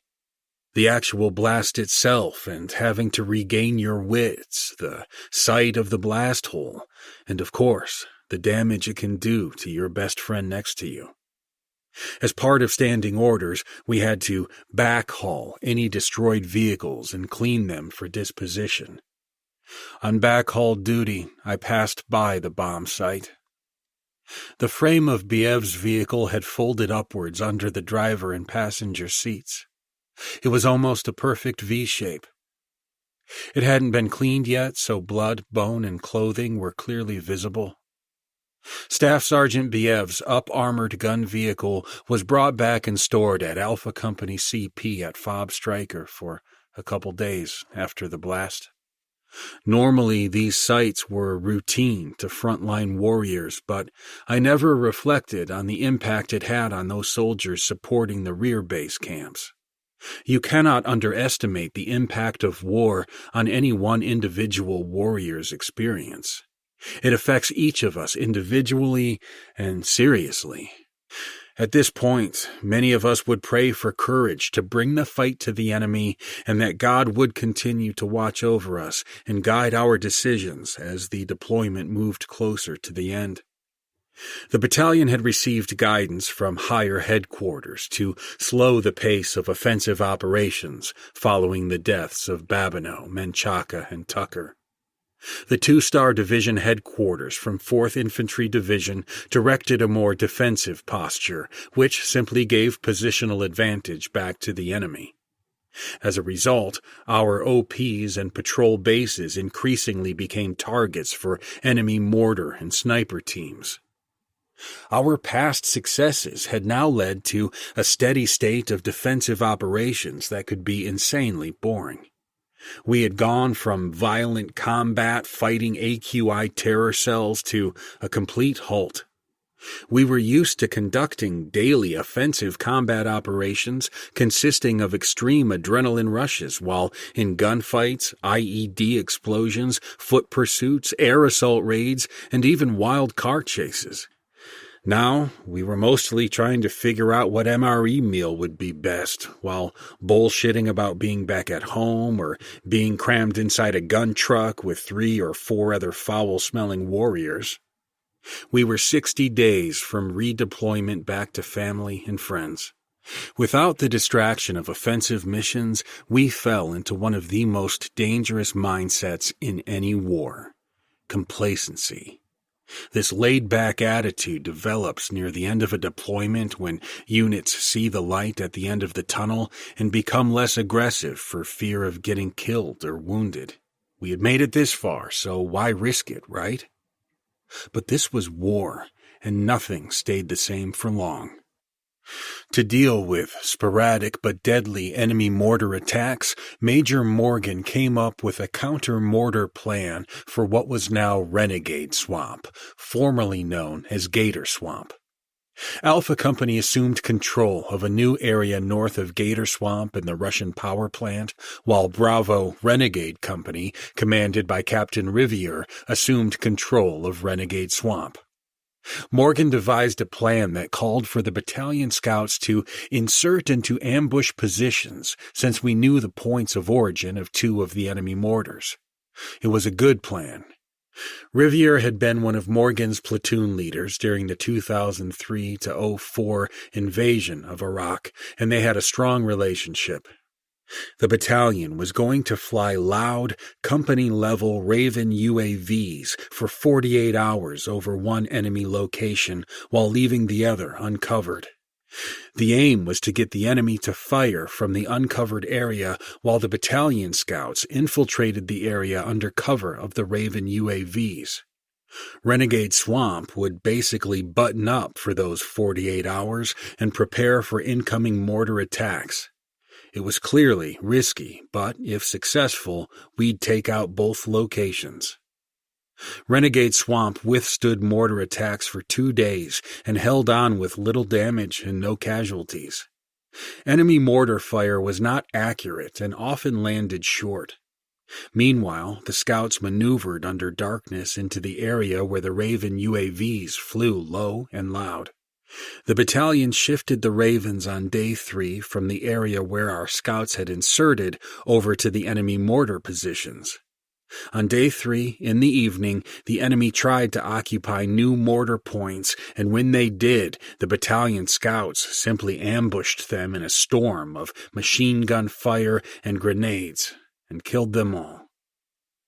The scouts recovered a shitload of equipment off the AQI fighters, ranging from mortar tubes and bombs to AK-47s to vests. Most important, they found a few more Garmin GPS devices which contained valuable intel of AQI locations. The success of the counter-mortar operation shifted our battalion mindset back to offensive operations, but under the guise of ambushes and reconnaissance to protect the area defenses. Since the division headquarters simply did not understand our AO and were unwilling to listen to our circumstances, we adapted to protect our troops and continued taking the fight to the enemy through active security patrols. Our operations were defensive in nature, but offensive in spirit. We were back in the fight. The battalion exploited the Garmin devices to gain intel about enemy movements by using a man-overboard MOB technique. The MOB function is a common feature for GPS units in a maritime environment to recover a person who has fallen overboard. When the MOB button is pressed, the GPS automatically marks a waypoint at the current location and allows you to enable a go-to navigation line to take you back to the initiated MOB location. In these devices, you can also use the MOB capability to determine the history of waypoints. We mapped out the movement of this AQI cell through analysis of how many contacts at one site versus the other.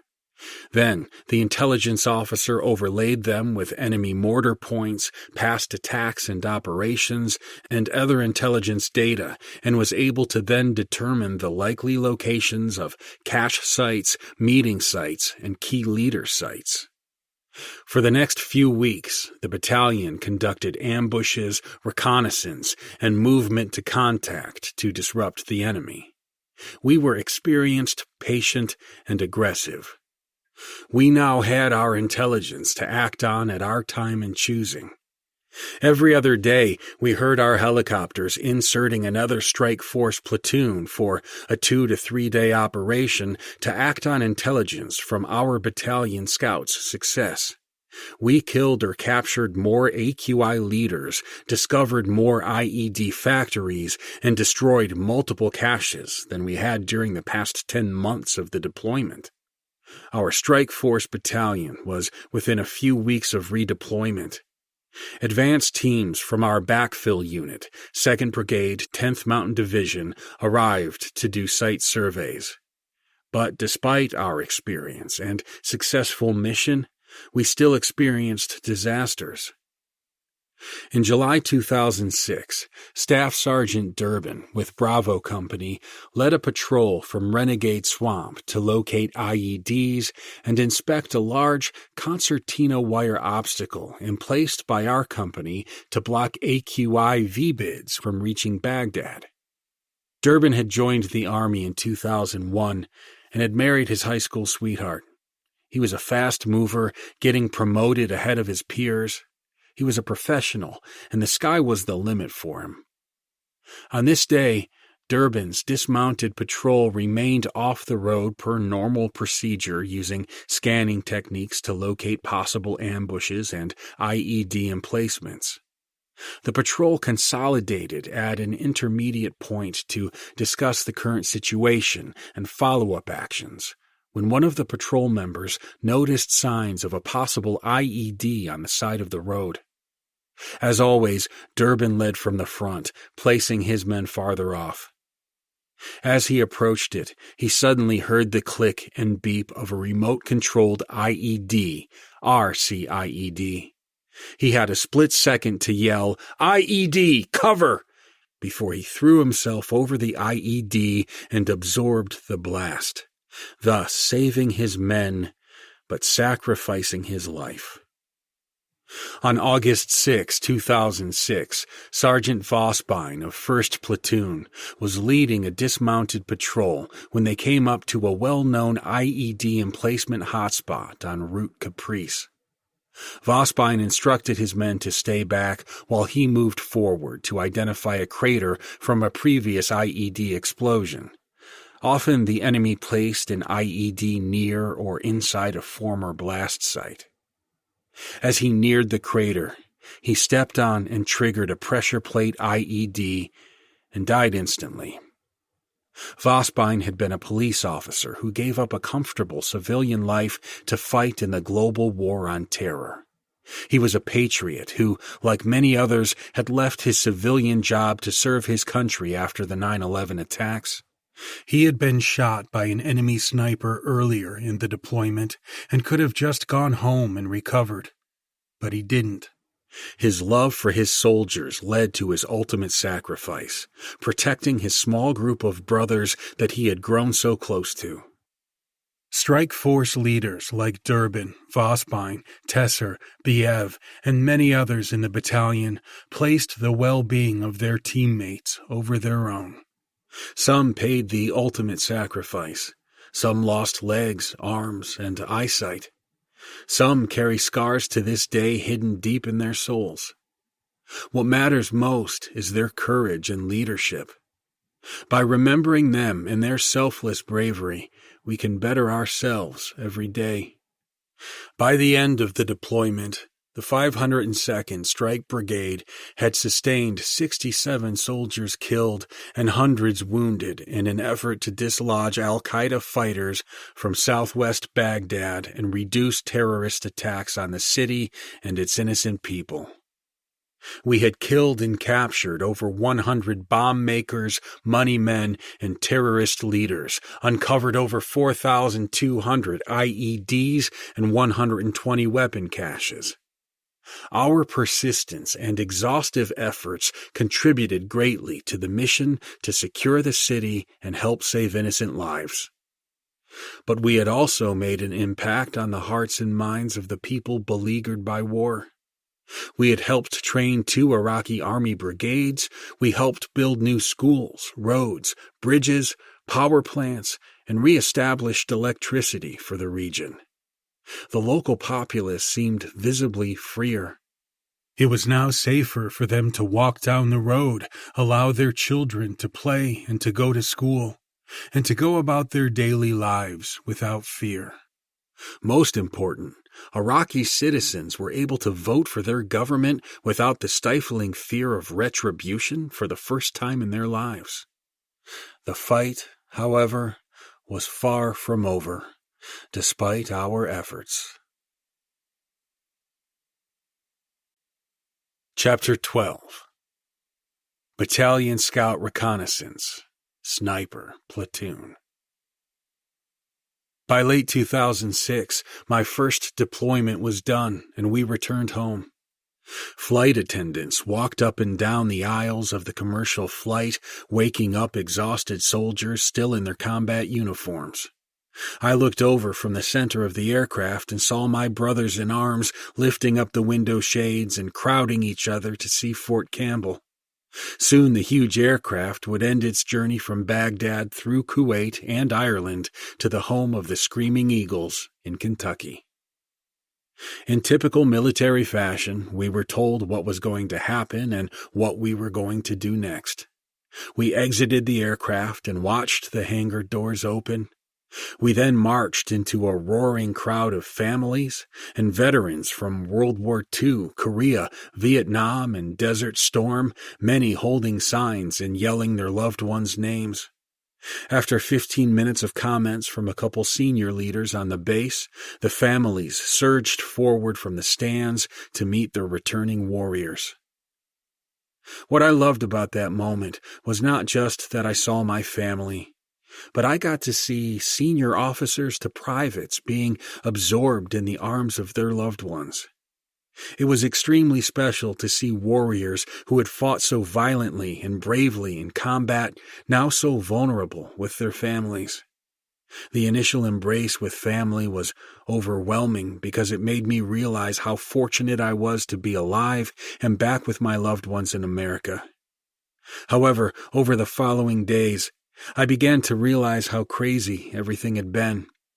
For the first time, I was alone among my family without a shared experience, and it was difficult to process internally and discuss openly.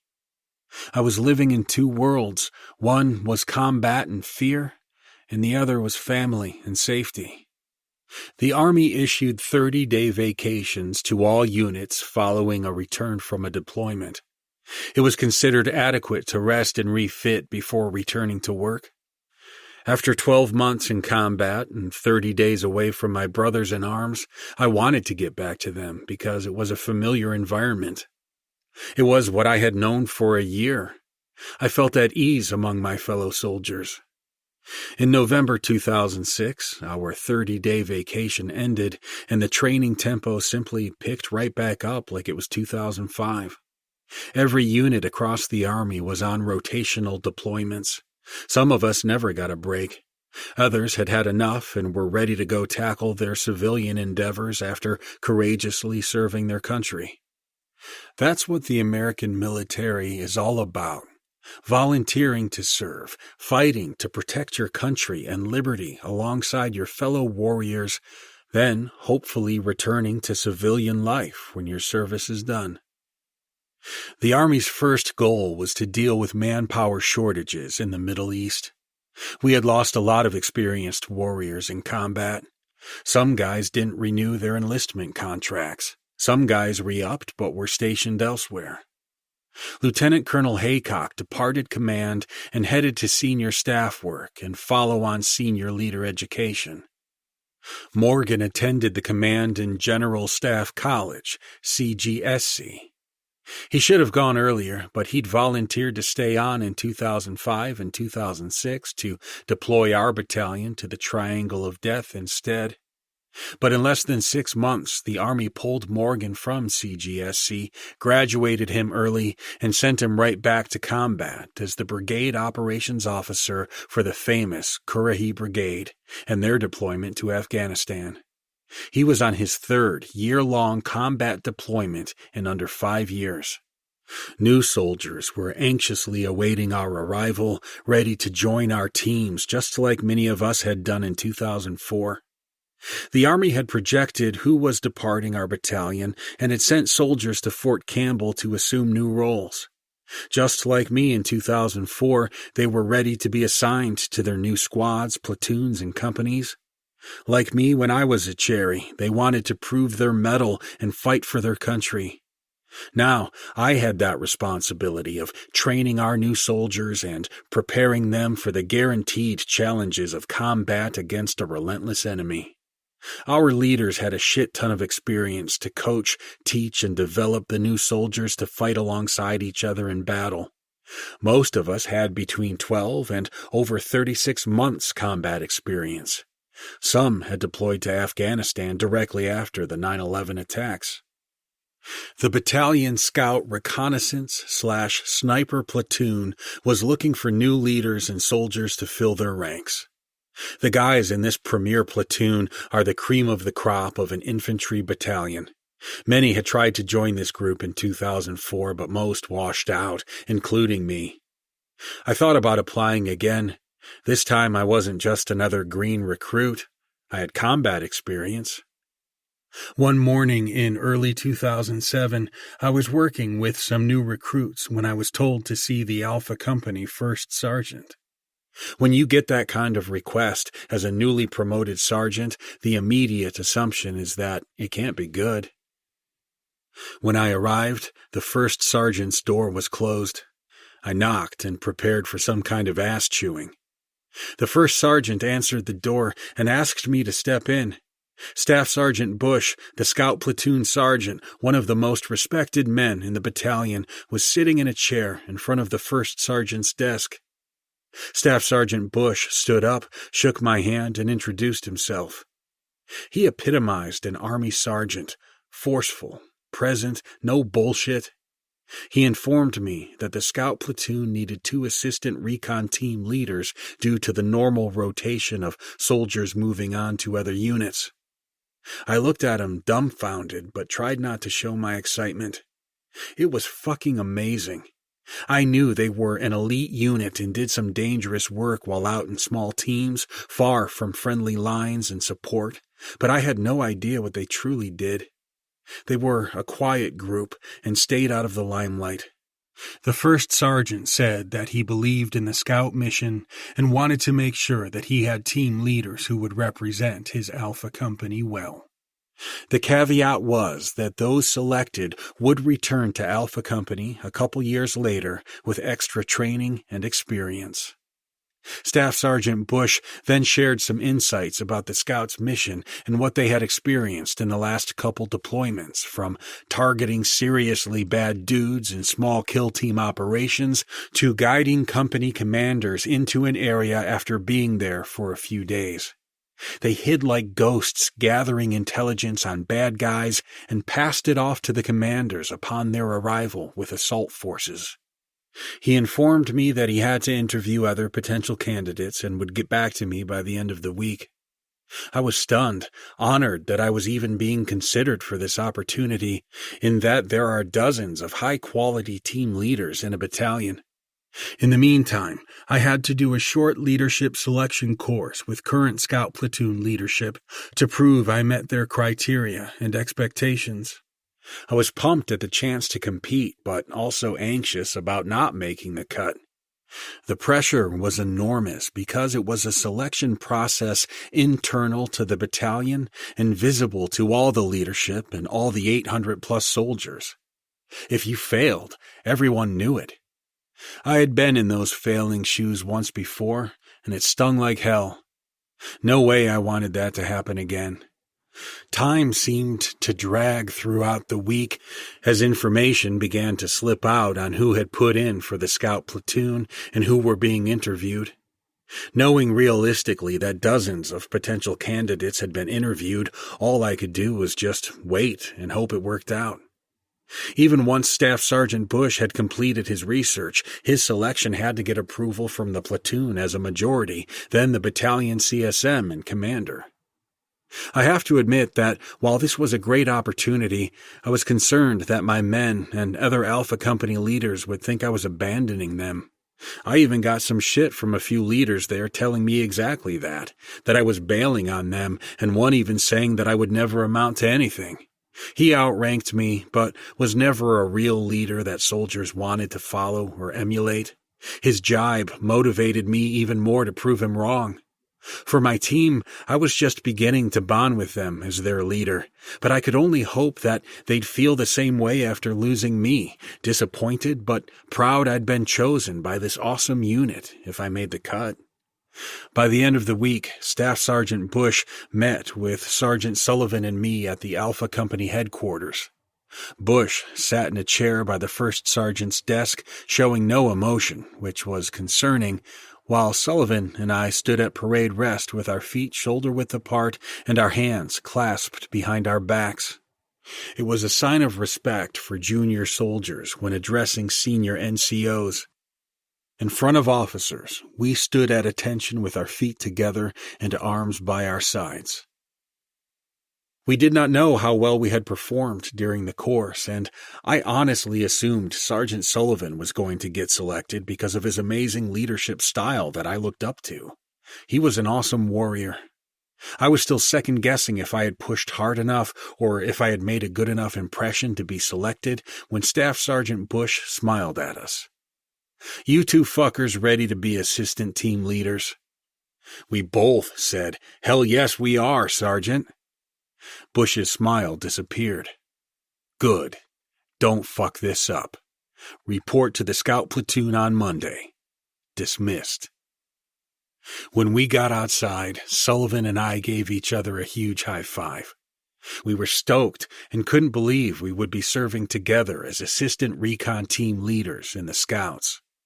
We had spent a lot of time training and fighting together in Alpha Company, and somehow we had both got selected out of the entire battalion to stay together and continue to lead soldiers, only on a different type of mission.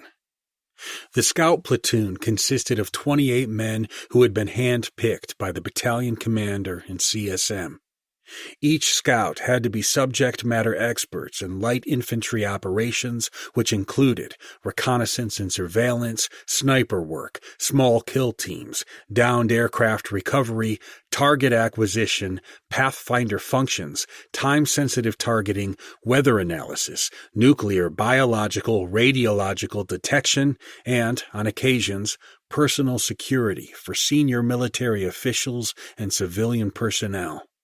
The Scouts were the battalion commander's eyes and ears on the battlefield.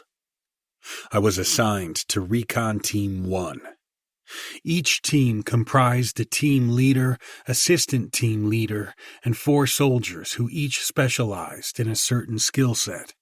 My team leader, whose name is not disclosed for security purposes, at the time had spent time in the Ranger Regiment and was one of the fittest men I've ever met. I'll never forget how easily that man ruck-marched with 40 to 60 pounds of kit on his shoulders for miles on end. It looked as if he was skiing on pavement, which seriously tested our team's ability to keep up. Ruck-marching is tough, especially with the amount of extra weight we carried in the Scout platoon. He did his best to prepare me to lead the team and pushed us in training to levels I didn't know a man could reach. However, he didn't have much time left with us because he was going back to the Ranger Regiment to serve in their elite reconnaissance unit. Recon Team 1 was made up of some seriously accomplished guys who forced me to continuously increase my job knowledge, leadership skills, and physical fitness. They were all intelligent and physically fit. None of them had any combat experience, but we'd specifically sought these guys out and really felt they'd all fit the mold needed in the platoon. Brilla, Sawyer, and Engel were from New York. Brilla stood a little over 6 feet and looked like a college linebacker. He was strong and smart. He had a master's degree in engineering, but like so many soldiers who could do anything they wanted, he chose to serve after 9/11. Sawyer, or Mighty Mouse as I called him, was smart but volatile, a firecracker ready to explode at any second. But his discipline and instincts under pressure were great assets to the team. Thin and ripped, Engel was a mature soldier with a great head on his shoulders with a passion to do the right thing. Though he was quiet, he'd knock your block off in a boxing match. He was a Golden Glove boxer from the Bronx. Finally, there was Stalk, who was from California. He had a great sense of humor and always made us laugh, even under the worst circumstances, and could always be counted on when the chips were down. Team 1 sniper attachments, Coey and Betts, were great guys and a blessing to the team. Both were experts in fieldcraft and sniper operations. They enjoyed their job, worked well as a team, and were passionate about being the best.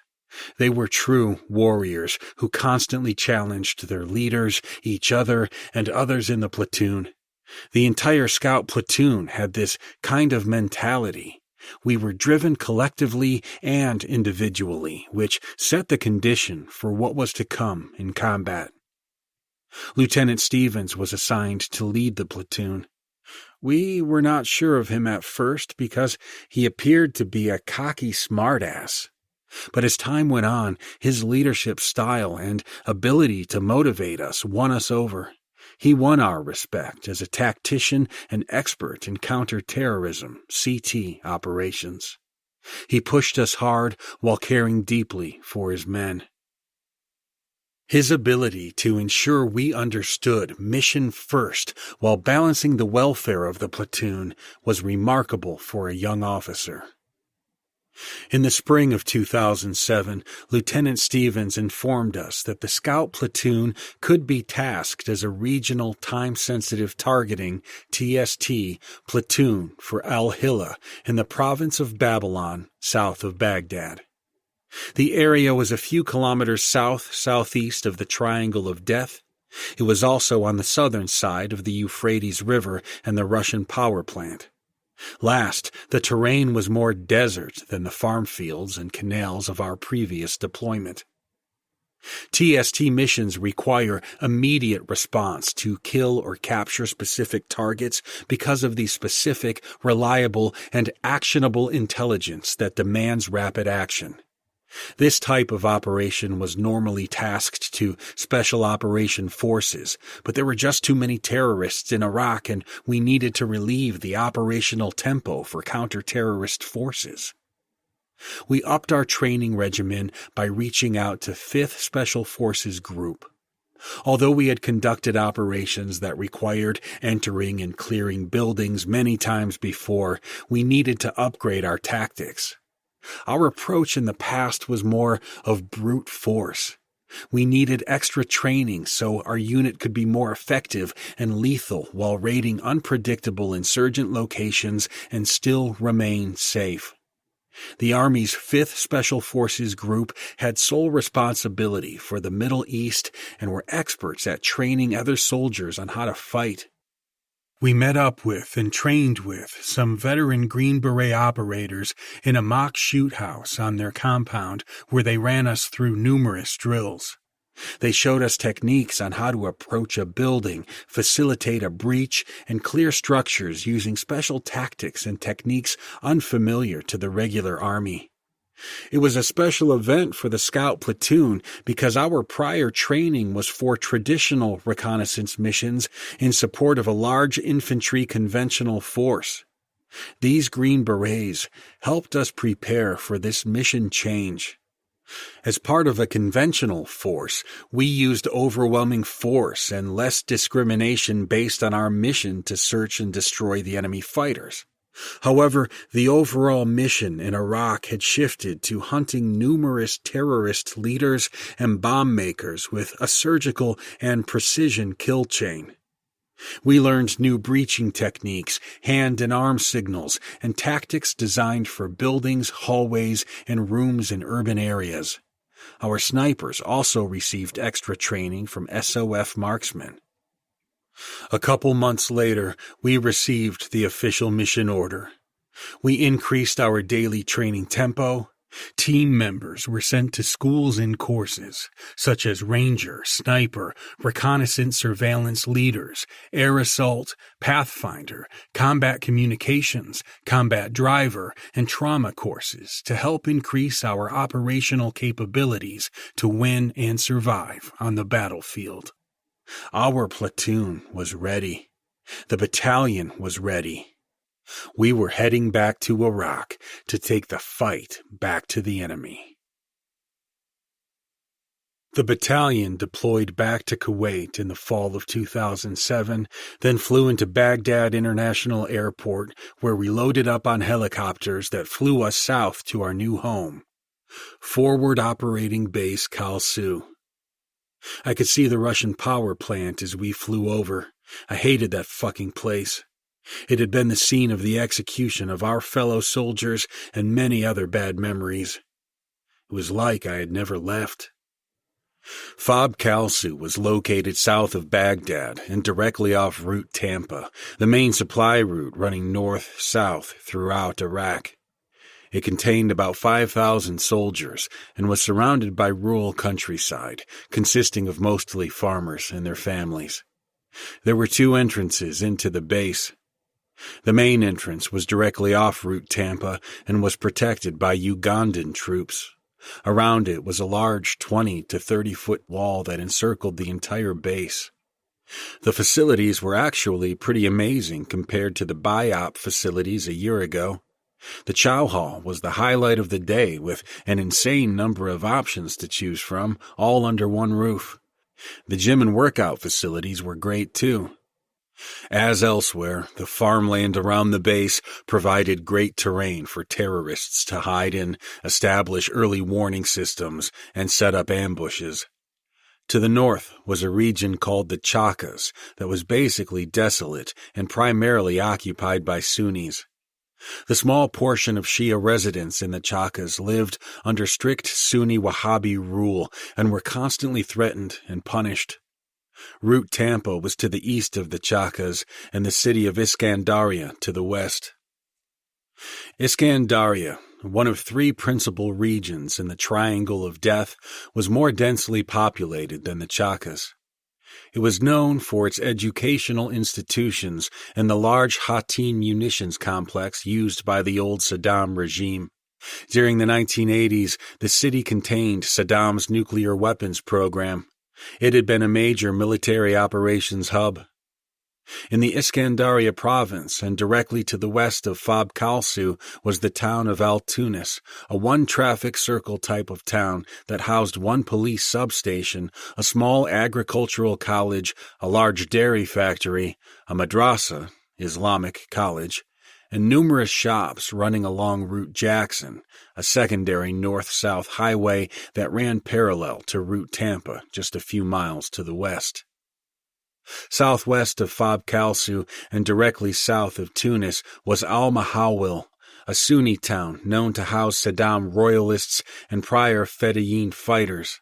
In addition, it was home to the regional Iraqi police headquarters and its northern Babylon Province Emergency Response Team, ERT, much like an American SWAT team. The ERT was a more advanced Iraqi police unit designed to target high-value targets.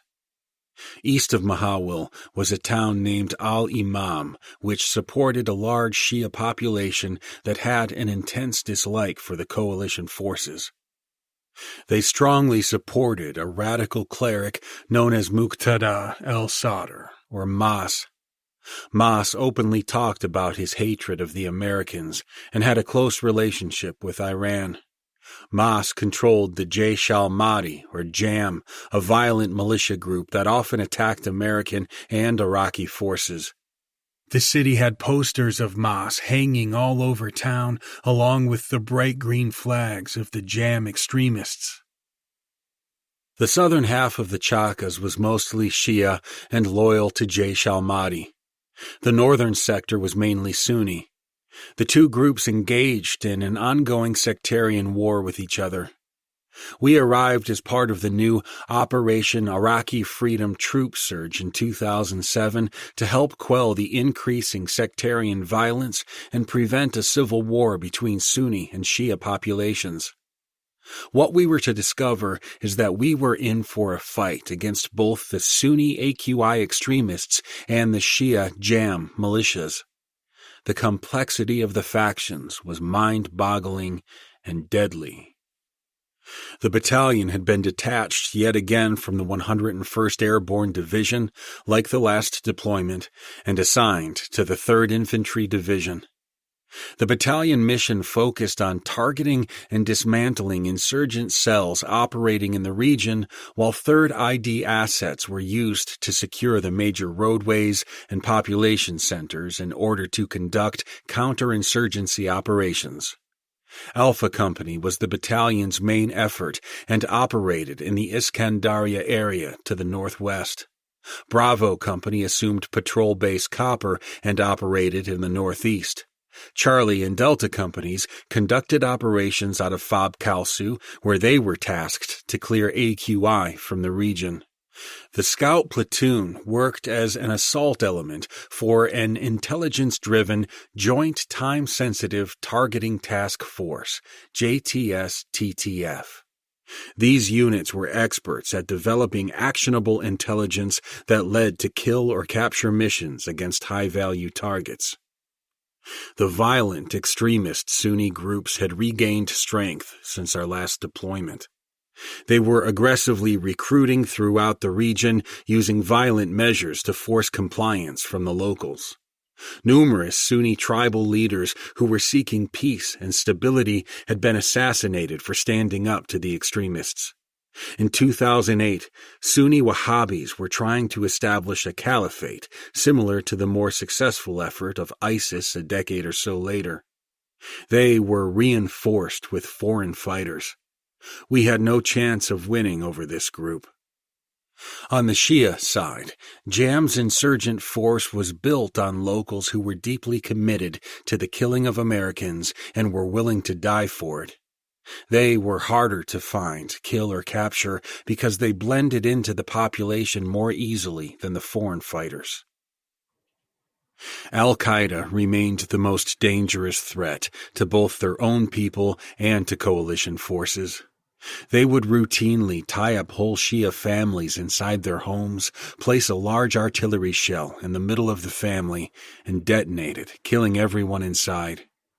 The tactic was used in an attempt to fuel the sectarian conflict between the two factions and shield their own anti-coalition efforts.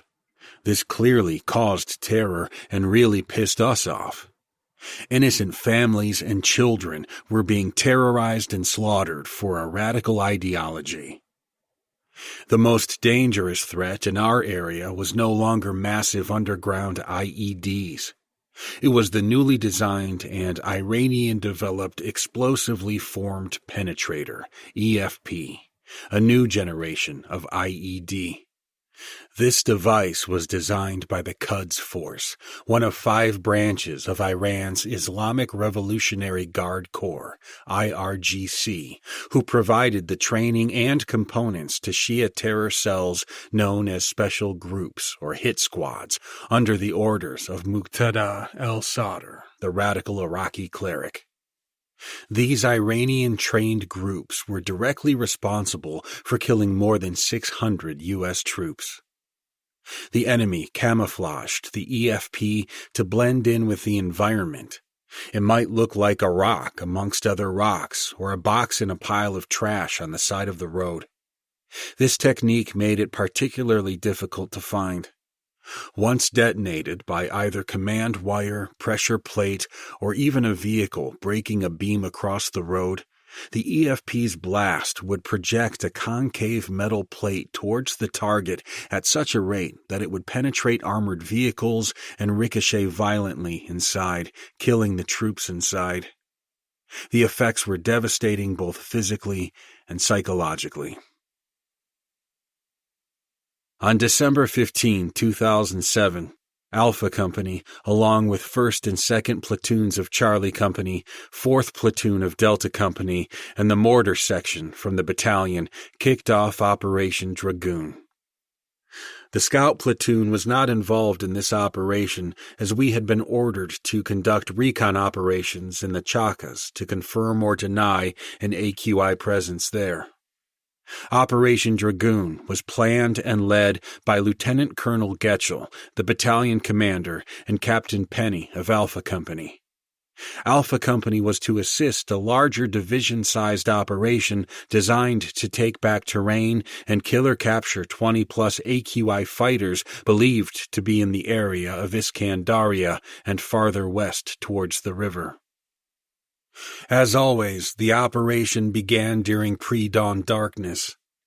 As soon as the battalion began to pull out, forward movement came to a halt when soldiers from 1st Platoon Charlie Company found an IED on the main ingress route to the objective.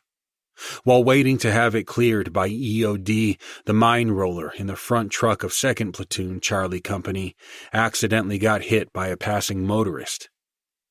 The mine roller was a recent modification attached to the front of the lead gun truck to trigger IEDs on dirt roads. It was severely damaged and could not continue. Another mine roller vehicle was dispatched from FOB Kalsu, which assisted both 1st and 2nd Platoons of Charlie Company reach their overwatch blocking positions by mid-afternoon to contain AQI fighters and prevent them from leaving the battle space. Once Charlie Company was in place, Alpha Company then conducted a large-scale air assault operation to destroy AQI forces and logistic capabilities. Once inside the objective, they cleared small villages and open farm terrain looking for members and supporters of the AQI cell. They accomplished their mission with no resistance. However, Charlie Company found themselves in another kind of fight against a serious IED threat. Once Alpha Company landed, 2nd Platoon Charlie Company moved into the town of Hutter to clear it of AQI fighters. The lead vehicle then struck a VOIED that consisted of multiple 120mm artillery rounds. PFC Curtis, PFC Millam, SPC Emery, PFC Tenholder, and Staff Sergeant Nestor were all wounded.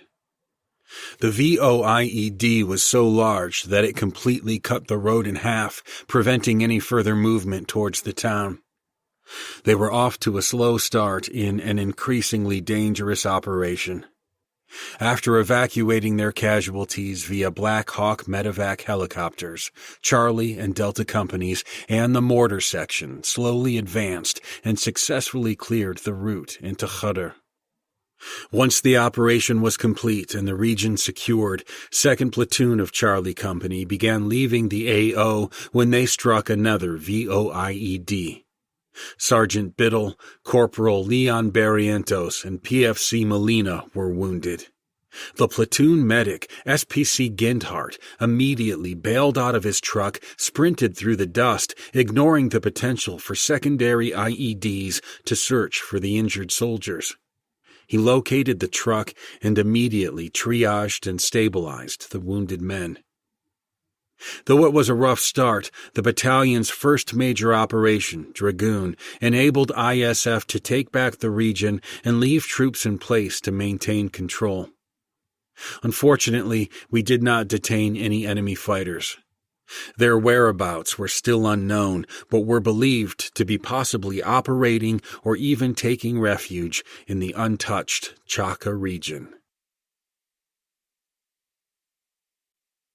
Chapter 13. Clearing the Chakas. The scout platoon continued the mission to recon the Chaka region to confirm or deny enemy presence and build relationships with the local population. We penetrated deep into the northern region, untouched territory believed to contain AQI cells, and identified best routes in for future assault operations.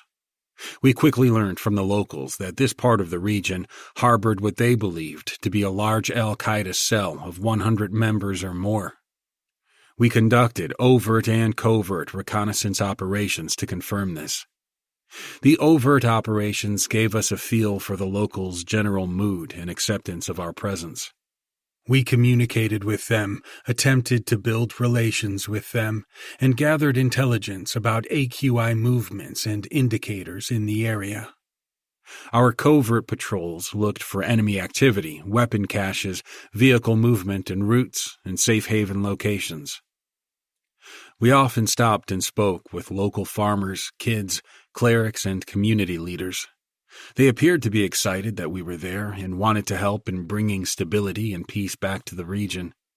In our last deployment, they hated us, or feared that if caught speaking with us, they'd find themselves dead at the hands of AQI.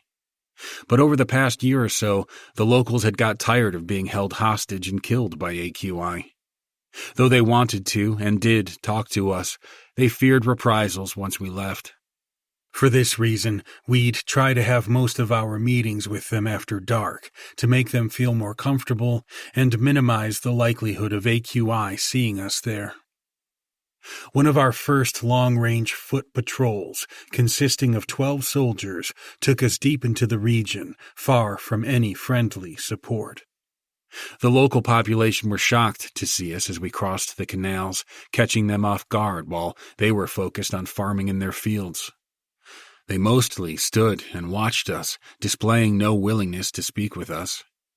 No troops had been in this area for a long time. On this particular day, we exited our vehicles and left our mounted rear security element with the gun trucks. We traversed water canals as handrails and backstops to guide our movements and make sure we knew where we were on the map. The canals concealed our movement, but also provided AQI with plenty of complex ambush opportunities consisting of machine guns, pressure plate IEDs, and mortars. As we maneuvered, we saw children following us, looking for candy or just to chat. It was quite common to see children while on patrol, but these children were neither friendly nor curious about our presence. They ignored our welcoming hand signals and calls from our interpreter to come closer. Despite offers of candy, they just wouldn't approach. We also noticed burning piles of grass to our north and south as we moved, most likely started by the kids. Taking the burning grass and the children's distant behavior into account, we suspected that they were tracking us for Al-Qaeda fighters present in the area. As we approached the outskirts of a small village, the children began blowing whistles. We quickly spread out in a defensive posture, assuming an ambush was imminent. We continued our advance towards the village. As we stepped through the reed lines, we observed women and younger children running into their homes. Prior experience told us that this was a clear sign of a firefight to come. We quickly went from a routine reconnaissance patrol to combat readiness. All senses started kicking in. In such situations, your eyes become laser-focused, scanning your sector. Your hearing gets sharper. Reactionary responses quicken, and your grip tightens on your rifle. All the while, you keep telling yourself to chill the fuck out and breathe so you don't freeze as soon as the fight kicks off. We informed battalion headquarters of the situation and asked for aviation assets to head our way. Battalion HQ knew that we were moving in a highly contested region, so they had a support plan in place should we need it. We conducted a security halt on an east-west road near a canal intersection to check the map and consider a different route back to the trucks, which were now about 2 or 3 miles away.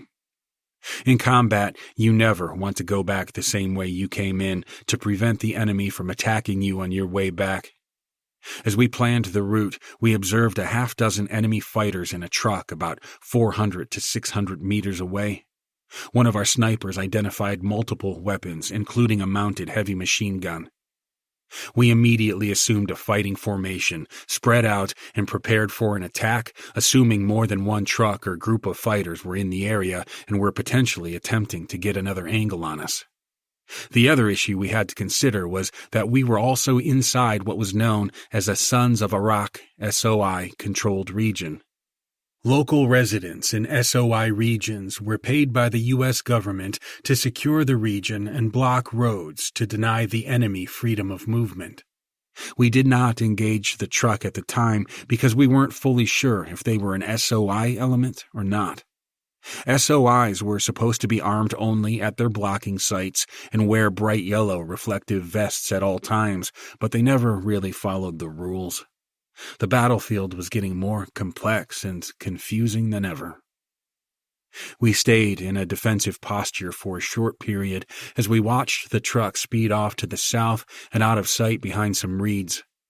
We had already pushed further into the region than any other unit in the recent past, even going further than we had previously planned.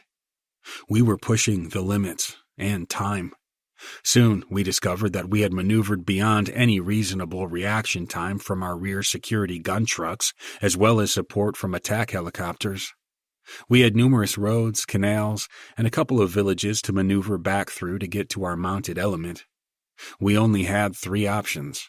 The first was to go ahead and call it a day. We had achieved our mission. We had gathered some great intelligence on enemy techniques, tactics, and procedures. The second option was to continue pushing a little further west on the northern side of the canal and knock on doors to the north of the road and ask who's driving around armed to the teeth in trucks with hopes that the locals might know. Third, we could pursue the suspected truck to confirm whether they were SOI or not.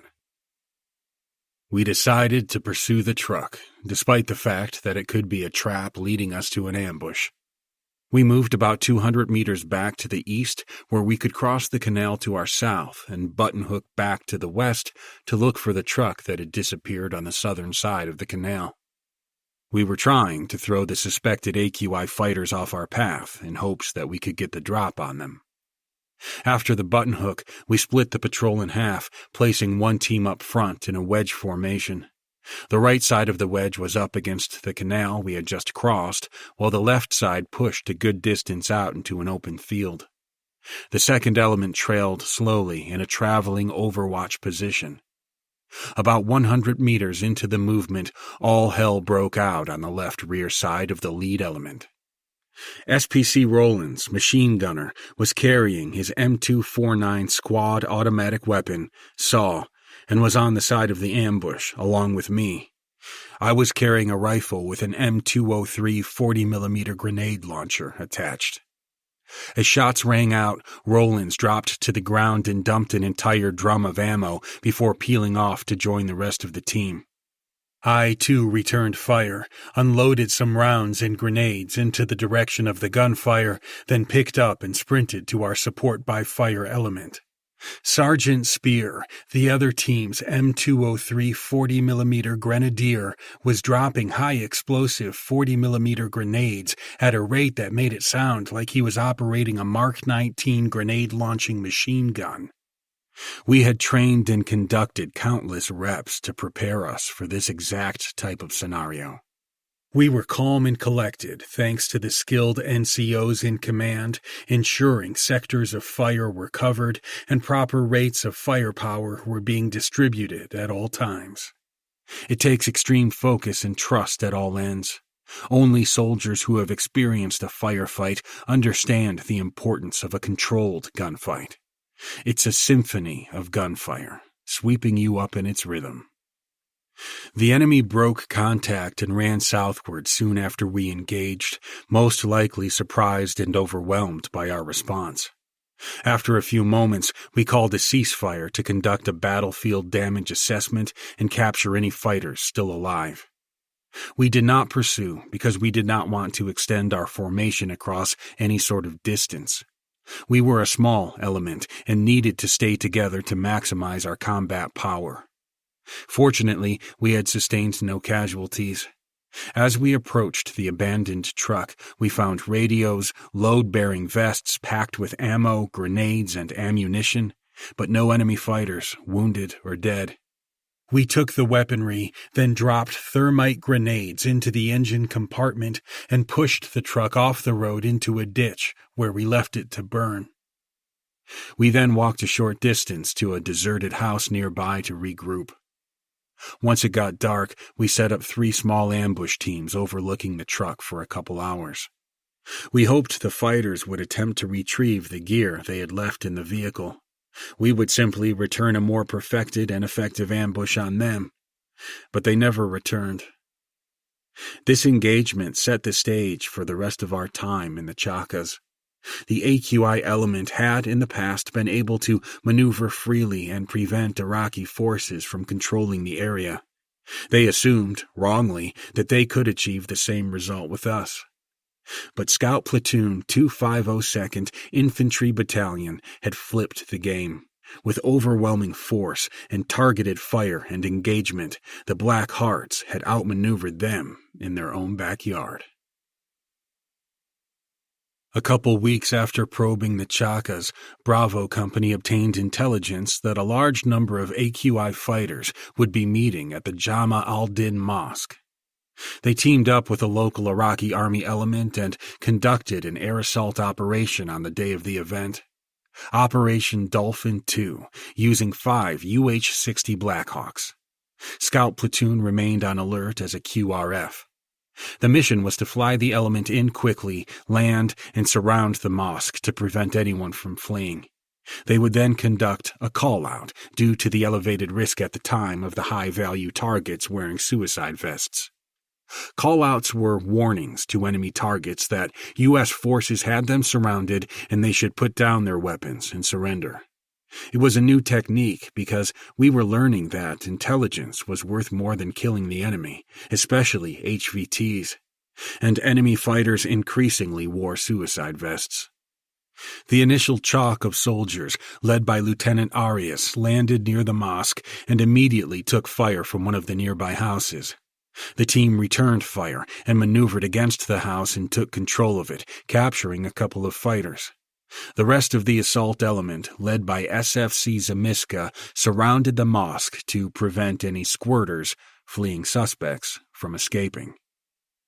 The Iraqi army ordered all the personnel out of the mosque, which led to 58 extremists being detained.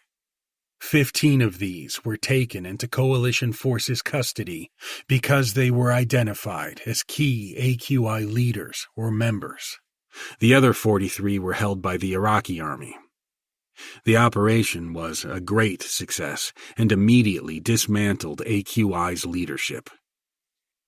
Thanks to these ongoing operations to disrupt their efforts to operate in the region, AQI were feeling the squeeze and so were ramping up their offensive and psychological operations. IED explosions increased 2- or 3-fold on roadways, bridges, and goat trails in the hopes of slowing down our mounted and foot patrols in and around the area. VBID and suicide vest attacks increased against both coalition forces and the local Shia religious and government figures. More enemy spotters were hidden near our patrol bases at night to gather advanced warning on our patrols. One particular night, Scout Platoon Team 3, led by Staff Sergeant Sullivan, was conducting a foot patrol when they came across a small AQI element of fighters laying in a canal waiting in ambush. These small groups served two purposes. The first was to spot our patrols and pass on our direction of movement. The second was to maneuver on and engage our patrols to stop our forward progress and kill or injure as many soldiers as possible. As Sergeant Spear crossed through the canal, he was surprised to see them sitting on the other side just feet from him. The enemy fighters lacked night vision technology, so were completely caught off guard. He raised his rifle and engaged one AQI member, knocking him to the ground. He quickly got up and ran away with the rest of his team to hide behind some tall reeds. Due to the small size of a scout recon team, they fanned out and set into a defensive posture. Spear's quick reaction to the threat had saved his team from being caught up in a deadly ambush. It was a close call, but it confirmed we were probing the right locations, using the right formations, and striking fear in the enemy. The Scouts continued with intelligence, surveillance, and reconnaissance operations in the region, operating out of Fob Kalsu and often infiltrating in mid-morning hours. We infiltrated deep into the region, an area the SOIs called the base for AQI. Some patrols would last days in hidden sites, overlooking particular places of interest. Other patrols were only a few hours in duration, where we'd interact with the local population to learn about the AQI presence or follow up on information our intelligence units had gathered. What we found was that many of the locals were being forced to live under strict Sharia law by the local extremist cells. This severe lifestyle was not popular. It gave us an opportunity to befriend the people and help turn them against the terror fighters.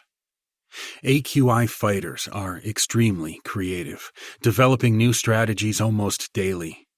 Just as we were learning more about our enemy, they too were learning about us. They learned our maneuver techniques, studied how we fought, identified our weapons, and noted the canal crossings we used. Many of our missions were at night, which we assumed gave us the freedom to maneuver mostly undetected and aided by night vision tech. But they also monitored our night patrols. Early one morning, Recon Team 1 of 9 soldiers, all heavily armed, was conducting a low-light patrol to gather information in an area believed to contain AQI fighters. We stopped to conduct a security halt. During these halts, we'd all come together in a tight circle, take a knee, and conduct a technique known as SLLS, stop, look, listen, and smell. We would simply freeze and listen for potential enemy fighters or locals nearby.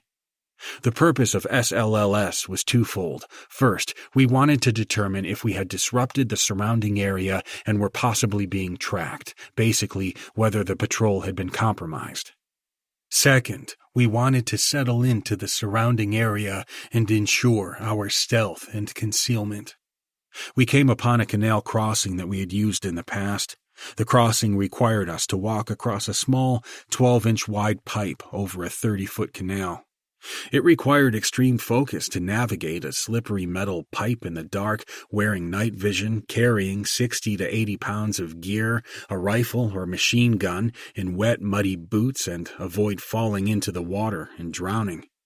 Sergeant Alexander, one of our 2 snipers, was the last to cross. He joined the rest of the team in SLLS position and slowly knelt.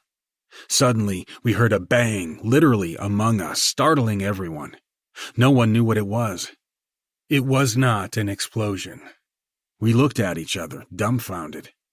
Turns out, Alexander had detonated an IED initiator. The initiator is a blasting cap designed to detonate the main IED. Regardless, it didn't work and only made the small, muffled bang. We had somehow escaped a serious explosion that would have killed and/or wounded the entire patrol.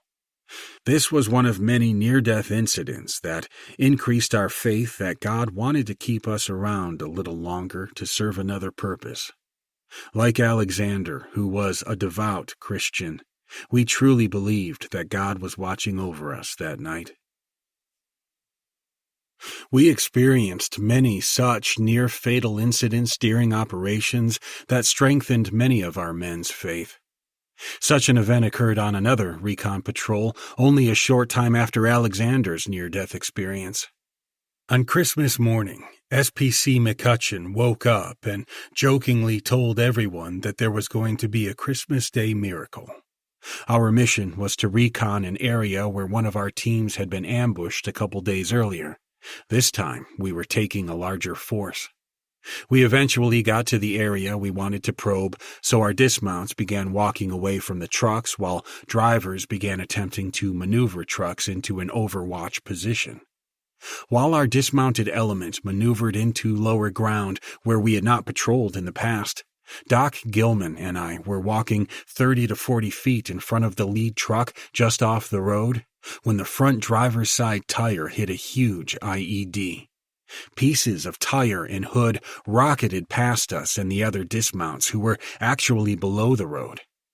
I looked back and observed a large part of the hood literally hundreds of feet in the air. I immediately assumed we had numerous casualties. We quickly ran back to the blast site. Pieces of the truck were still falling from the sky as the entire dismounted patrol began searching for the wounded teammates. Slowly, soldiers staggered out of the dust. SPC Walsh and SPC McCutcheon were not accounted for.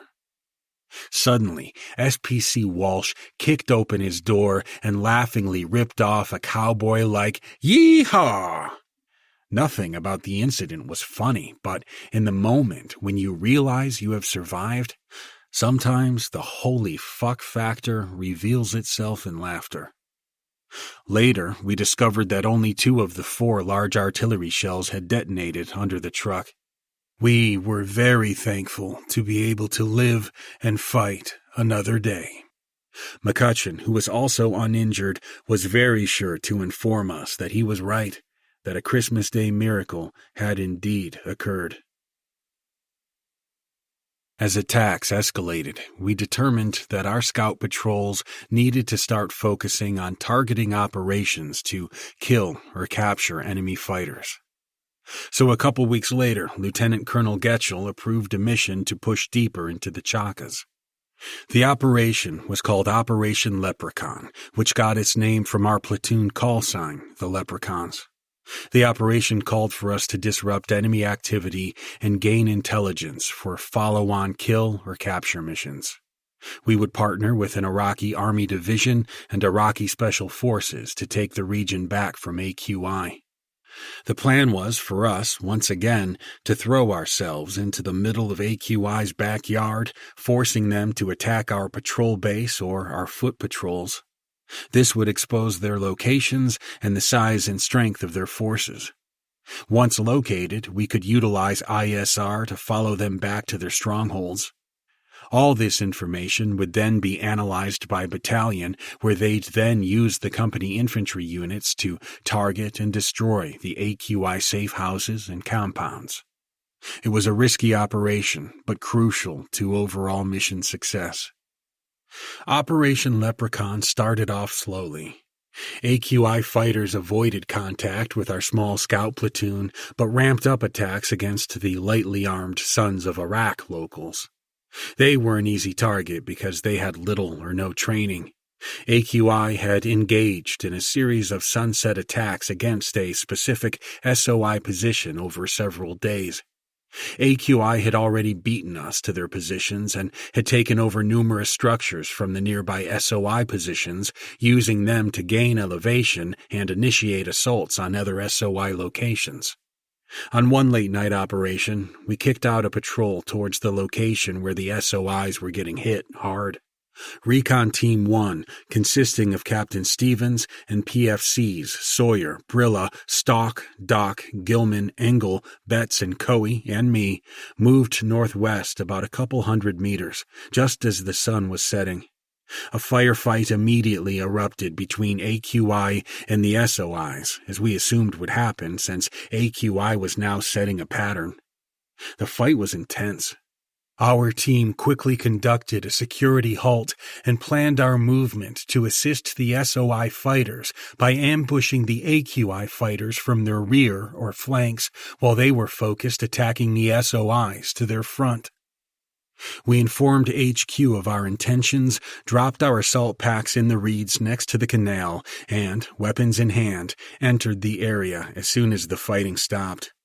We had already reconnoitered the AQI attack locations, so we had a good idea where they would be. Captain Stevens directed a final security halt just south of where the firefight had occurred, then continued moving north in the complete darkness to confirm the status of the personnel inside the SOI position. We spread the formation out into a wedge in preparation of enemy contact.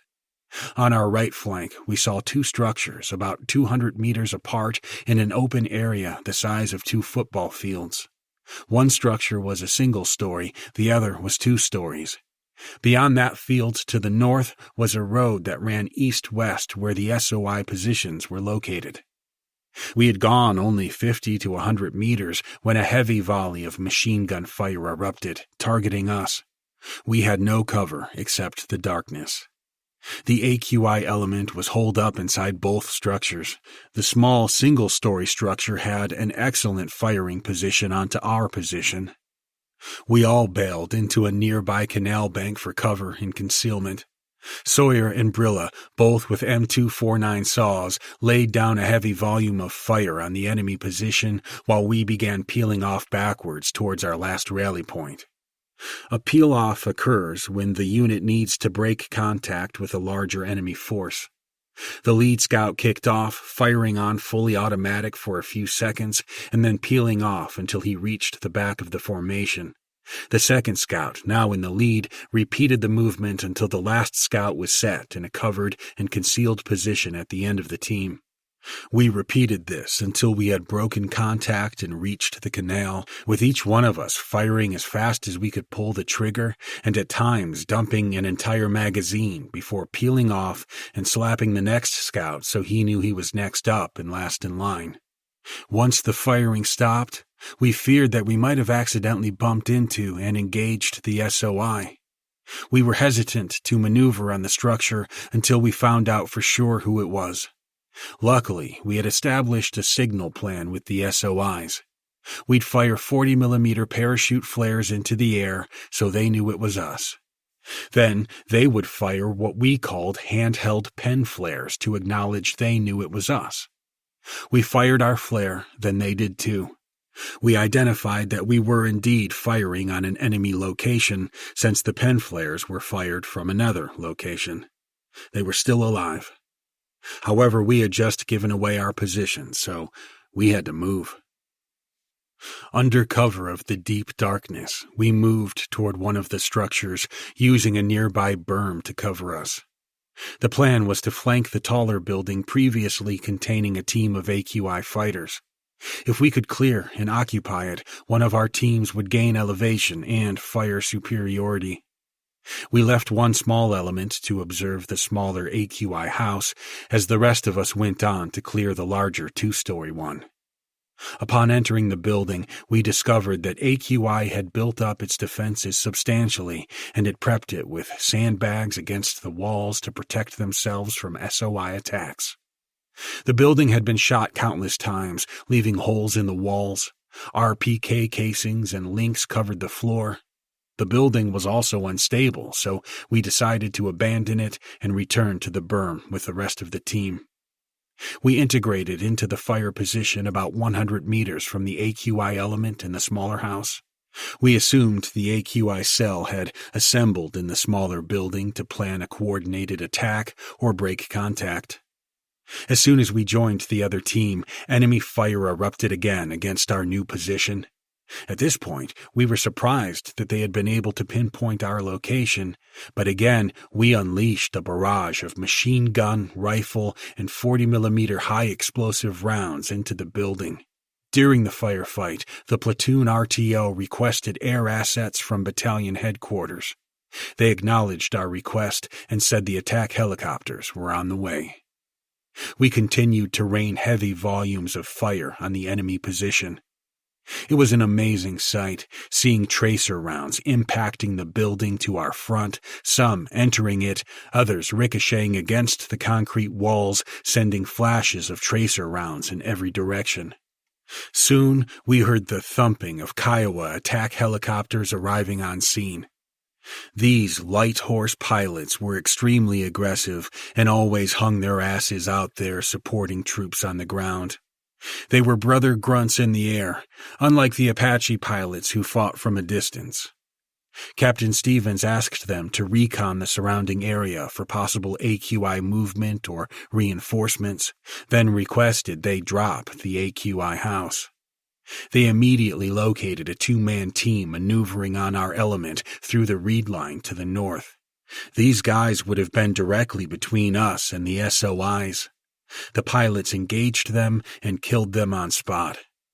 We were so close that pieces of dirt, debris, and probably body parts landed around us. After the quick aerial recon and the attack on the fighters flanking us, we heard louder thumping, which meant the Kiowas were coming in for kill runs on the building.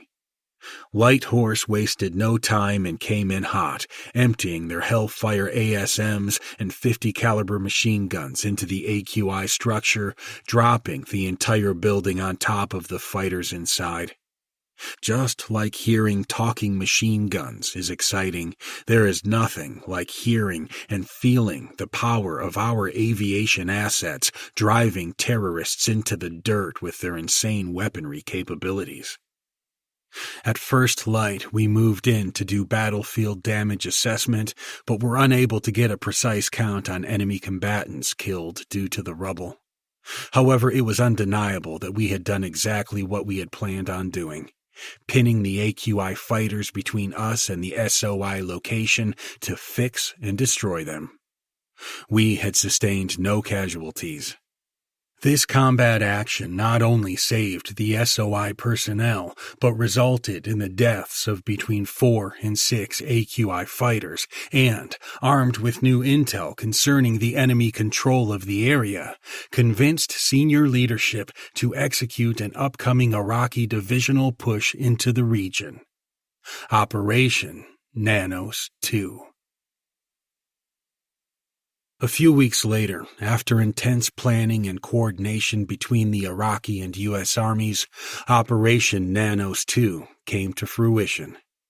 It consisted of Charlie Company, Delta Company, our scouts, 2 American EOD teams, a route clearance team, 4 Iraqi Army companies, and an Iraqi Special Forces platoon.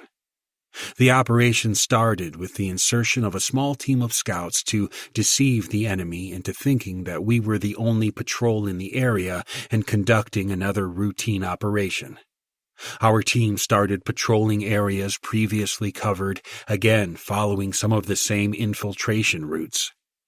AQI took the bait, assuming we were the same size patrol based on recent operations. They quickly emplaced a large quantity of IEDs on the roadways, bridges, canal crossings, and dismounted routes across the canals, and then occupied ambush positions, assuming an overall defensive posture. They thought that this time they were prepared to inflict serious casualties on our small team out in the open. They were so focused on us that they took their eyes off the rest of the battle space.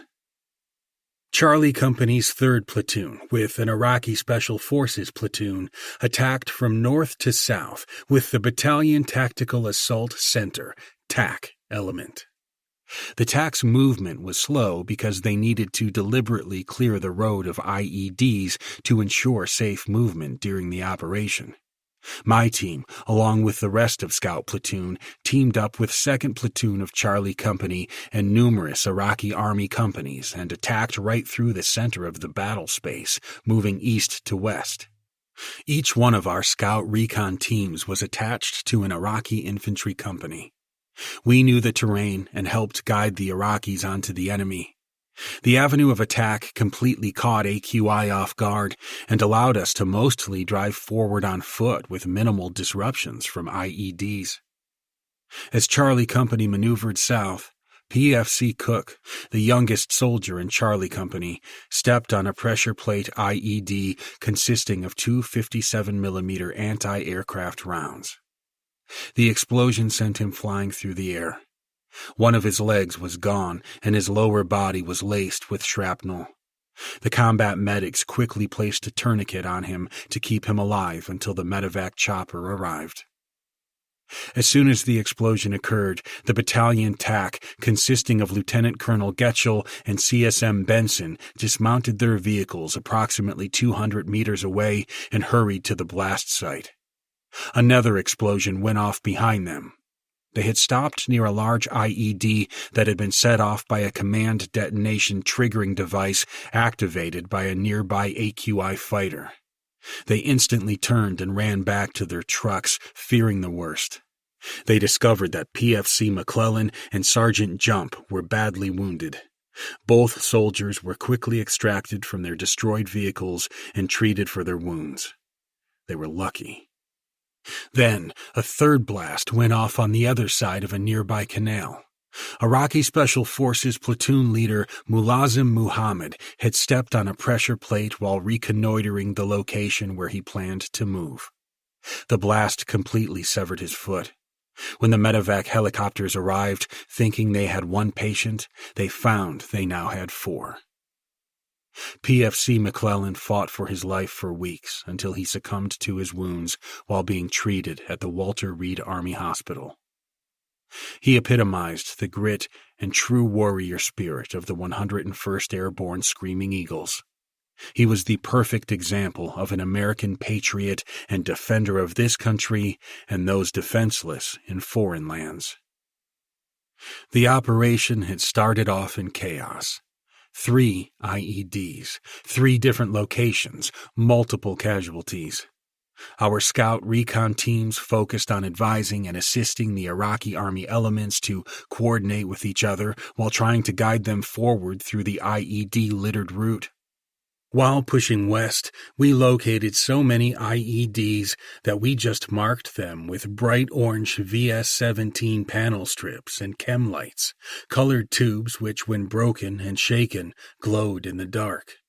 We knew EOD would eventually come clear them behind us. Up ahead, we noticed 2 OH-58D Kiowas being engaged by AQI small arms fire. The aggressiveness of our pilots was amazing.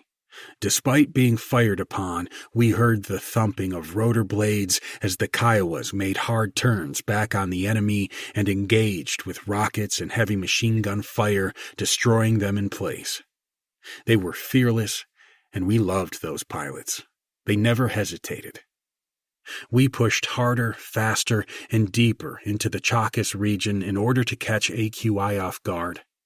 Our Iraqi element located a large VBID factory, which consisted of a sizable number of artillery and mortar rounds, over 1,000 feet of detonation cord, a large tank of explosives, several sets of stolen Iraqi body armor, Saudi Arabian Wahhabi propaganda, and banners of the Islamic State of Iraq, later to be known as ISIS. In the end, Operation Nanos captured over 100 AQI fighters and supporters. We cleared the entire region and left it in the hands of the Iraqi army. It was another successful U.S. coalition operation, thanks to the sacrifices of our heroic warriors. Chapter 14. Keeping Up the Pressure. The operations in the Chakas had mostly ended by the end of February 2008, thanks to the bravery and expertise of Charlie and Delta companies, the Iraqi Army, and the Scout Platoon. AQI was no longer a major threat, and the region was now finally under the control of the Iraqi Army. The battalion and local population was now facing a new threat, and went back to targeting smaller Jaish al-Mahdi cells operating around Fob Kalsu and to the south. Jam cells, some of which were Iranian-trained and armed, had been quiet for months. Muqtada al-Sadr, their religious leader, had called a ceasefire, and his 50,000-plus armed militia had been stood down as he negotiated with the Iraqi government to end the conflict. The short reprieve didn't last long.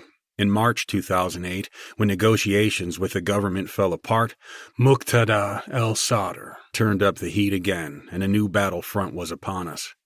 With Iranian support, JAM renewed its mission to destabilize the region and take control.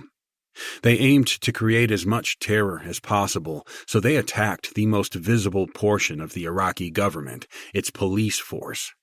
Numerous police stations were overrun by JAM cells. Iraqi police were being slaughtered and were quitting in droves. Fob Kalsu was a strategic location, and JAM knew it. Based there, our battalion was right in the middle of the new enemy initiative. We heard gunfire and explosions day and night throughout the region. JAM started attacking multiple U.S. bases and outposts with explosively formed projectile IEDs, EFPs.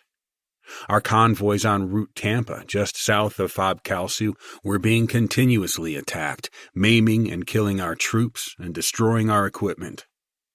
The battalion began planning a new phase of operations with the 3rd Infantry Division to target JAM cells.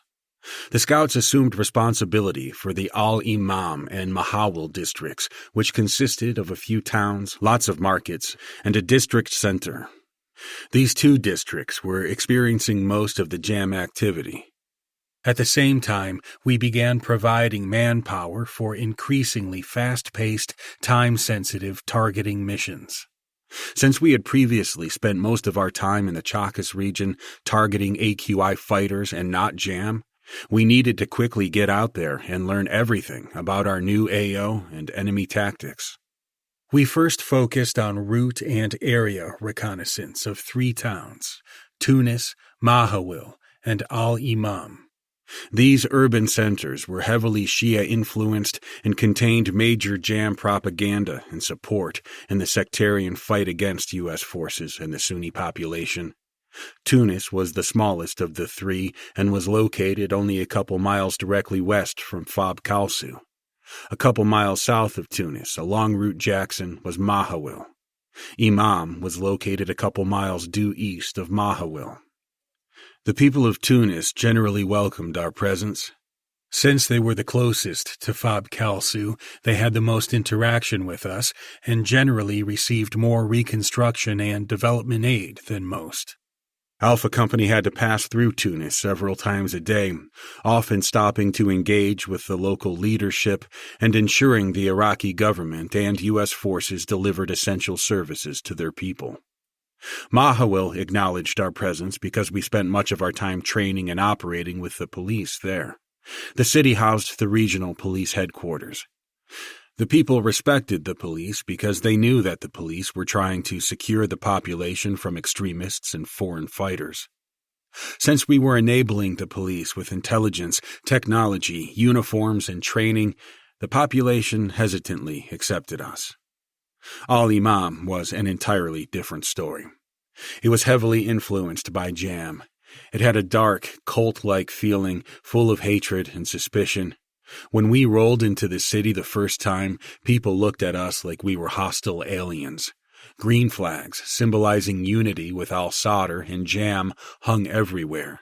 Dozens of posters of al-Sadr hung inside local shops and on buildings, idolizing him. We immediately knew we were going to have a tough time winning over this community. Its people were extremely standoffish and would not interact with us.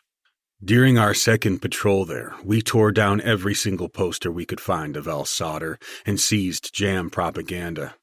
The people would stop and stare in horror at seeing us rip up the posters of Jam fighters, many of the posters displaying militia fighters holding heavy machine guns. We'd enter tea shops, restaurants, and even houses to inform Jam supporters that we were here to bring stability to the region and that we would be targeting and dismantling the Jam structure. We informed them that they had a choice: either help us bring peace to the region by helping us destroy Jam, or watch us hunt them down and find themselves caught in the mix. We stressed how much we wanted their cooperation in this fight, but they just looked at us with hate in their eyes. It was game on.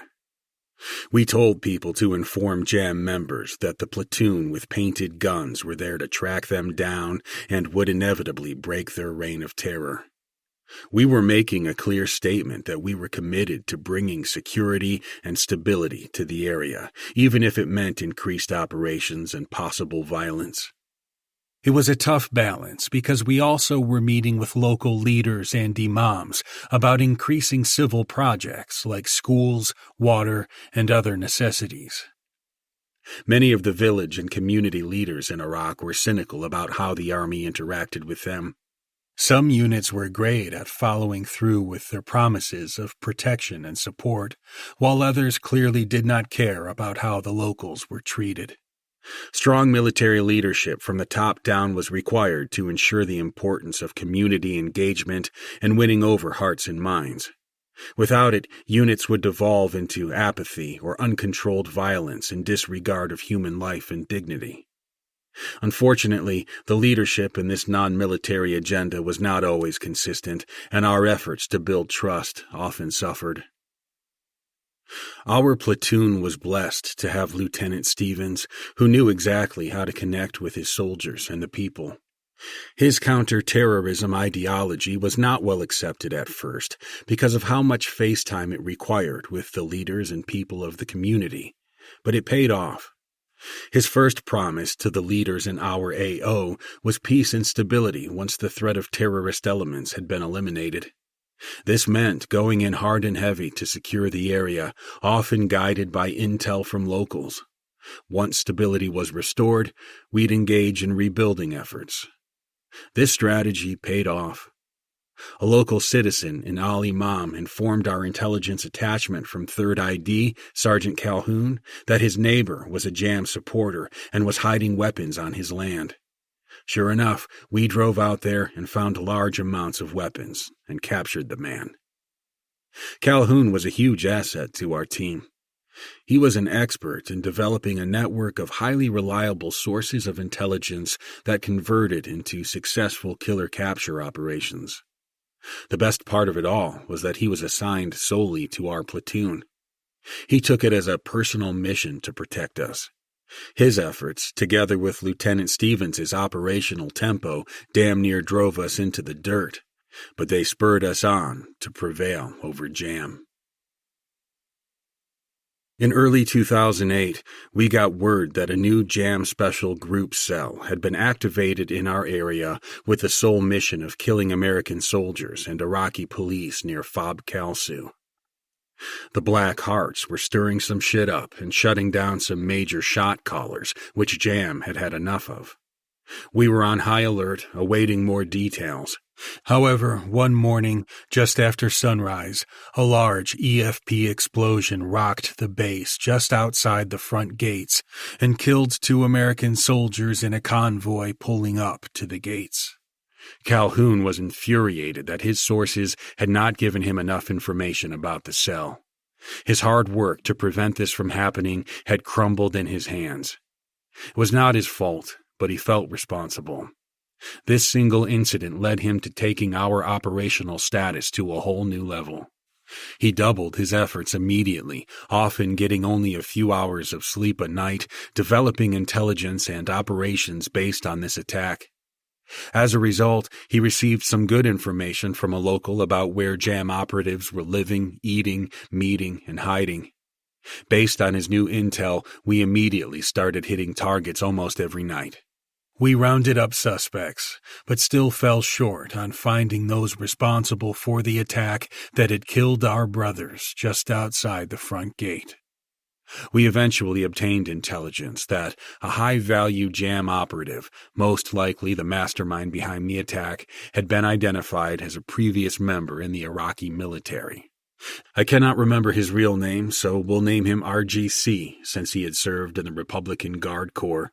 He was taking refuge in the northern portion of Al Imam, a known hotspot for Jam fighters and supporters. Calhoun had dialed his location down to 1 or 2 homes in a particularly dense neighborhood. One night, we slowly rolled into the neighborhood in our gun trucks with ISR above and attack aviation and overwatch at a distance in order to not compromise the operation. Our civilian informant rode along with us and pointed out the first residence. As we passed the first target location, we dropped an infrared chem light in front of the residence to mark it for the second team behind us to hit. We then maneuvered carefully to the second location, which was a couple streets north. When the order was given, Scout Section 1 moved in and successfully captured some Jam supporters at the first location without firing a shot, but our primary target was not there. Scout Section 2, meanwhile, had occupied strong points around the second objective, where Jam suspects were seen running from rooftop to rooftop, the adjoined houses making it easy for them. We instantly bailed out of the vehicles to give pursuit. The ERT scaled some rubble stacked against a house to get to the roof and began chasing the subjects. Some of us set up a perimeter in the vicinity of the second house to block any further escape. In the dark, the remaining ERT and a handful of scouts began sprinting into the surrounding alleyways to cut off the terrorists who, we believed, may have been trying to draw us away from the location to protect whoever was inside. Residents were opening doors to see what was going on. Our immediate concern was that our small teams of 2 to 3 scouts per team running in the dark could easily be outnumbered by some pissed-off supporters. We called in numerous aviation assets as a show of force to contain any local resistance. After capturing several runners, we carefully began back-clearing the buildings while the ERT members stayed on the roofs, watching for other runners to pop out. Moments later, one runner appeared on a roof trying to escape. When he saw the Iraqi ERT armed to the teeth, he jumped 3 stories to the ground and broke both ankles. We quickly detained him and identified him to be one of our high-value targets responsible for the bombing at Fob Kalsu, but not our top target, RGC. Calhoun's hard work and personal commitment had helped us execute a successful mission. Over time, our operations resulted in more and more dead ends. We would receive what seemed to be actionable intelligence and would make a call to the Iraqi ERT headquarters. Then we would link up and execute the operation only to find that the targets had taken off. We used solid intel that led to operational success, but things were not adding up. Calhoun started thinking something wasn't right. Eventually, he discovered a couple ERT officers were dirty and were informing Jam members of the operation in enough time for them to escape. Once the corrupt personnel were identified and removed, our successful missions skyrocketed. Jam cells, however, continued to attack Iraqi police stations. The Iraqi ERT were spread extremely thin across rural outposts to gather intelligence and reinforce the defense of the local police stations and sorely needed assistance and manpower. So, we were ordered to join up with them and began living alongside the local police day to day. It allowed us to keep a close eye on infiltrators and placed us right in the middle of the problem areas. At times, we'd literally walk out of the police department at night, move a couple blocks, and detain jam fighters. This partnership also gave the Iraqi ERT access to close air support and other combat resources. More importantly, we gained the personal and professional working relationship vital to our success in the area. By completely merging our platoon with the ERT, we learned their language and culture to a degree we never had experienced before. We spent day in and day out together, forging a commitment to each other and their communities. Soon, we were obtaining more information from both local citizens and the police. Jam fighters were being forced into hiding by the ERT and our battalion efforts. Jam would seldom engage U.S. forces directly because of our superior power. However, due to our coalition efforts in dismantling their network in the area, they stepped up attacks on the Iraqi police and their families. The situation was getting hard for us to manage. In mid-March, what we would later dub March Madness because of the amount of chaos and combat we were to encounter, the ERT element was traveling south from the Tunis police station on Route Jackson in their marked, unarmored Toyota pickup trucks. They were headed to the Mahawil headquarters when they were successfully ambushed by a jam cell. The ambush was initiated with a devastating EFP attack, striking the first vehicle in the convoy only 2 or 3 miles south of the Tunis station. The jam element immediately followed up with 3 RPG strikes on 2 other vehicles and a heavy volume of AK and RPK fire. At the time of the attack, we were outside the Tunis station when we heard the explosions and gunfire. We immediately knew what had happened, which was confirmed just seconds later when the ERT radios next to us blew up with transmissions of officers screaming for help. We quickly grabbed our gear, jumped into our vehicles, and raced out of the small compound towards the fight. As we exited the station, we could see a large amount of black smoke rising upwards above the tree line just down the road. As we neared, we saw that the front ERT truck was on its side, completely engulfed in flames. The other 2 trucks were stopped in the road right behind it. The remaining ERT officers were laying down fire against the enemy holed up in a group of houses about 100 yards away.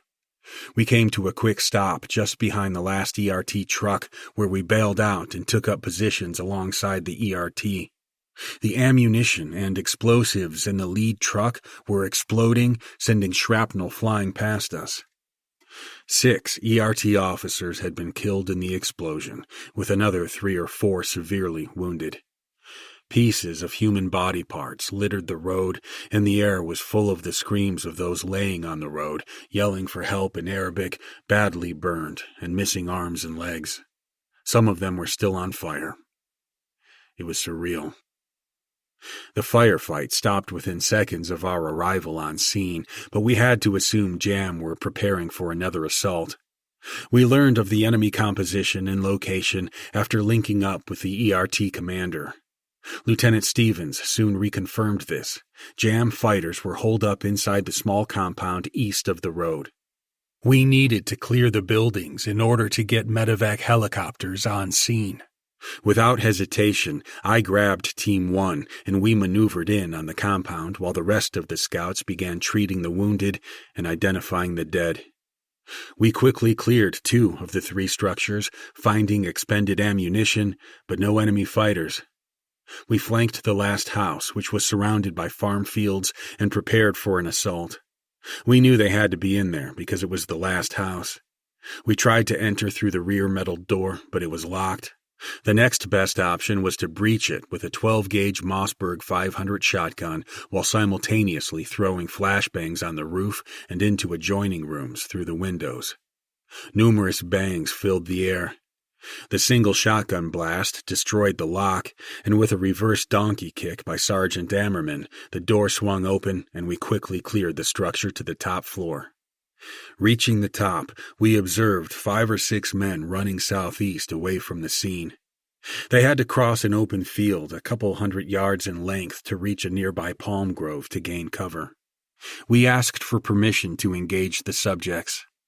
The ROE strictly stated we could not engage someone unless we knew for certain they were armed or had just engaged coalition forces and were positively identified as the attackers. We couldn't positively identify if they had weapons or were even the people who had attacked the ERT, although all indicators pointed to it. They appeared to be middle-aged males running from an ambush site without any children or women with them. Since we couldn't identify them as clear combatants, I was concerned that they might be innocent residents fleeing the attack for fear of their lives. It wouldn't be the first time that something like this had happened, so I had to be precise in my judgment or face potential court-martial for failure to follow the rules. It was one of the most challenging situations I had found myself in as a leader. I reluctantly denied the men's request to fire on them, even though everything in my heart and soul screamed to allow the men to engage and kill them. The team was extremely pissed off, but complied. We left a small element on the rooftops to provide overwatch and called in the medevac helicopters. I walked back to the destroyed pickup truck and will never forget seeing one of the ERT officers inside, still burning. He was burnt so badly that his skin and clothing were completely gone. Many other ERT members were spread all over the road. Despite our best efforts, we had no choice but to step on bones and body parts to try and keep the living alive. It was a scene from a horror movie, but we saved lives, even though 6 had died. The fellow ERT teammates were furious, torn apart with emotion. Some were firing their automatic weapons in the air while screaming at the top of their lungs and crying, "Why?" in Arabic. They had just sustained the worst single attack this group had endured up to this point in the war. We did our best to console them. Many of us had been there before and knew the pain they were feeling. Some of our younger scouts had never seen anything like this, but performed flawlessly. These 18 to 20-year-old soldiers were fearless in leading Iraqi troops in a mass casualty event while calling in medical support and defending our location. I was extremely proud of them. Our support of our ERT brothers on that day brought our 2 units even closer together. We had now truly fought together and died together. Nothing will bring soldiers closer than events like that. The Iraqi ERT increased its dedication to hunt down those responsible and dismantle other jam cells.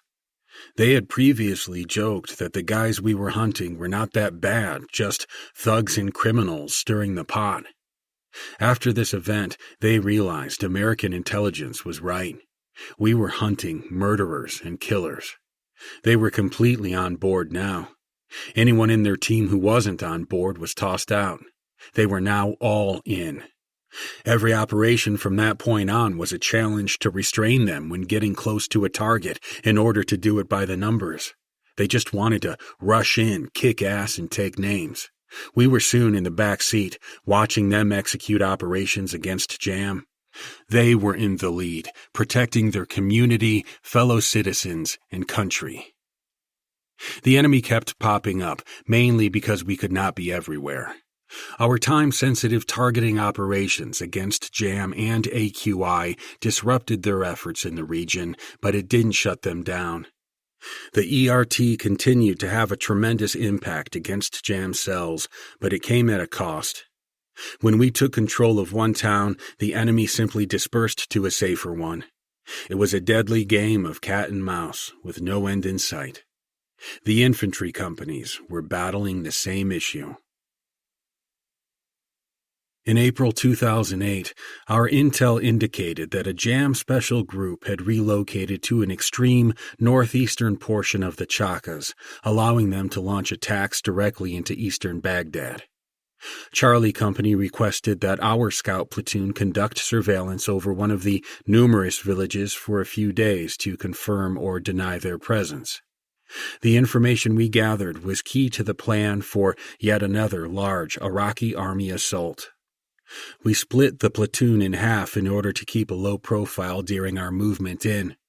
The first section of scouts consisted of Recon Team 3, SFC Thornhill, who was our current platoon sergeant, and the snipers. I was in the section consisting of Recon Teams 1 and 2, along with Lieutenant Stevens.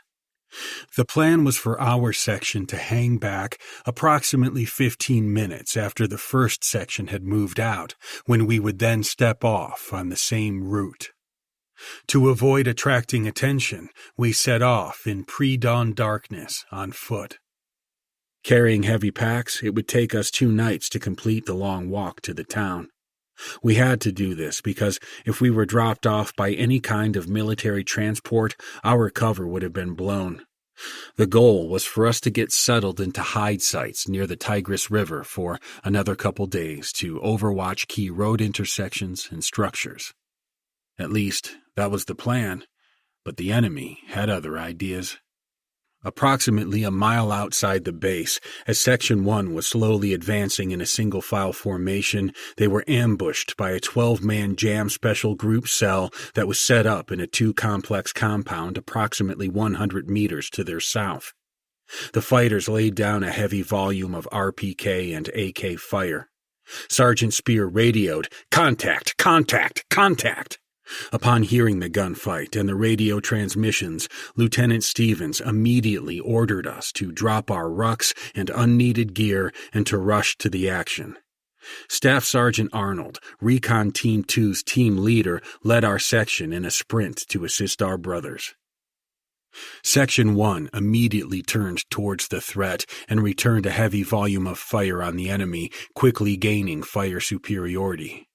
Sergeant Spear and Corporal Ammerman saturated the northern side structure with a heavy dose of 40mm high-explosive M203 rounds. As soon as Section 2 arrived, our heavy weapons team dropped down with the rest of Section 1 to assist with a solid base of fire from the north and northwest. The 12-plus fighters on the roof soon stopped firing and attempted to break contact and run.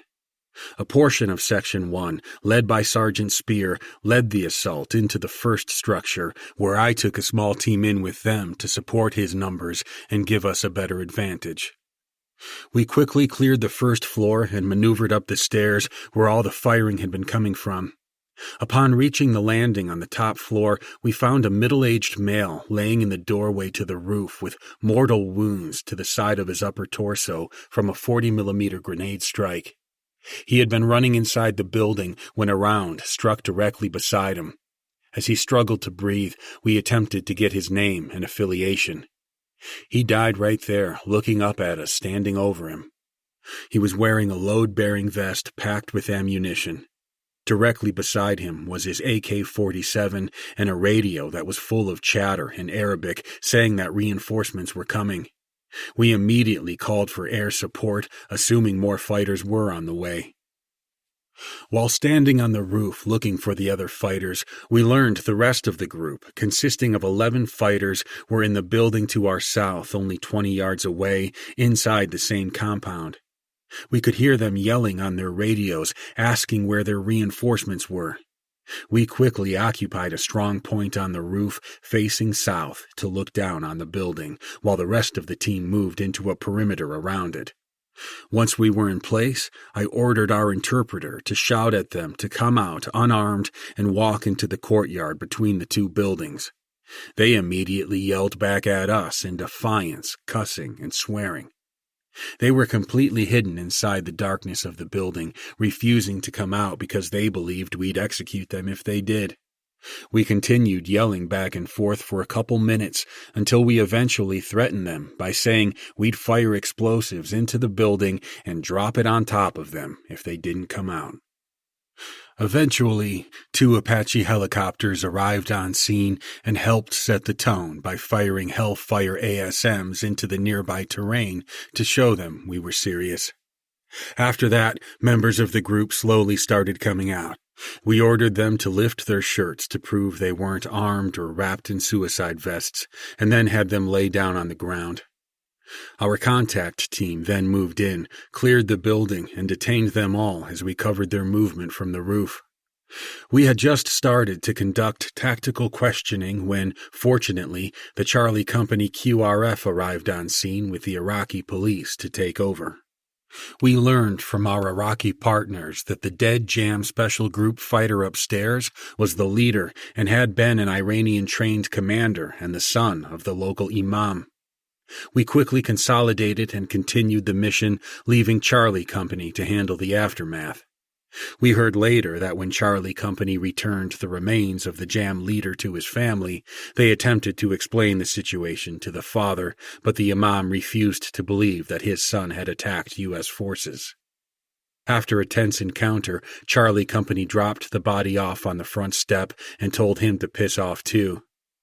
He clearly didn't support the government's willingness to bring peace to the region and had raised an Iranian-trained terrorist. We were way behind our time schedule and had to make up a couple kilometers fast while we still had some darkness to conceal our movement. We also knew other bad guys were in the area after hearing the radio chatter, so it was a tough balance between speed and stealth.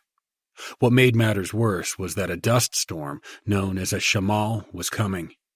While it could shield us from enemy spotters, it would make travel almost impossible. We decided to slip into an old unoccupied structure while we waited out the storm throughout the day and then picked up for a second night movement. Around midnight, we started out northeast towards the Tigris River. However, our route unexpectedly took us into a swamp. We found our entire element knee to waist in mud and water. With each of us was carrying over 65 pounds of gear, including a Kevlar body vest and weapon. Each step in the murky water caused our boots to sink even further into the mud. Our M240B machine gunner, SPC McCutcheon, then stepped into a hole, fell forward, and disappeared underwater. Training kicked in to protect his weapon. All we could see was him holding the gun straight up and out of the water. Another scout quickly grabbed the gun and pulled him up and back above the surface. We were in a shit sandwich. We were wet, and our saturated rucksacks easily weighed nearer 100 pounds. We were in a swamp with absolutely no cover and making a shitload of noise by splashing and cursing as we tried to regain our footing. We'd really be in trouble if we got into a firefight. It took over an hour and damn near pushed us to our physical limits before we covered the 300 or 400 meters out of the swamp. We conducted a halt to listen for any activity, account for our weapons and night vision equipment, and catch our breath. Then we were off again. We pushed as hard and as fast as we could through the night, but failed to make it to our objective before sunrise. The sun was coming up, and we needed a hide site for yet another day until we could finish the rest of our movement the following night. The only option was a small group of palm trees just off a main roadway. On our way to the palm grove, we were spotted by a couple locals in a nearby house. We had to decide whether to take the family hostage and occupy their house or continue to the palm trees. If we did not occupy the house and effectively hold them hostage, we risked that the family would inform other local or Jam leadership that were in the area. Decisions like this in combat always involve risk. We collectively chose to hide in the palm grove because if we took a family hostage, someone would soon enough know they were missing in this type of denser population. It was much different than the area in 2005 when we could take a rural house over and hold the residents there until sunrise. We quickly settled into a circular defensive perimeter, each point having 2 soldiers, and assigned a sector of fire to overwatch. Our gunners broke down their weapons one at a time in order to clean them, while their partners looked outward for any threats. Spear's team and my team took up positions side by side as we laid out high explosive rounds and magazines of ammunition in front of us so we could reload rapidly should we come under attack. SPC Martinez, our RTO, was running the radio for Lieutenant Stevens, but was having issues contacting Battalion HQ. Nothing was getting through to command or our infantry company's CPs. Meanwhile, soon after sunrise, we observed a couple of middle-aged males pointing towards our location.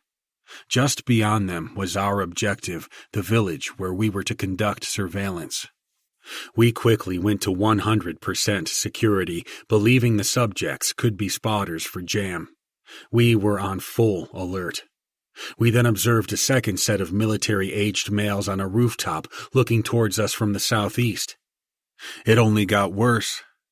6 to 8 small pickups packed full of armed men about 300 meters out from our position rolled west and set up perimeter. We were completely surrounded by armed militia. Martinez vigorously attempted to request air assets using numerous radio platforms, but without success. We believed we were in serious trouble. Suddenly, one of the armed males slowly walked towards us through an open field.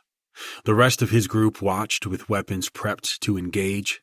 He walked the 300 meters or so with his AK-47 at his side. Once he got to within approximately 25 meters, a couple of us slowly raised up out of the foliage with weapons pointing at him, ordering him in Arabic to stop.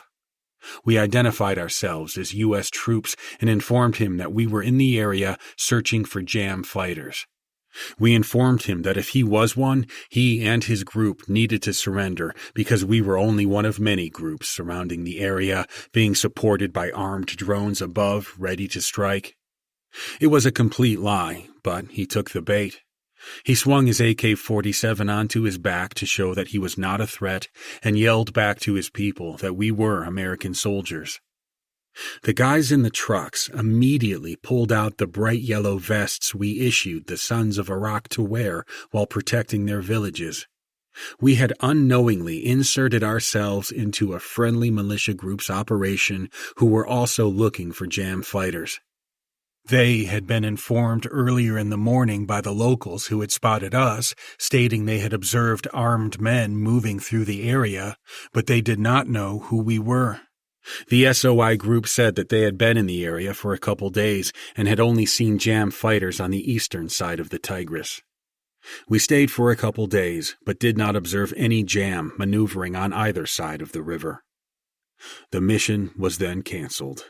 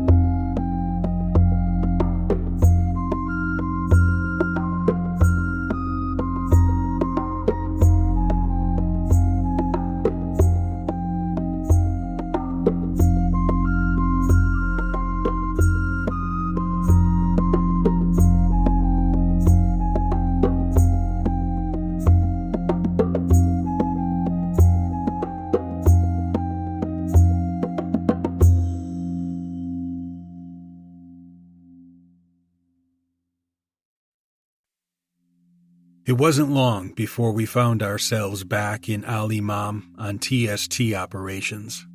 Our intelligence unit was acquiring more intel than ever. Local citizens were increasingly fed up with the violence of the JAM special groups and were coming to Fob Kalsu to provide information on the fighters.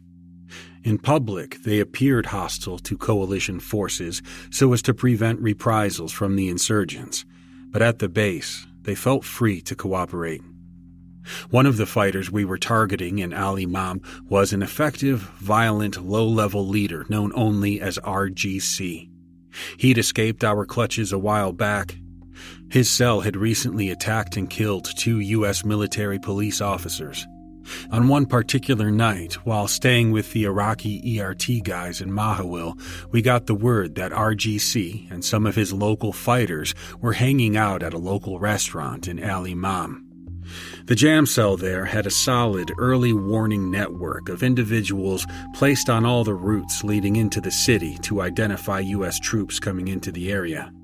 So, we decided to ditch our armored vehicles and raid the restaurant using Iraqi police vehicles. Normally, jam cells wouldn't run from the Iraqi police, so we thought we had better odds. It was a risky, unconventional technique, but if successful, would be well worth it. We had a chance to dismantle a powerful jam cell.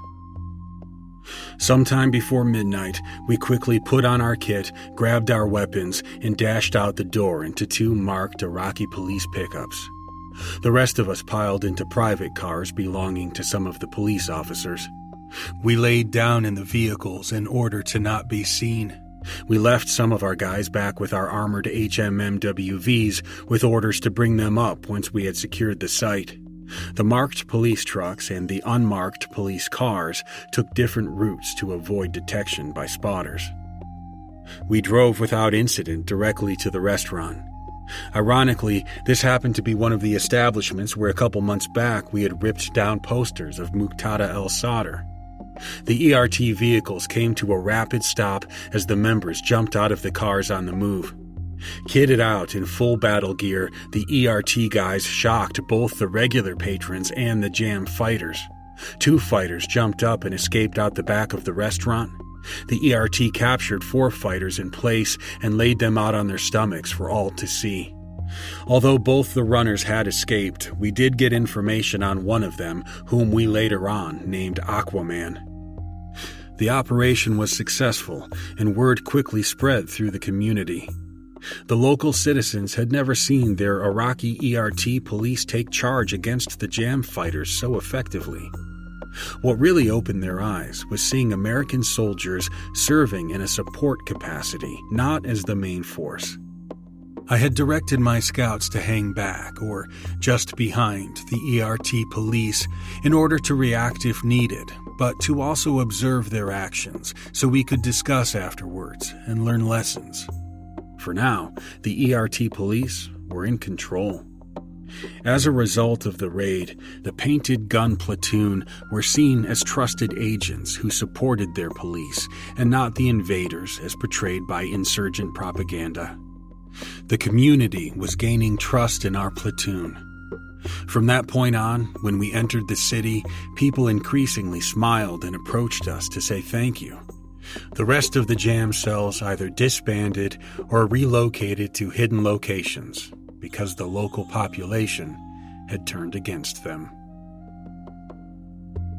We continued to turn up the heat out in the countryside. Our intelligence located certain targets and their bed-down sites. Some cell members would create a pattern of movement that we were able to interdict, usually in night raids.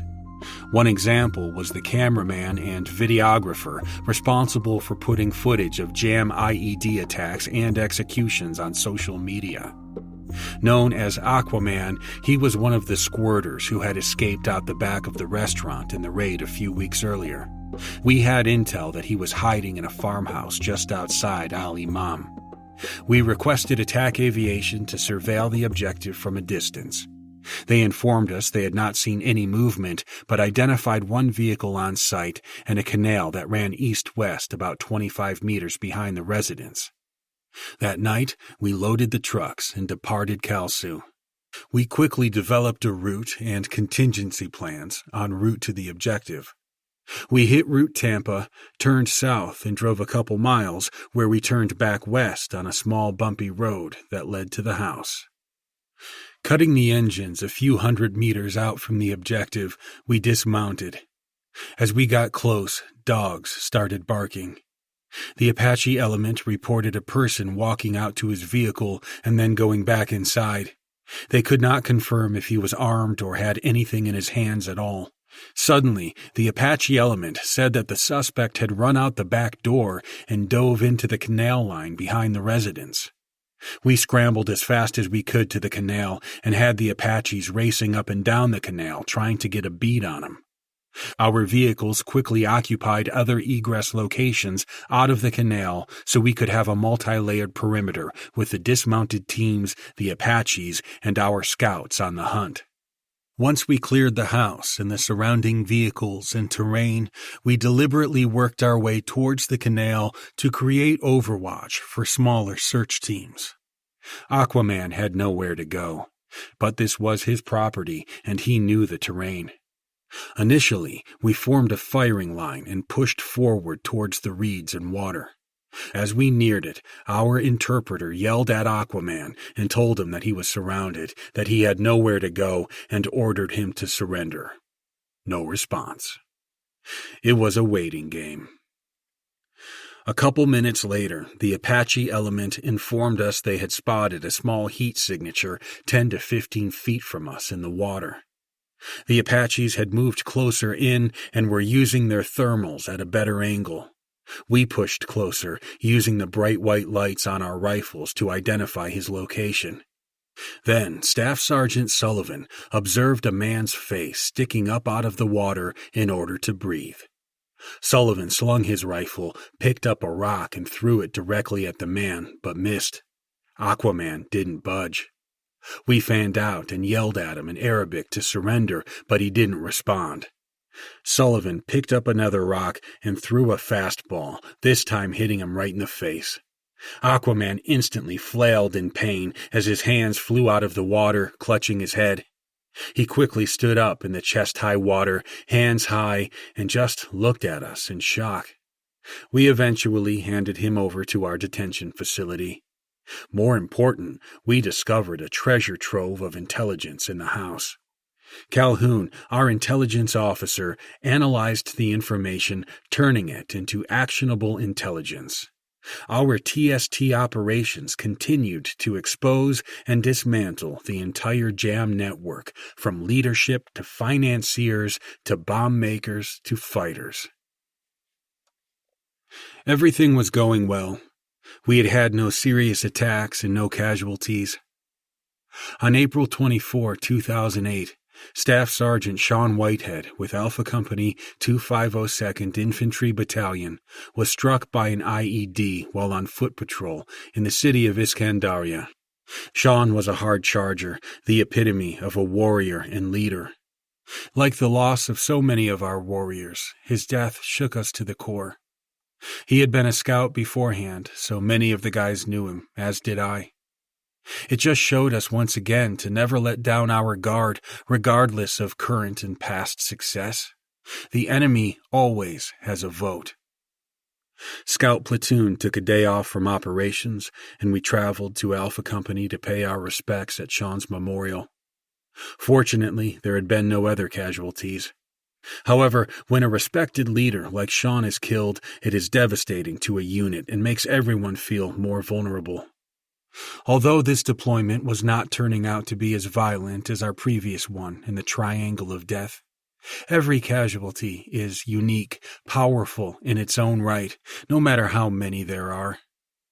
Staff Sergeant Sean Whitehead will always be remembered as a warrior who cared deeply for his men, motivated leaders, and led from the front.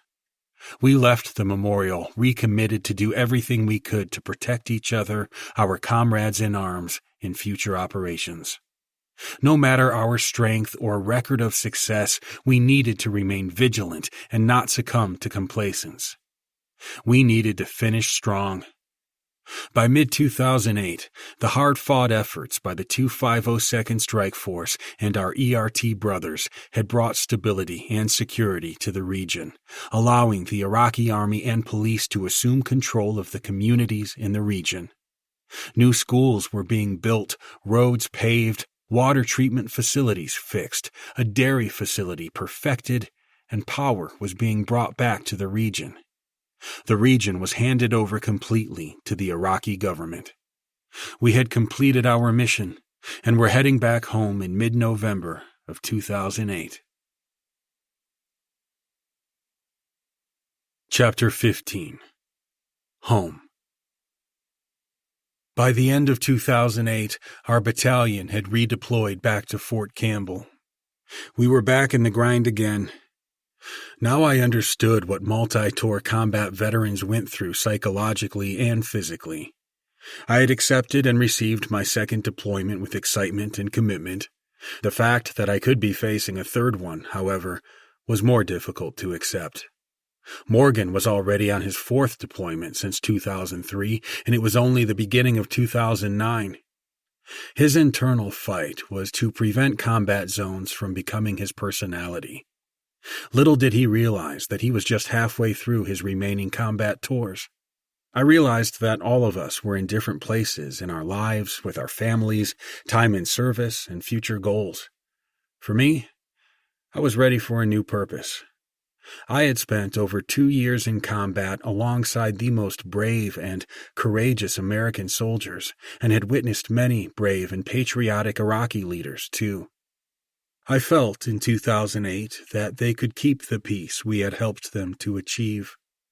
We wanted them to live normal lives with their families. I also wanted to be able to enjoy life with my family in the United States. We all deserved lives of freedom, appreciation, happiness, and the ability to choose our futures. When the scouts returned home at the end of 2008, many of us went our own way. For my team, Sergeant Ammerman took over as a newly promoted staff sergeant with SPC Brilla as his assistant team leader. SPC Sawyer, SPC Stalk, and SPC Engel were promoted to sergeants and took over sniper teams. They remained in the scout platoon and rebuilt it from the ground up, just like I had helped do almost 2 years ago. They would soon find themselves deployed to the extremely violent territory of Afghanistan to fight the Taliban. I had to make a choice of whether I would stay in the military or leave and go back to the real world to pursue my career goal in law enforcement. My decision was heart-wrenching. I loved the guys I had worked with and experienced a huge wave of guilt, fearing that something bad might happen to one of my guys if I left. We had spent over 2 years preparing for this last deployment together. Some of us had been together for up to 6 years and on multiple combat deployments. The idea of tossing in the towel and leaving my brothers seemed like abandonment or quitting. To make the decision even tougher, I was asked to stay as the scout platoon sergeant, the top NCO in the platoon. They dangled the position in front of me and said if I chose to stay, they would ensure that I'd lead them on our next deployment. I had really enjoyed being a team leader in the field and beside them during the grind of training and combat operations. However, being a platoon sergeant meant longer hours and more administrative work, which I hated. I still wanted to get into law enforcement back home and follow in my father's footsteps. I transitioned out of the military in December 2009 and returned to my hometown of Cameron, Missouri. I had heard that many soldiers experienced difficult times exiting the military and readjusting to civilian life again, but I had no concerns that I would be one of them. I did what every combat infantryman does. I saw a mission and went after it aggressively. I immediately applied to and was accepted by local law enforcement and began training at the police academy. I did not realize that I had many buried demons that I had not processed. Despite my good fortune to have a very well-grounded and supportive family, along with friends and a loving wife, I had some problems. After a few weeks in my hometown, I started finding myself agitated by various situations for no reason. I missed the standards and discipline that the military demands of everyone. Despite a loving family, I felt alone. I needed the camaraderie of our tight-knit team. Guilt and depression set in as I knew my former brothers were preparing for war. I started drinking in order to deal with the guilt and depression of not being there with my buddies. The drinking was initially an attempt to create a safe haven so I could try and return to the way things were in the Army. However, the drinking only led to heated arguments with my wife about who I was becoming versus the man she had married. I quickly found myself failing her, my family, and myself. Thankfully, my family, friends, and new co-workers in law enforcement helped pull me back out of a journey that many of my friends have continued down, leading to a life of depression, broken relationships, and many unfortunate suicides. Doc Gilman and Specialist McCutcheon were some of my very close friends who took their lives back home after the war. Stock also passed away during a trip he took alone to South America to escape it all. We still don't know how he died, other than he was found dead in his room, a possible overdose. These 3 deaths shook our old team apart, just as it would have had they been killed in combat. We loved them, and always will. These deaths rocked and continue to affect my life. Because of this, I took the time to seek professional help with behavioral health therapists. I went through dozens of them until I finally found one who worked and helped me understand that what I was battling was normal. I had to accept myself and where I was so I could move forward. I remembered Major Morgan always telling us that you needed to understand the enemy, weather, and terrain before you could fully understand your capability to fight. This was very similar to my predicament. I had to understand everything affecting me so I could fight my way up and out to my family and happiness. I say this because if anyone feels this way, please get help. It works. I can attest to this. I graduated the police academy in 2010 and was hired with an agency in the Kansas City metro area. Law enforcement has been a saving grace for me. I found another type of camaraderie in being a first responder on a new front, protecting my community and its citizens' well-being. I quickly applied a counterinsurgency-like approach of winning hearts and minds to my policing strategy. Policing requires walking and talking among the community and making friends with those you serve. I wanted to be readily available to them and help them feel safe while working with them to improve their neighborhoods and communities. In return, I was provided feedback and information about potential crime or issues affecting the community. I would play ball with the kids at parks or in the streets, just like we did in Iraq. I found a new way of building relationships and trust. I continue to cherish my military experience and the bonds I had created with the men I served with in Strike Force.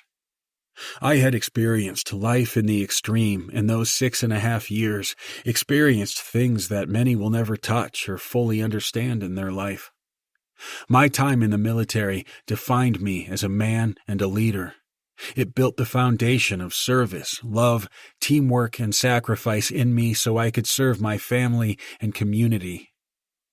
Despite the horrific experiences of IED explosions and terrorism, I do not regret that I joined the military after 9/11.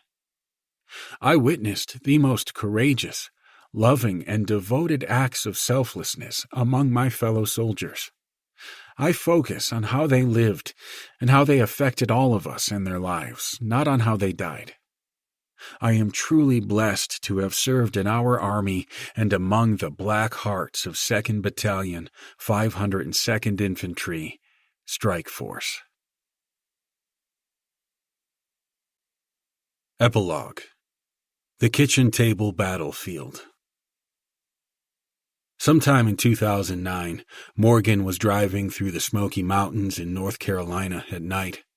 His kids, aged 9 and 7, were dead asleep.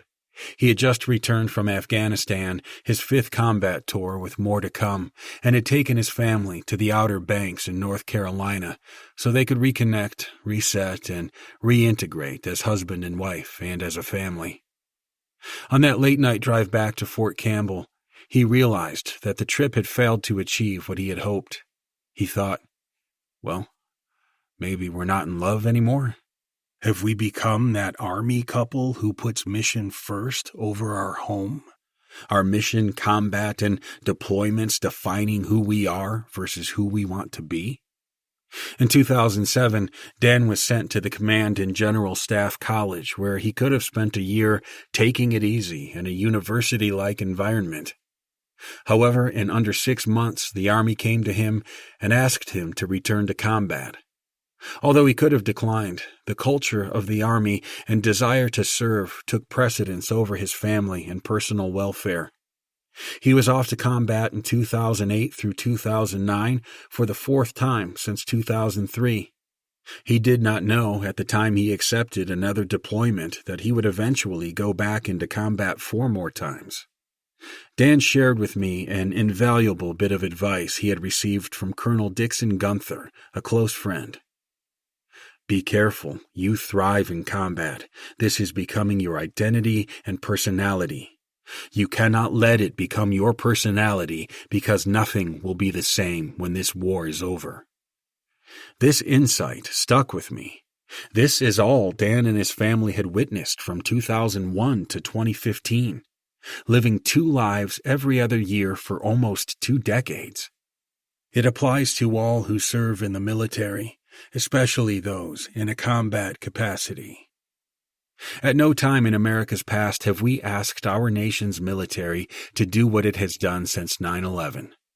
The war on terror placed an extraordinary burden on the American military. The conflicts in Afghanistan and Iraq were the longest wars in our history. Mission, combat, and loss of human life over multiple deployments created a sense of detachment from our loved ones and friends left back home. Another kind of battle to keep hearts and souls together needed to be fought. Our families, moms and dads, brothers and sisters, and wives and children had repeatedly been asked to endure anxiety and loss over the past 2 decades. We thought we had dealt with our personal grief and trauma together with our comrades in arms, with our loved ones, and with our inner selves. But some spent little more than a year in between year-long deployments, never getting much time to understand the impact of combat and death on their wives and children, and never fully resetting and reintegrating as a father or mother or as a husband or wife. We identified so powerfully as warriors, letting combat define our personalities, that we never saw that a parallel trauma was happening at home, on the kitchen table battlefield. Dan coined the phrase, the kitchen table battlefield. It's something that is familiar to every military family. Combat veterans reflect upon the whats and whys of things that happened on the battlefield. The more we think about and discuss past decisions and actions of our unit and battle buddies, the more we appreciate the complexity, danger, and difficulty of our deployments. The phrase or question, "Remember when?" results in a full range of emotions, from tears of sadness to laughter, anger, and more. More importantly, as we reflect on these experiences, we discover that we never asked our family how the dangers they knew we faced in battle had impacted their lives. The constant threat of receiving that message that one of us was missing or had been killed or seriously injured took a mental toll on them. We need to acknowledge their struggles with grief, fear, and loneliness. Our Gold Star families who have lost their soldiers in combat continue to gather together to care and support each other as they fought to survive the challenges of the kitchen table battlefield. Take the story of Nancy, the devoted wife of SFC Jonathan Tesser, who was killed in action leading his men in combat in 2005. She was leader of the Alpha Company family group at Fort Campbell. His death left her and their children alone to hold their lives together. She could have succumbed to grief and stepped down as the company family group leader. However, she fought through her loss and stayed on for more than a year because she loved her fellow spouses and their commitment to their soldiers who were still fighting in Iraq. She remained devoted to the families because it was her way to finish the mission of service that she and other spouses had begun together. The emotional ordeal that families go through each day that their soldiers are deployed in war is underestimated in so many ways. Many spouses struggle with how to manage their children's routines, how to keep them focused on school, friends, and activities, all the while trying to maintain normalcy. They juggle anxiety about their soldier, supporting other families simultaneously, and teaching children about what happens in combat. Patty Morgan, Dan's wife, was a family unit leader at multiple levels. She has shared how difficult it was for her and other families just to keep their hopes alive during the multiple deployments of their spouses. They would have pizza and movie nights. One evening, the children were watching a movie in which an animal died. The Morgan son broke down in tears because he related that image to his daddy being killed. Doing her part too, their daughter, Isabel, spent time with children whose fathers had just been killed in combat. Even though she was 8 years old at the time, she knew what was happening and wanted to help. Imagine these experiences repeating themselves in the lives of hundreds of families within a battalion and across each branch of the military. Combat fatigue and stress of battle do not reside solely on faraway battlefields in the hearts and minds of warriors. The anxiety of not knowing if a husband, wife, father, mother, son, or daughter will come home while hearing of their neighbor's family member being killed or severely wounded is a major emotional challenge. So many spouses go to sleep alone every night, eat dinner alone or with the kids, watch their children walk and talk for the first time, or participate in sports or school activities without their spouse next to them. Even worse, imagine how hard it is for the family when their soldier returns home for a brief time and they all try to reestablish connections and catch up on what's been going in their absence, only to have him or her taken away by yet another deployment. It's gut-wrenching. The kitchen table battlefield is a mission of itself and requires its own sacrifice that should never be discounted in the overall context of war. It doesn't carry the glory of battle that so many value about the war experience. Combat veterans in the Army look at the number of combat stripes on their right sleeve. The more you have, the more you are to be respected or held in awe. At the same time, those stripes also tell the story of two parallel lives of struggle. We realize now that many of us, if not all of us, were better warriors because we had the confidence and love of our families and partners who fought to maintain their regular lives on the home front. Our respect for the resilience and love among our family support groups is limitless. In some ways, the kitchen table battlefield is a necessary condition to bring balance to the violent nature of war. It should never be forgotten or casually dismissed because it supports the overall effort for our nation, mission, unit, and each other. Postface. Soon after the time of writing, the United States ended one of the longest wars in American history, despite the fact that it achieved no clear victory. For over almost 2 decades, military officers faced the challenge of training their soldiers to be dedicated to this seemingly endless mission and to fight to protect our country from the terrorists that threatened freedom. The dedication to mission among units and soldiers started strong, but increasingly got harder as deployments increased and soldiers continued to make the ultimate sacrifice. America's disengagement from these wars seemed the best option to end the loss of blood and treasure of our nation and the stresses on our warriors and their families. Many believed that when America left Afghanistan, there would be another 9/11 attack. Others believed we should have remained committed to what we started after 9/11. On the other hand, the Afghan people and government of Afghanistan had 20 years, basically a generation, to end the insider threat to our soldiers, reduce corruption, and provide women's rights, education, and security for their people. In the summer of 2021, President Biden made the decision to leave Afghanistan. It was an abrupt departure that shook the country of Afghanistan, divided America even further, and sowed despair among our veterans. There are justifiable arguments on whether to have remained in Afghanistan at some degree of military and diplomatic capacity and capability. The decision and the follow-on execution of the withdrawal, however, was an abysmal failure and an embarrassment to American leadership on a global scale. Our tactical leadership on the ground in Kabul did a phenomenal job under the conditions they were given based on the political objective. However, the immediate aftermath and shocking pictures of Afghans begging for freedom from the Taliban was gut-wrenching and brought up many conflicting emotions.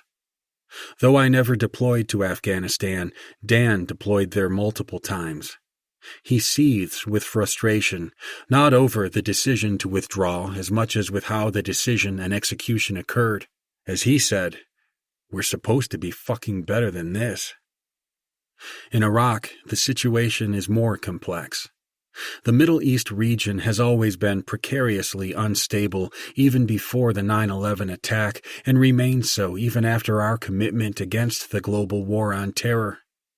The rise of ISIS, prevalence of Sunni versus Shia tension, and humanitarian and economic instability creates an ever-present set of conditions across the region that can and does lead to flash violence. Today, the rising tension between Saudi Arabia and Iran remain paramount. Turkey, which is north of Iraq, remains unpredictable, recently aligning itself more with Russia for economic purposes as well. The geopolitical complexities of the Middle East contribute to endless conflict. Today, the world is experiencing true interstate war in Ukraine as a result of Russian aggression. Although Ukrainian leadership, military, and citizenry are putting up an extraordinarily courageous fight for survival, Russia's aggression and likelihood of invasion was evident soon after the annexation of the Crimea in 2014. We can point fingers at the failure to support Ukraine earlier and a U.S.-NATO deterrence policy failure. The main point is that somewhere in the world there is always conflict, confrontation, or competition. Peace is a brief interlude.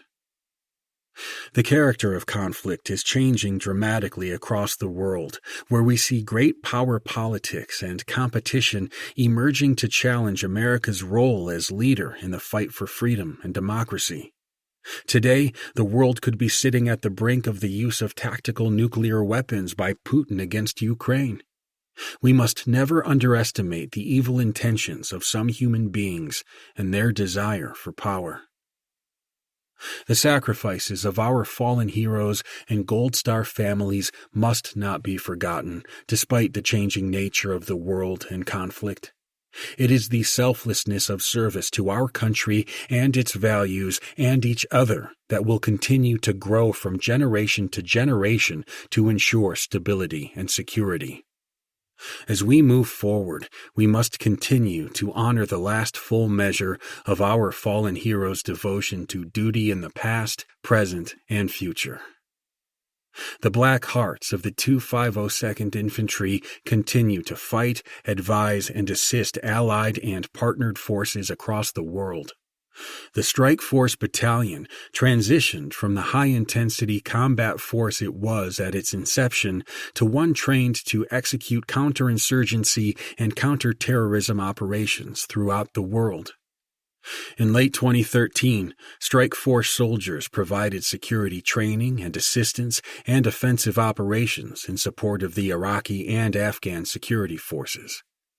They deployed back to Iraq in 2016 to train and assist the Kurdish Peshmerga forces in the fight against ISIS.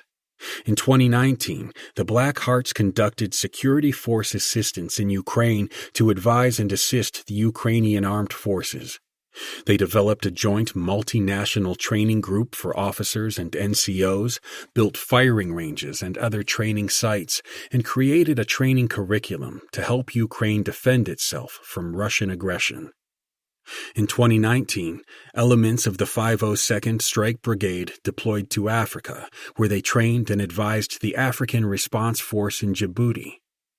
Elsewhere in Africa, elements of Strike Force deployed to Addis Ababa, Ethiopia, to lead a U.S. Army and African Union AU joint military exercise called Justified Accord. The exercise enhanced the peacekeeping capability of participating forces from the African Union mission in Somalia, consisting of over 1,000 troops from Brazil, Burundi, Canada, Djibouti, Ethiopia, France, Italy, the Netherlands, Somalia, Uganda, the United Kingdom, and the United States. Today, the Black Hearts continue to not only be a national force multiplier, but an internationally recognized fighting unit committed to excellence in battle. The battalion is modernizing, with manned and unmanned weapon systems using artificial intelligence for future combat against adversaries such as China and Russia. They are a well-prepared force that stands ready to fight. They are one of the finest in military history. They carry on their great tradition to protect America from harm today because of the generation of warriors who gave their lives on the battlefields of post-9/11 in Iraq and Afghanistan. Regardless of politics or the ultimate geopolitical outcomes of these wars, this book only hopes to herald the fact that our fallen heroes did not fight and die in vain. While every war is different, no other generation of American warriors has been called upon to deploy and redeploy for over 2 decades to fight a war. Our generation is the 9/11 generation of warriors. Like those before us, we fought for each other and for love of country. We must remember our fallen heroes and how they lived, for their loss was not in vain. We also remember those who were wounded along the way, and all invisible and visible scars of combat. Finally, we remember our Gold Star families as brave, loving, patriotic, and strong. They live in our hearts and minds because they touch all of us in their special way. Appendix. In Memoriam.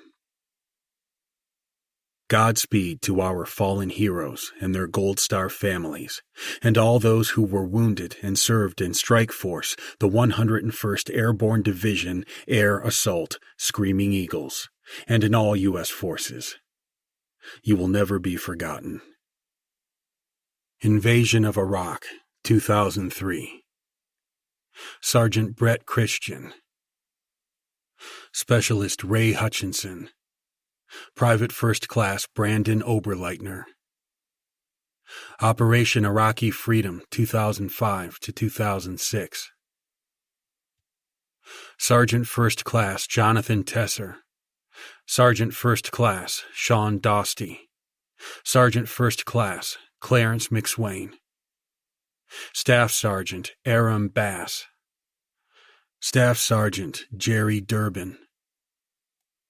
Staff Sergeant Santiago Halzel. Staff Sergeant Mario Biev. Sergeant William Musin. Sergeant Matthew Vosbein. Specialist William Byler. Specialist Alan Knopp. Specialist Sergio Mercedes Saez. Private First Class Adam Johnson. Private First Class David Martin. Private First Class Adam Shepard. Private First Class Angelo Zueda. Private First Class Paul Byer. Private First Class Travis Zimmerman. Private Joshua Bowers. Private Brian Kubik. Operation Iraqi Freedom, 2007 to 2008. Staff Sergeant Sean Whitehead. Specialist William McClellan. Specialist Shane Penley. Operation Enduring Freedom, 2010 to 2011. Sergeant Aaron Kramer.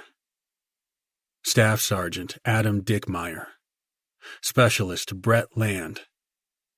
Specialist Jacob Carroll. Corporal Jacob Carver. Staff Sergeant Juan Rivadeneira. Staff Sergeant Sean Flannery. Specialist William Middleton. Corporal Sean Collins. Specialist Patrick Deans. Corporal Willie McLawhorn, Jr. Specialist Kenneth Nekachia. Specialist Derek Simonetta. Specialist Jorge Velasquez. Corporal Brandon Curtin. Operation Inherent Resolve, 2016.